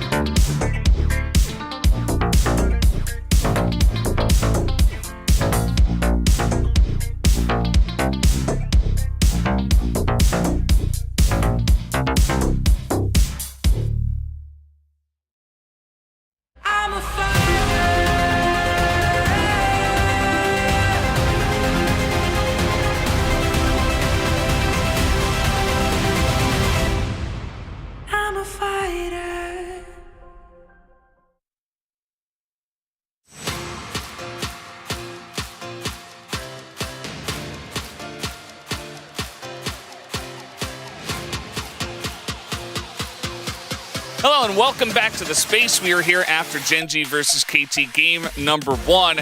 And much like a lot of the other games we've had today, it has been kind of just waiting, and then one big fight or a couple of big fights and the game kind of ends. I'm still Valdez. With me is Ox and Hooney. What do you guys think about that game? I feel like it was not even remotely close in the slightest. It was kind of like Gen.G got that fight, and then it was just Gen.G game from there. Yeah, I mean, I feel like this is the kind of like the meta showing. It just kind of explains a lot. The like you don't really have to go fast right now. Like it's based on like obviously it's based on compositions, but like it's just like the game actually kind of pretty smooth with the based on Drake. And if there's one big fight, it's just easy game. So what do we think about the draft here? I think the Kalista first pick coming out was pretty nice, and then I didn't mind actually what the first half of KT Rolster's draft looked like. I feel like it kind of tapered off there with that Viego pick. Yeah, I feel like the Udyr into the TF is just never going to have a good time, never going to feel impactful. Udyr, unlike Asante, you kind of actually want him to have a bit of a lead, be able to make use of the prio he normally gets. It's not happening to a TF. And the Viego, I feel like if you have an Orianna, you'd love like a really reliable engage pick in the jungle. We often see things like the Nocturne paired up with it or the Vi. Obviously the Vi was banned, but something that means that you can always just have that go button that can get you on top of the backline. Because I look at like Kalista, Azir, TF. If you're not able to get on top of them, you're really going to struggle to deal. And when your only real engage is like the Maokai, he's going to struggle, right? Like, he throws the ult down, and it's very easy for Alistair to block it. He can't just run at a TF and root him. He'll get stunned before he gets close. Yeah, I mean, I think the 1, 2, 3 upper the first phases of the pick, I think it's like it's really, I'll say, like a handshake. Like, I think it's just you pick Azir, we pick Ori. You pick Kalista, we pick Varus and Maokai as well. So I think it's actually more so it come through at the second phase, which is they also just pick it the Viego. And I think it's not like actually really not synced between the Orianna Viego. Like I would say Viego with the Maokai and Udyr does have a setup, but I think the Orianna Viego is kind of locked up to have a mid prio, and it's like really less pressure to the Azir. It's like more so Azir have to make a mistake to impact the mid lane, and that makes I think we will see the later on the highlight, like a lot of the Drake fight is like it was like more so Gen.G to favor the like having map control, vision control. They were in the first spot that they can actually poke down, like those kind of fact that actually just came in through at once, and that make the really big fight for Gen.G. Yeah, and there was like one good moment for KT where they got the steal, deft, shot the piercing arrow into the Hextech Drake. It was the first Drake. They didn't get any kills. Only one of them went down. And then we had our first and only highlight, which was this next Drake fight a couple Drakes later. Yeah, and you can see that, the vision being provided by the TF is obviously impactful, but KT kind of back away and they end up in a really uncomfortable position. They're trying to push through this area, but Lehens gets a really solid engage, and we get like this initial amount of damage coming down. They try and pick up BDD, but then you see they kind of actually let the cooldowns reset and wait, and Lehens finds another angle to go in and gets another massive combo that Deft actually flashes, but it would have been a 3-man if he hadn't. And it feels like they got so much value out of this Alistair pick in this play. Yeah, I mean, the first initial play on Lehens and Alistair just going in with this like 4 people knock up, it's like it was like so huge, and that actually makes so much differences. And also, this is the TF, the gold diff, by the way. And he was just completely, it was like 0-0-0, and he had a 150 bounty, and he was like so fat. And just like as soon as he get the 2 item, he just done. Like, you just get RFC and just get the static shift. You can actually play the map so fast and also so impactful at this type of the fight. Like, you just make the distance that these are so far away, just keep throwing the gold card, pressuring the enemy. That just makes this like fight so favored. I think like the only solution to TF is we've seen some games where like you can challenge him, you can get on top of him, you can kill him. If you have like a strong ganking jungler and you have like good setup. But I think like picking Udyr into it and being like, oh, we'll just weather the storm. It's like, well, even if you don't die, you're going to be down CS. And because of the extra gold, even if it's only like a 30 CS lead, it feels like a 60 CS lead. Yeah, it's pretty oppressive. I think it's kind of like Smolder in the top lane, but better, because he has so many great matchups and he just gets so much gold. It's kind of insane. Guys, we do have the POG ready. Let's take a look at who does pick it up for this one. It will be Lehens with the 0-0-11. Feeling pretty good about this Alistar play. Yeah, one of the points that was kind of raised in draft by Chronicler, which is pretty valid, is that like having just the Alistars that primary engage can sometimes be tricky. The Kalista definitely helped it. But Lehens showed why they had such confidence in him being the one leading all the fights, starting them all off. That dragon fight was the big one, but finding angles where he could get on top of people, get the flash Q, headbutt them back. It's like the third time I think he did that this game. He got one on an earlier Drake fight as well, so just really well played. Yeah, I mean, this should be pretty easy call. Like, I wouldn't say it's an 8 out of 8 because, like, overall, I think, you know, the Games had a really great game and even Chovy has it. So, as what kind of expected. Yeah, I think the TF getting a free lane and taking over the game as well gets him a couple of votes, and then we saw some nice plays from Chovy as well, so kind of makes sense. 5 out of 8. KT is going to move over to the blue side for game number 2, and we'll have to wait and see if that does help them out, but will be interesting because we did kind of talk about the second phase of the bans and the picks kind of being the issue, but we'll just have to wait and see, I guess.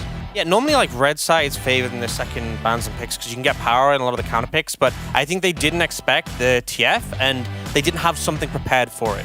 Yeah, it was a big issue in that first game. But guys, we are done here on the space. Let's go back to the casters for game number 2. Thank you so much, gentlemen. Absolutely fantastic breakdown of game number 1, or what was there to break down in it, because it was an absolute slaughtering here by Gen G. A lot of things are going to have to be addressed, and I hope that KT addressed them. I think the Twist of Fate, definitely a big one. The thing is, like, they didn't have anything prepared. If they didn't have anything prepared, then that means that they weren't watching when Keen played it last time and was really, really strong. So I think that they probably knew that it was a possibility. They just didn't have a good enough answer. In defense of KT, this is something a lot of our mid-tier teams have struggled with against the top 2 teams, T1 and Gen G. There are so many champions that feel like a must-ban that you can always go, well, why didn't you ban that? And I think that TF is a really good example of that, because when I look at the bans that they had against Gen G, I don't think any of them stand out to me in a negative way, the way that we've seen with some other big ban. What do you mean? Like, you can't see the Lucian ban? So I know that you and I universally agree that Lucian is it's just not good, but none of the teams have accepted that. So yeah. I'll give them. I feel like it's everyone. It's a mistake that everyone makes. But it's fair. I would have agreed with you there. You know what? Scratch that. Skip that Lucian. Ban TF. Well, that's what they've done. They banned the TF. The Renata is still being banned on the second slot in blue side, no matter which the team is. Kind of interesting. They are going to make sure they get rid of it. Talia also taken away from BDD. Very understandable. He is extremely good on this pick, although the last couple of games he played were losses. Still, he is just pretty good on the Talia, not wanting to deal with it. Kalista going to be removed as well. Kind of interesting on the blue side. KT don't want to go for the same first pick. We know that Deft very much does enjoy a few Kalista games here and there. It's because they want to B1 Azir. That's got to be it. I don't know whether that is necessarily the winning angle here. As Ash once again left up and available. Kind of interesting, but slipped all the way through the draft last time around. This time, what is this Vi? First pick? Vi is a good one. It's a decent one. And the Azir is what we're looking at. Yeah. There it goes. There it goes. Maokai probably going to be a response on the other end. Chovy obviously has plenty of champions he can play into this. I don't even think they're going to pick his mid laner in the first rotation. Unless they just Yone Sejuani. Or Corki. I guess, yeah. I was hoping he was going to go for Tristana second rotation, so we didn't have to Corki, but... It's being hovered. It hasn't been locked in. There it is. Okay. Well, maybe we'll get more gameplay now before the moment where, you know, the fight happens that decides the game. Well, Corki has been a little bit nerfed, but the problem is that since he was theoretically a little bit nerfed, he's only one, and it's only really been Faker that's been playing it here in the LCK. There's the Nautilus locked in for Lehens, obviously his favorite pick. He is going to take that one away. Still keeping Paze's choice up in the air. Oh, okay, Deft. Gonna try his hand at it one more time, potentially, unless it's heading into a different lane. We saw Kingen debut it on the top side of the map, and so it could be perfect that's playing the Smolder. It's not yet a guarantee. Smolder Alistair has been a lane that teams have really enjoyed. Don't know whether it's necessarily all that powerful, especially not early on, but that is a rel. So another flex between Pyosik and Beryl. I feel like they almost have a shared champion pool at this stage. As there it is. So the lock-in for a bit of extra engage. The more I think about it, the more I wish they would ban only Renata or Kalista. I understand, like, not giving over that combo makes complete sense to me, but by banning both, like, Nautilus also gains so much value just by the virtue of Renata not being an available pick. I don't know if you can go Nautilus second rotation here, if there is a chance that KT go towards a Renata, because she makes Nautilus' life an absolute slog. And as we see, Pays not going to be picking up his pick just yet. It's just going to be Canyon on his Lee. One of the picks where he is generally a bit more aggressive, which is fun. Yeah, and he has been just historically fantastic on this champion. We say it many, many times. Kai'Sa Like going to be taken away from Pays. Do like that one as well. I like the fact that Corki does open up the opportunity to go for more of these short-range AD carries. Does sort of hide some of the weaknesses as you move later into the game, because Corki kind of by himself is the late game for a team composition like this. So just pick for early mid, and then you're kind of laughing. Cassante taken away last though, so not going to stay on the jungle hype train. Poppy might need a little bit of a look in, but Genji have ran out of bans, so it might be something that could theoretically go over to Pyosik if they would like to do that. Pays though. See what he is going to be taking away. I expect Keen to have counter pick left for him. Yeah, what is it going to be? Xayah comes to mind, but I don't like Xayah into Smolder one bit. A lot of the aggressive AD carries were already taken away. Aphelios is a pairing that obviously we see often with Nautilus and that Pays loves. Zeri is also kind of a no-brainer in hindsight. Not necessarily going to be feeling that great into Smolder for the first couple of levels, but post-6 you do have a lot of threat, especially with the Nautilus. And as you point out, you don't really need someone with as much range when Corki is sitting by your side. And the late game of Genji is already approaching peak Genji levels. I'm sure that they're going to be looking for a mid-game fight to just have that available early, as they always do. Ooh, now going to be the blind pick option. Or perfect. I don't mind it, but it does mean that some of the team fights will be a little finicky as far as the Nabar setups are concerned. Speaking of concern, Pyosik like he's pretty deep in thought about what he wants to go with. Poppy? I think Poppy does seem like a pretty good option to me. It feels great into Lee, into Zeri. It's good. Actually, can't believe that Vi made it this way. That's actually kind of crazy. Yeah, kind of a no-brainer into Zeri specifically. Maokai, still really good. Targeted CC. Yep. Targeted CC, guaranteed way. And you also have really good initiation in the realm. Normally Maokai as initiation I really don't like, because I feel like if you use your W offensively, then it's really easy to focus the Maokai and just take him down.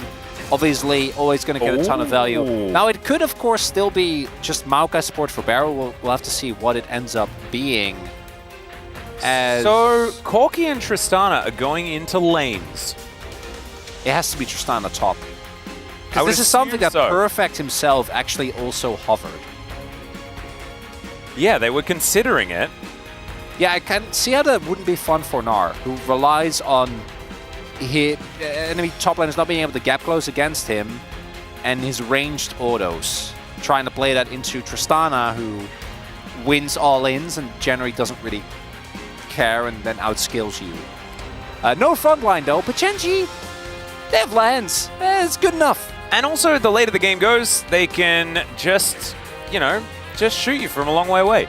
So maybe frontline is just not required. A very cool draft here from Genji, but I think a lot more of a playable one on the side of KT as well.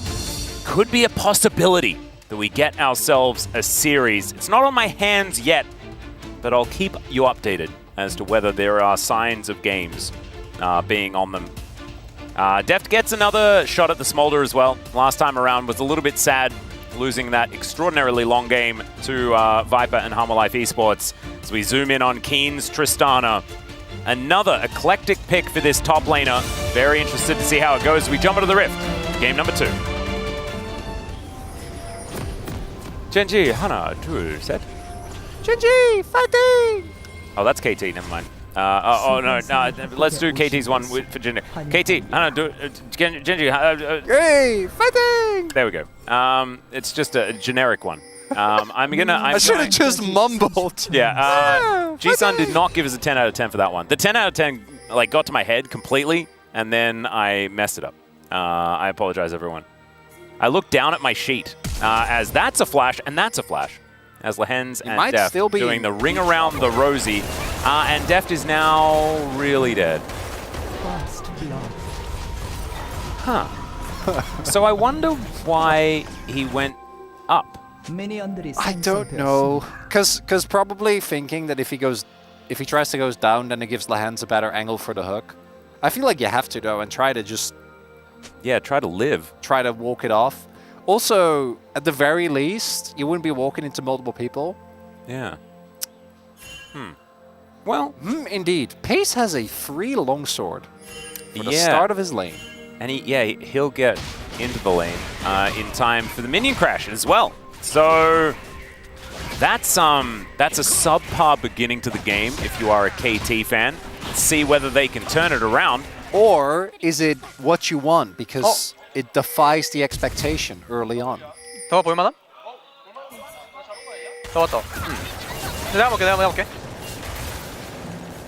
Oh shit. 맛있고. 스탠딩 빨리 먹으면 좋아. I think I wanted to maybe give it to Keen because he had the explosive shot. Yeah, I think he was saying, I'll take it. He did. And he absolutely did. As BDD taking a lot of damage here. As Perfect, like we were saying, it's not looking like a whole lot of fun. I was promised more game, Atlas. Were you? Yeah, you were saying going into draft is much more playable. And I believed you. I thought so as well. Right, yeah, but it's still KT. Don't get ahead of yourself. I will never get ahead of myself when it comes to KT. I am not that guy.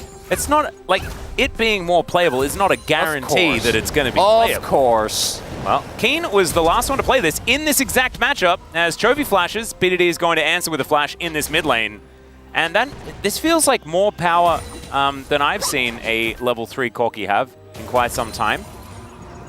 Golly. I think Golly is my response. We often overreact in the LCK. And I'm not going to say that it's Jover, but it's looking rough. It's not looking great here for the early game. I would say that the first it's not over have not gone optimally. It's not over yet, but it is feeling like so Zeri has a kill. Top lane laning phase is boom. Yeah.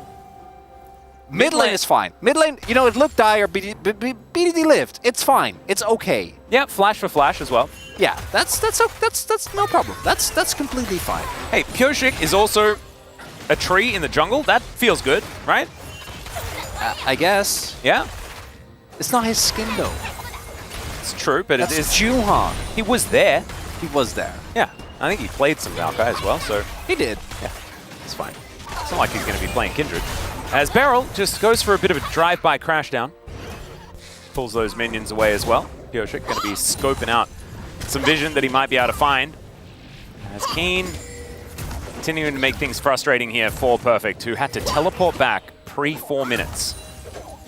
Keen just gets to live his best life because of how much pressure the rest of Gen G creates on the map. It makes perfect sense, right? Because then you play these isolated 1v1s, and Keen, we just looked at his solo queue. All right, we're going for a bit of an all-in here. Is Perfect. The explosive charge coming on down there. Okay, Megan up. Very, very close. There's the flash and a solo kill for Perfect. Okay, top lane going much better. All right, now Chovy's turn as BDD gets himself the shield with the shifting sands, and that should keep him alive. Oh my god.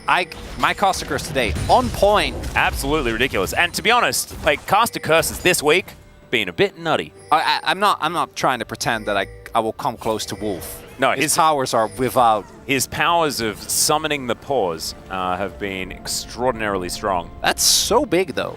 Yeah. Giving over the early kill to Perfect. Really nicely done there. Kenyon will be able to pick up 1. Would imagine that he doesn't necessarily want to go for 2, but Perfect can't TP back, whereas Keen did. So it's a big win for Perfect, but it's not by itself enough to equalize his lane, because the Tristana still has control of the wave and was able to make her way over, and this is still a bad lane state, particularly with no mid lane prio because of how Chovy has been playing. BDD has to back again.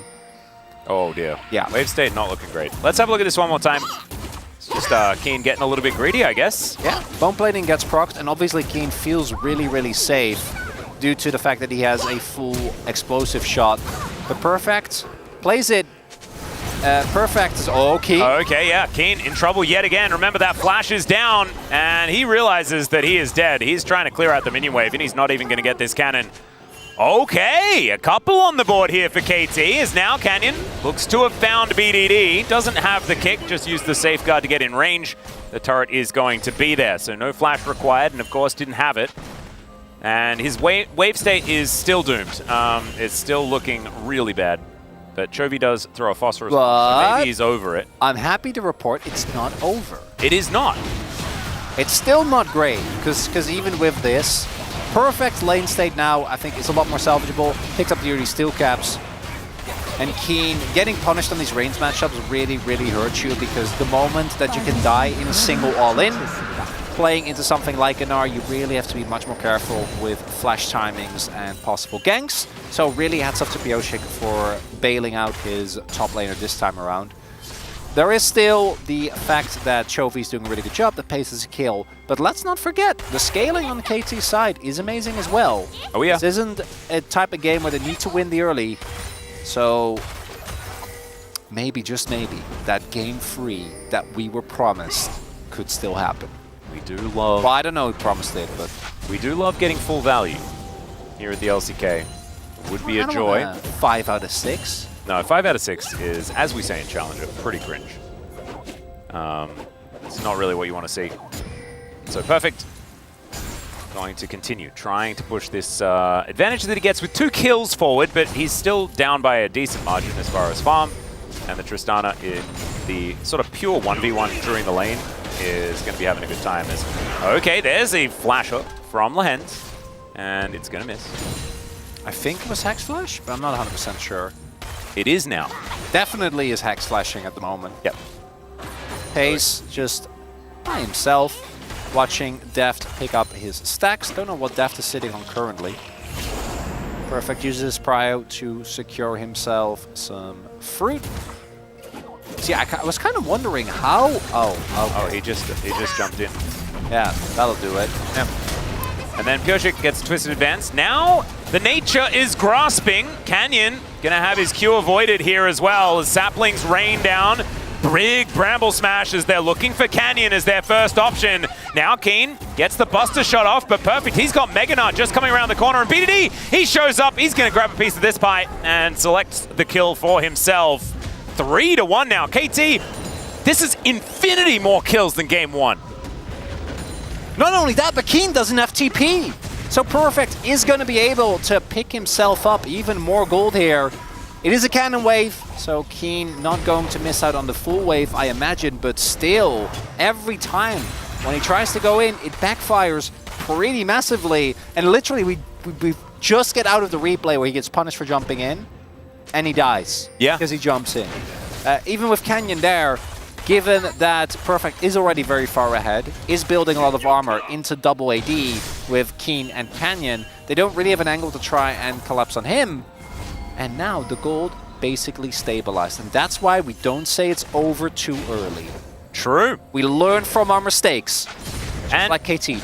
The thing that is, you know, still needs to be on our mind is the fact that this is a composition where Keen, I don't want to say that he's unnecessary. But no, he is, though. Yeah.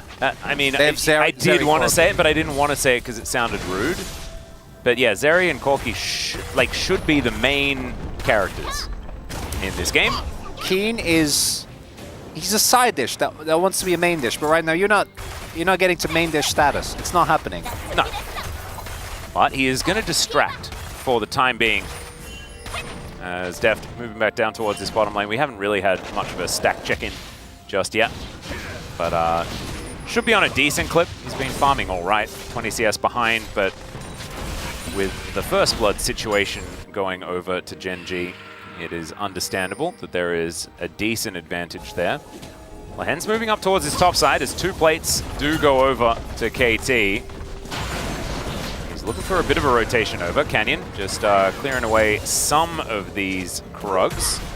It's Beryl and Deft down here on the bottom side. So, at about 15 seconds ago, 66 was the stack count for Deft. So not the worst, not the best. It's fine. It's good enough. Lands on a merry jaunt to top. Doesn't actually find anything. Could have traded his flash for perfects there, but it wasn't even guaranteed. The angle there a little bit awkward. Should take another look. This is the play that they tried to set up with Canyon in the area, but the moment that the ultimate from Pierce goes down, you see as well, Keen doesn't actually have that much AD right now, and Perfect has been able to itemize early armor. Obviously trying to turn onto a Maokai is a recipe for disaster as well. And Perfect gets to use so many hyper procs there. Yeah. Just auto after auto after auto, because they are just trying to run away as much as they can. So not a great look for Gen G towards the top side of the map, but still staying up in farm, and in the mid lane, everything looking okay as Beryl. It's a bit of a stun onto his ex-teammates. Have we only had Ocean and Chemtech? We had some Hex techs for early Drakes, but it's been overwhelmingly this. It's been a lot of these, yeah. If we have a Cloud, then maybe there's a bit of a conspiracy. As package going to be delivered to the Dragon, and Nautilus going to find Gyoshik, or is the Sapling going to find him? Nope. Nothing really going to happen there. Ooh. So second Dragon does go over. So Hextech once again. Love that. Beryl gonna have to crash his way down. There's a special delivery. Magnustorm does pull Pays in as Mom gets a little bit mad. In goes Canyon and finds both of them with the help of Pays and gets some plates for his trouble. Beautiful play towards the bottom side of the map for Gen G. Now on the top side, they're also able to mitigate the pressure. That lead only extended. Synergy there between Canyon and Pace, flashing in at the same time, guaranteeing that they have the necessary damage. Canyon and Beryl might have been in the same team a long time ago, but Canyon not going to let that hold them back. More kills for the Zarias if Pace wasn't further enough ahead. Another wave going into the turret, putting Deft further behind, and because of Lahen's positioning towards the top level of the map, no counterplay available there, and Gen G build up on the gold lead again. 얘 좀 때릴게. 수아나 이거 봐줄래? 바로 잡을게. Yep, follow up. It's the Q. I'm going. And they just get it. 바텀. Everyone flashed. No flashes left remaining. So really beautifully played there by Pays and Canyon, and then they said the bot lane is over. And look, I don't think that's fair, because I kind of think it was over one. Hey, you can, the one kill you can come back from. The 2 kills and 3 plates, 20 CS maybe not so much. Yeah, a little bit of a rough time. Of course, Smolder, scaling, things like that is what we can say. But at the moment, I do feel a little bit disingenuous. There's also the problem that Smolder obviously does exceptional, but I do think the more we see of him, the more it does feel like he feels insanely overpowered with the right circumstances. Which is, he needs a front line, which he does actually have in this case, and he needs to have the freedom to actually go for these repeated Qs while being able to farm up. And realistically, there are so many people on Gen G that just jump on top of you and murder him. Like before he actually gets to get any Vel. Oh. Well, now this turret is very, very low. Chovy teleported in just to make sure that he can be here for the local gold on the turret. His first turret blood, so pretty valuable. He has a large CS advantage as well. And so there's a lot of things that we're talking about this game. We're talking about like Keen having this really rough time. We're talking about Pays and the advantages that he's got. But Corki's like 2 waves in the lead in mid lane. Yeah, he just got first turret blood as well. Local. He has a bounty. And it's Chovy, right? And we know that Chovy is the guy that made us very upset about Corki. That's the problem with Gen G and T1. There's too much. Yeah. Too much stuff. Well, Nature's Grasp going to come through. Gets a flash out from Lahen's as he does make it to the relative safety of underneath his turret. Oh, no TP for Chovy. Keen can TP in, though. Doesn't even want to. He's had some rough times here towards his top side. As Pace now just looking to try and turn it on to Perfect. Great Magnus Storm to interrupt, so no skating over the wall there. And Lehens is going to be dessert. He will be taken down here as now BDD's celebratory crash into this inner turret. And they're trading for a lot of things, right? So this outer will fall in the mid lane. Keen going to help Canyon take that one down. Now Chovy looking for an inner on the bottom side. But the inner turret will fall in top lane for KT. Still a really big win for KT. Not only do you get the shutdown, not only do you put more pressure on the top half of the map, but you also get Perfect even further ahead. BDD gets a big influx of gold, and the counterpunch from Gen G is pretty lackluster. They won't be able to actually take down the inner, even though it is low. Didn't want to risk that. As we're taking a look at crucially, Pace doesn't have flash, so he doesn't get to flash and then make his way over very early on towards the wall. Instead just has to walk. And as you pointed out, Beryl actually does a really good job. And unfortunately, the moment that you know the Herald is there, TPing just isn't going to do anything. Great cancel from Beryl. And both lands and Pace ends up going down. KT actually catching Gen G unaware in a rotation, which doesn't happen very often. Credit to them for that. You have your mid lane turret in response, not going to be too bad. And a very different game from game number 1, which I'm happy about because there wasn't really a whole lot that we got to talk about in that one. No, we did lose our minds just a little bit here. A lot more video game to wrap our heads around. Canyon clearing out vision where he can. Soul Point, 20 seconds time for Gen G if they would like it. KT probably wanting to deny this one. I think being able to get themselves some dragon fights under their belt will be very important. Because Deft just doesn't want this game to get out of control too quick. I actually really like the maul here from Chovy. So much value into the enemy team. Even Smolder obviously does a hefty amount of magic damage in the team fights with his W. All right, package up and available for Gen G. Maybe they could employ Mom to get on over there. All right, Pyoshik's in. He's out. Pyoshik's out. Now we're hex skating. All right, Pyoshik, what can you get done here as the dragons are going to fly forward? There's a lot of dashes, so that Magnus Storm does diddly squat. And so KT's engage does not work out. Q going to miss there as Chovy wanting to fight Beryl here. Hook is going to connect. There's the knock up as well. Deft once again is going to get caught. And it doesn't seem like Deft's day, especially not Deft's game. First it wasn't Peanuts Day, now it's not Deft's Day? Oh dear. Ruffy here for KT as they somehow managed to lose the objective and then everything gets used in an attempt to start the fight and the fight doesn't work. So they lose Soul Point and also Pace gets another kill. Yeah, the Deft dying part of this whole equation is the thing that's quite difficult. This was very funny. Here the real issue is, I think, Beryl's position, because Pyoshik is never going to be expected to actually engage on. It's always going to have to be Beryl. But I also really want you to look at Gen G's composition and who you actually engage on, besides Lehens. Like, it is Corki, Lee Sin, Zeri and Tristana. Like, it's actually a nightmare. I feel like Vi solves so many of the issues that you have with this Maokai, even though it is an exceptionally strong pick, don't get me wrong. But at least with Vi, you know, you might go in on a journey alone, but maybe it gives you a little bit of an opportunity for Beryl to actually get the follow-up.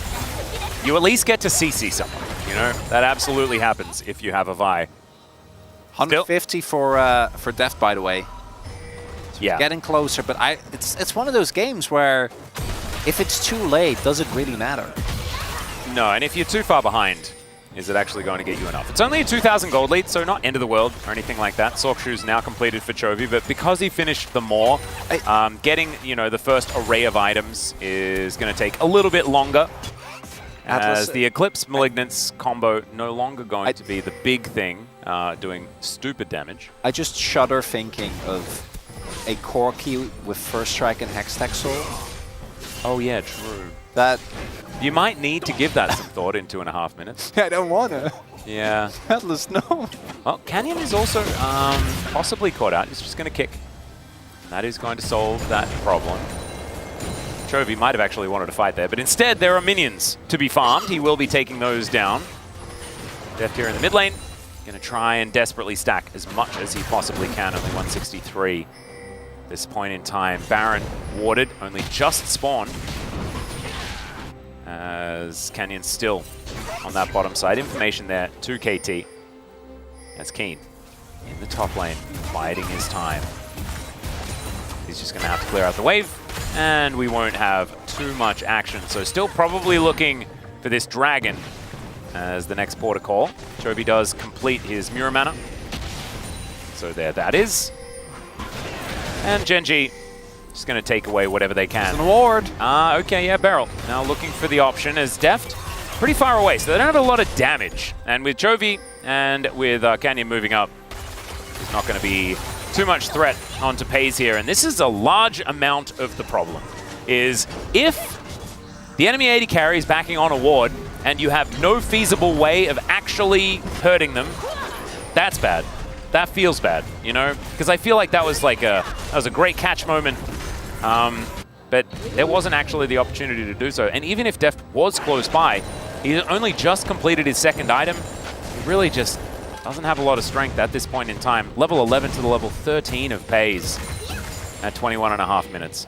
Also perfect, going for a bunch of components, but probably won't be able to, unless he tries and catch a wave or two and then TP back in, won't be able to finish a second item, meaning that looking at Genji, Pays in particular, obviously really accelerated. Chovy, I imagine, will also back just before the objective spawns and then make his way back. Has been sitting on this mana crystal for quite a while now. Ooh, nice little footwork there from BDD. Keeping himself alive. He's got his 2 items. As Canyon going to get a ward plonked down onto his head. That's gotta hurt. Yeah, it's Can't not feel good. It's not a great thing. That's why I think he said, "Huh." Wait, are they just giving this up? They might. Like Chovy isn't backing. Obviously he can TP straight in, but All right. Deft finding some Qs, needs to get a few more, but is going to be late finding on the some. back. Should still be fine. They have a couple of great flank wards here, but they might lose the Drake for it. Yeah. And Chovy's package is just spawning now, so that's why he delayed. Canyon gets in there, steals away the dragon. That's Hextech Soul.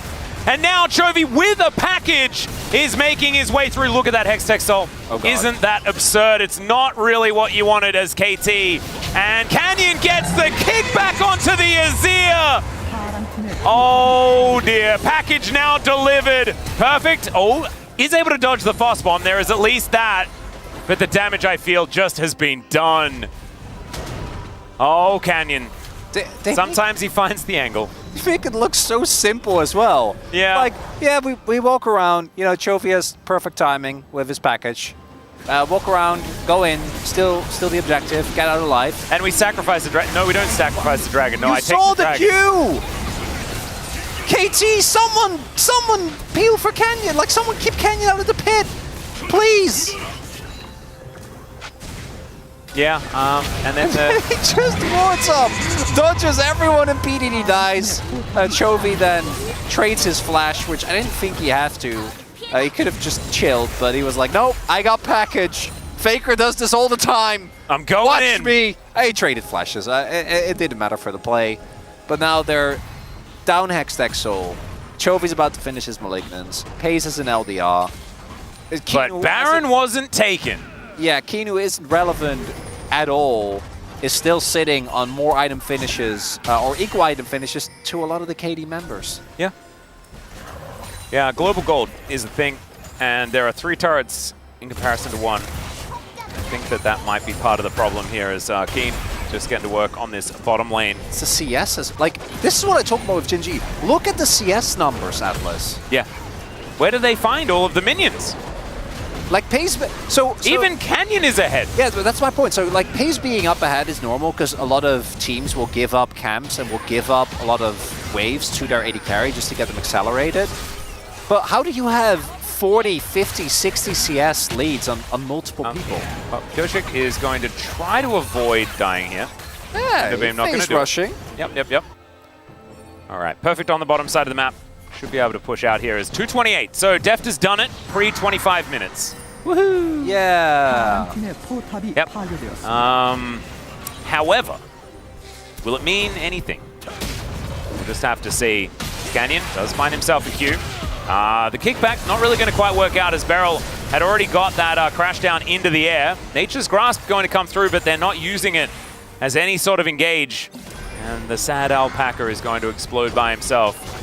Good sidestep there from Beryl, but he is going to soak a rocket. And 3 items now on the Corki. He is doing a fair bit of damage. Hard to imagine KT coming back in this one. Gonna need a miracle. After the early game, I really thought that they turned it around. Such a good job of keeping this pressure up towards the top side of the map, actually punishing Keen for a pick that definitely can be punished in the 2v2. Yoshik doing a great job. But these last 2 Drake fights have just not been it. And now we've got 2.5 minutes until the Elder. Oh, Pace has a... Ow. Is an arm guard. Yeah. Oh, he's gonna go Zeri. It's gonna happen. Where's Wolf? Get Wolf on the phone! Stat! I have a feeling that we may have had a pretty early certification. No. I mean, I don't know. I'm not the expert, but I feel like the real moment has yet to come. I think there might be another moment. The real moment or just the second moment? Another. The moments are real, I think. All of them are. Okay. I'm gonna default in this to you. Game. We might be a recording, however, we are still real. Where's my Wolf Moments soundboard? are too. Where is it? I need him to say it's a Zeri moment. I'm stamping it. All right, that hook was crazy from Lahans. Gershik trying to do anything, but he's just chain CC'd. The kill goes to Canyon. A fair bit of damage onto Lahans here, as BDD does manage to find the Emperor's Divide. Canyon going to get punished, and the Dragon is starting to do his job. Keen also down extraordinarily low, but the burn isn't on him here. Pays gets sneezed on as Perfect is very low, and look at this. Pays is a raid boss wandering towards the Gnar, and he does just explode. And so somehow, after what looked like a great fight for KT, it's only Deft left alive. KT hadn't been this far behind. Maybe that would have been the turning point. Initially, the engage looks good from Genji. Lahans with a beautiful hook there. Finds Pioshik. A lot of damage comes through, but the disengage from this composition actually quite strong. See the damage on Lahans there from the ultimate from Deft. I think he wished he had a little bit more going on, but then BDD going in. Yes, he hand delivers Canyon, but throughout all of that, Keen wasn't even... Keen did it! He wasn't real in that fight. That was a 4 versus 5 that they won. Yep. Keen jumped in to take his whole health bar of damage and then got out. That's what happened. But it was a fair bit of damage when he did land. This, if you're a top laner, this is the type of game where after the Nexus goes down, you have to type top diff. Oh yeah. Yeah, you gotta. And once again, this is Genji fighting around package timers. It's what we've seen from T1 and Faker so many times over the last couple of weeks. It's gone. And this Baron is, it's all right. Not long for the world. Beryl, Pioshik, flip that Elder, somehow get it, and maybe this game can turn around. That is the only way. And even then, I don't even know whether it is the way. Just believe, Atlas. All right, I'm gonna try. I am at least going to witness. Whatever I do, I will witness this dragon being attempted by KT. Oh no. Yeah, he didn't need to use it for the Baron fight. I think it will be wearing off relatively soon as, bless you, Deft. And there is the package wearing off. So KT now understanding that they have a little bit of a better chance in this fight as Pays, Extendo Beam, and able to get these burst fires over to Pioshik. And so he's down to 50% already. Perfect trying to be that front line, but Lahens is okay with it, and Pace just blows him up. Oh, and the arm guard is going to be popped. It denies the Magnet Storm. Then he has the cleanse. Beryl can't do anything. He's just going to go down. Empress Divide is kind of huge, but it just pushes all of the bad guys on top of Smolder. That's not what you want to see, and the Valkyrie comes over the wall, and that is the ace as Canyon cleans it up. The 2-0 for Genji is confirmed, as they don't even bother to secure Exodia. They think that just having a Soul and a Baron is going to be enough. Quick 2-0, nothing to see here from Genji.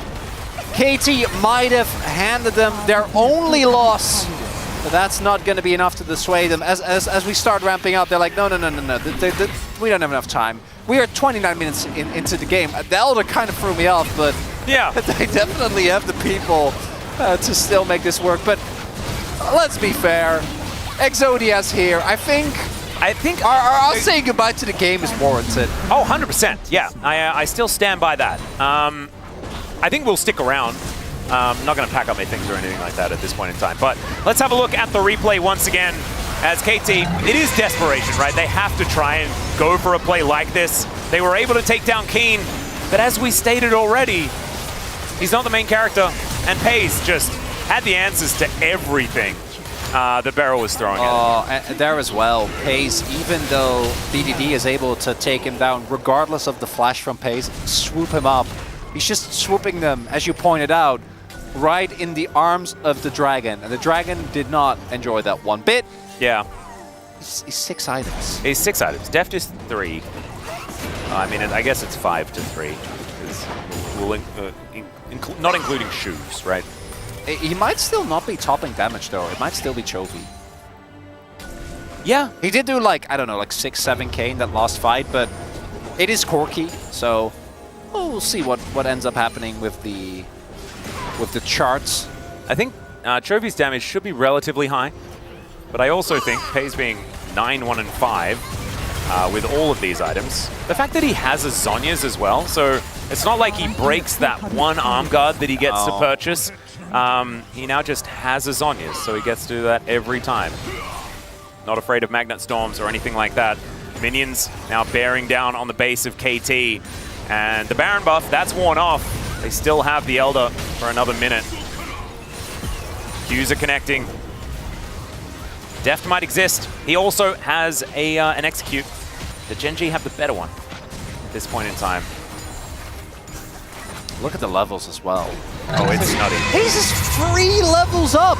He's level 18. He could theoretically be 7 levels up, but he just can't go above level 18. My God. Yeah, Mom gets a bit mad, but Gen G, I just don't think they hurt her. So first hit gonna go down, second one going to be pretty close as Deft gonna have to flap away. Turrets, inhibitors falling in quick succession. This bot lane doesn't have an inhibitor turret, so they can get the entire ring of these inhibs and these rockets. Yeah, Jonas Strong gonna be zooming in for a reason, because there is a lot of damage available here for Chovy. Even the lead kicks are a substantial poke because of the hex stack. Yeah. Not a lot of these rockets are landing, to be honest. So that's certainly good. That one did. And perfect. He's built relatively tanky. Keen has found his niche. Not really helping. As Hook going to connect onto Beryl, and Lehens is not going to get followed up on. What? That was one burst fire. Oh, Hextech Soul. Look at Keen. He's found his niche. PvE. There we go. Exactly. Press E and push. And Tristana pretty good at that. It's just zap after zap after zap. And KT, they're going to have to try to go for something, but Gen G aren't giving them any access. This must be so frustrating. And there are now just teams of super minions, exactly, making their way down top lane, mid lane, now bottom lane as well. As they are going to conga line their way in. Yeah, I think they actually can't.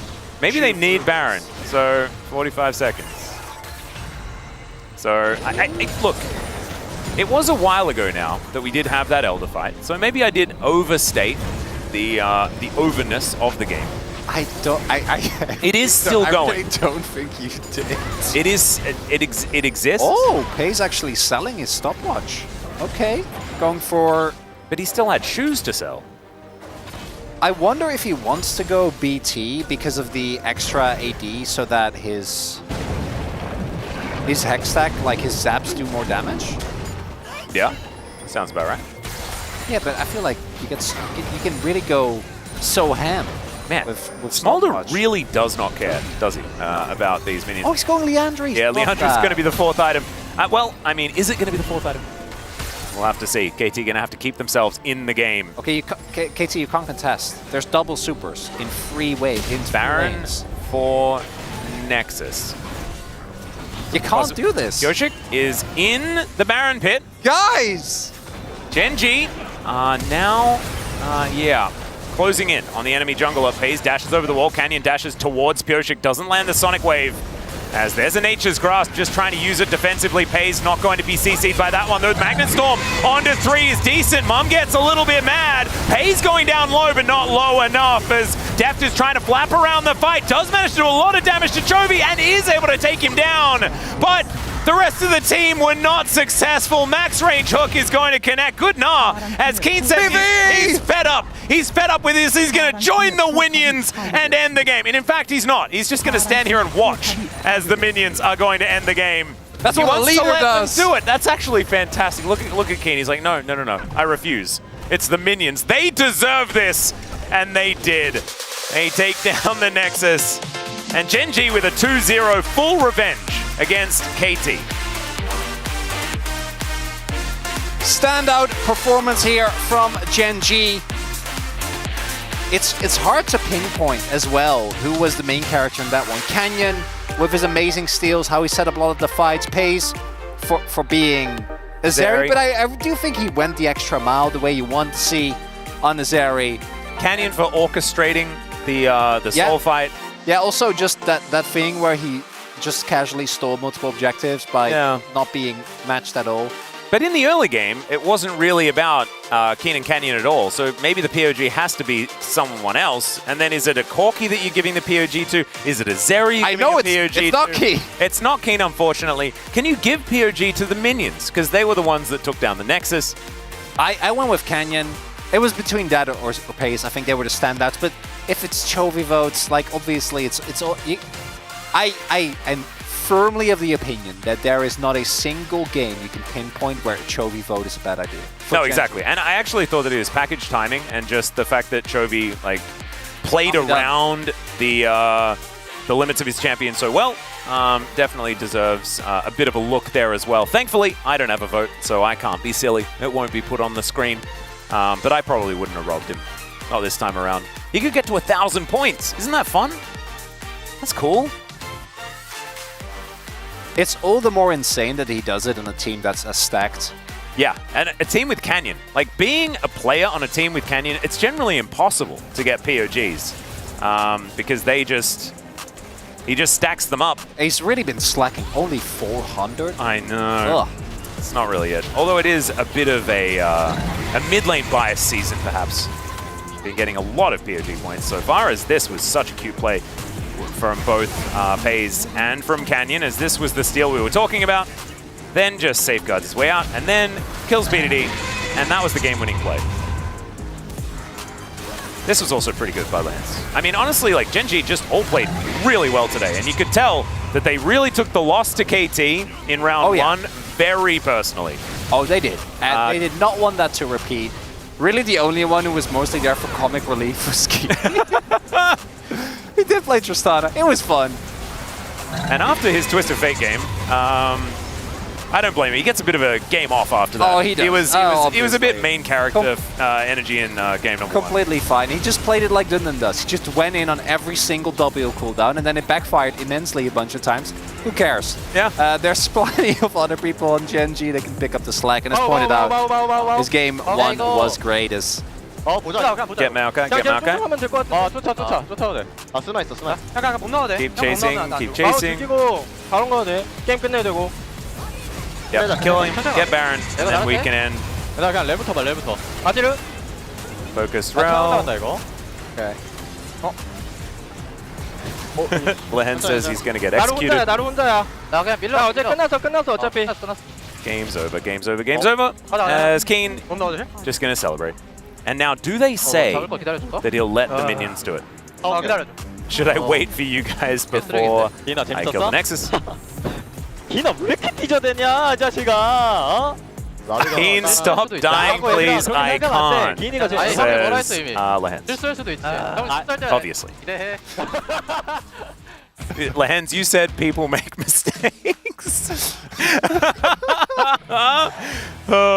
Lehens is just the least hinged of any player in the LCK, and we absolutely love him for it. Lee hinged. Lee hinged.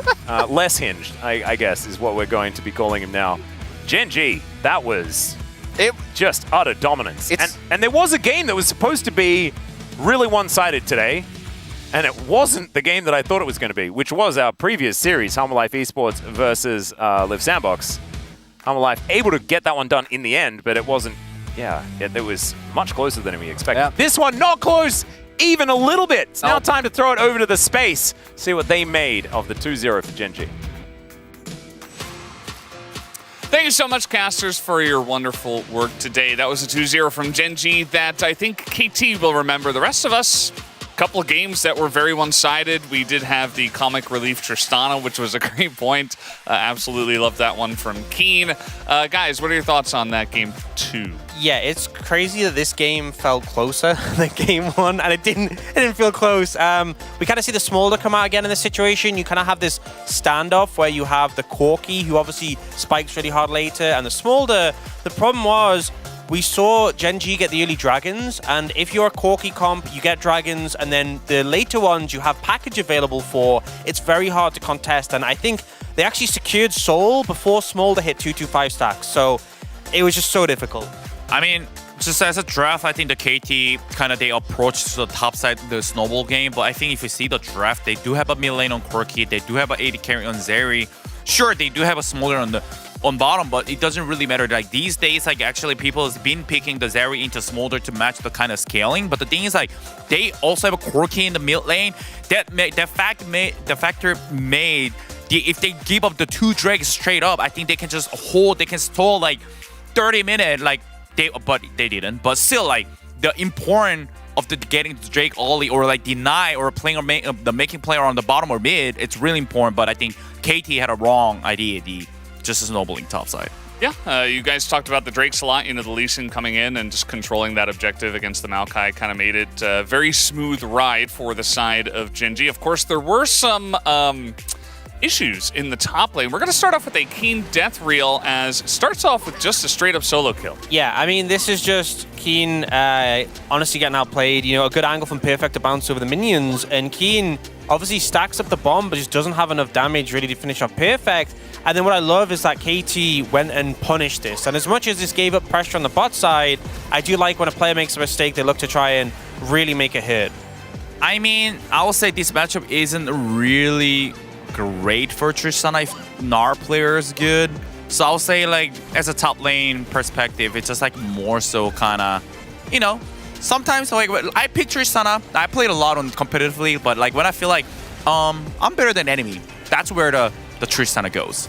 So you think Keen was maybe a bit overconfident with this pick? I mean, you picked up Tristana. Of course you're overconfident. What are you expecting for? You won with that last time, I believe. Does that mean that Perfect passed the Keen test again, like he did last time? Yes or no? Game 1 was a little, you know, a little rough. No comments. No comment. Okay, that's the official reading on the situation. We do have a couple of other highlights as well, starting off with the Gen.G comeback in the game. Yeah, I mean, this was huge. Just Canyon finding this aggressive angle, catching out Beryl. And from this position, we were kind of feeling good about KT before this play. But on the back end of this, you're getting a big influx of gold for Deft, who's getting plates as well. This really made the game so hard from there. For Pays. So, yeah, sorry. Pays, yeah. Yeah, I mean, it's after this, it's like, it kind of balances out, right? Like top lane was a really tough situation, but like bot was become a bigger problem, which is like it's a Gnar against Zeri. Obviously, we know who wins. Yeah, and then we had this play, which was the Hextech Soul fight, right? So Jovi's going back for the package, and he's gonna be late to the party, but it doesn't matter because Canyon decided to win anyway. Yeah, I mean, Canyon was really clutch with some of his smites in this game and just the control and objectives in general. With a composition like Gen.G's, once you get Hextech Soul, it's just over. Like, you can see KT like, okay, we need to try and disengage. They get hit by one little Corki rocket, and they're all slowed, and then that kick on a BDD is such a good read. I mean, I don't know, like, the KT discipline out there, like, it's so, like, really sad to watch, because, like, they know where the Lee Sin is. Like, at least, like, one person is, like, just vocalizes, like, I'm gonna mark Lee, or, like, at least just anyone, man. Just anyone. It's just like, it's just getting kicked after 10 seconds. He showed out of the pit. And it's like, no, this is not good. It's this game there. It was kind of sad for BDD. And he got stuck, and they lost the dragon, and it was a rough day for KT. But Gen.G, let's see who does pick up POG for game 2. We had our eyes on Canyon, and he will, in fact, pick up the POG. Yeah, I mean, obviously we saw, you know, like the Zeri and the Corki do a lot in the late stage of the game, but I feel like this play on the bot side really kind of mitigated the little disaster that happened top, and also just the control over the dragons. You secure a Hextech Soul that early, and Smolder just really can't be relevant in that game. Yeah, I mean, basically, this is all just game-winning play. Everything whatever he delivered to the team, but it just, I guess he kind of catch really well the KT opportunity whenever they make the mistake, and he was abusing really well, so he kind of deserves it. 6 out of 8. We did have a couple of votes for Lehens as well, which I suppose that's all right. No boom boom damage voters. No boom boom damage voters. Well, These days, people kind of hate Corky. That's how I feel. But also, there's no media, so... Yeah, it was pretty clean votes across the board here, guys. We do have the interview ready. I'm going to hand it over to Ji-sun for the translation. Thank you very much, guys. This is Ji-sun for the POG interview translation, joined by Lehens and Kenyon on the side of Gen.G. Congratulations on your win. With this win, you got your revenge of the first round and also a revenge onto your former team. How do you feel about that? Yeah, I'm happy that we got a revenge, especially with a clean 2-0 game score. And Kenyon, with today's results, you have secured a spot in the playoffs and also reclaimed first place. How do you feel? I was really hungry for this revenge up against KT Roaster after the first round loss, so I'm so glad that we made it, and also I'm so happy to be at the playoffs already. In the first game, TF was the last pick, and it was paired up with Jax in the jungle. What was the planning behind this composition? Recently, I have been practicing Jax jungle, and I thought it was pretty decent. And I've seen some of the picks that actually, some of the players actually using Jax into Twisted Fate, so this can also prevent the counter pick. So it was a mixture of my practice and also a strategy to deny the counter pick. And Lehens, we had Kalista blind pick, and then it was paired up with Alistar on the bottom lane. This was actually the first time Gen.G utilized this duo this season. I think Kalista and Varus are both really good. It just depends on your preference. And looking at the opponent's composition, I think our Kalista-Alistar duo would be the right answer. And so far this season, Alistar is having a great result, and looking at the LCK career of yours, your Alistar is always having a great success. Tell us about it as well. I don't think it's like purely just me being really good at Alistar. It's also thanks to the teammates who have been always pulling off a great play together. Alistar is definitely a pick that makes it a lot easier to initiate a good team fights.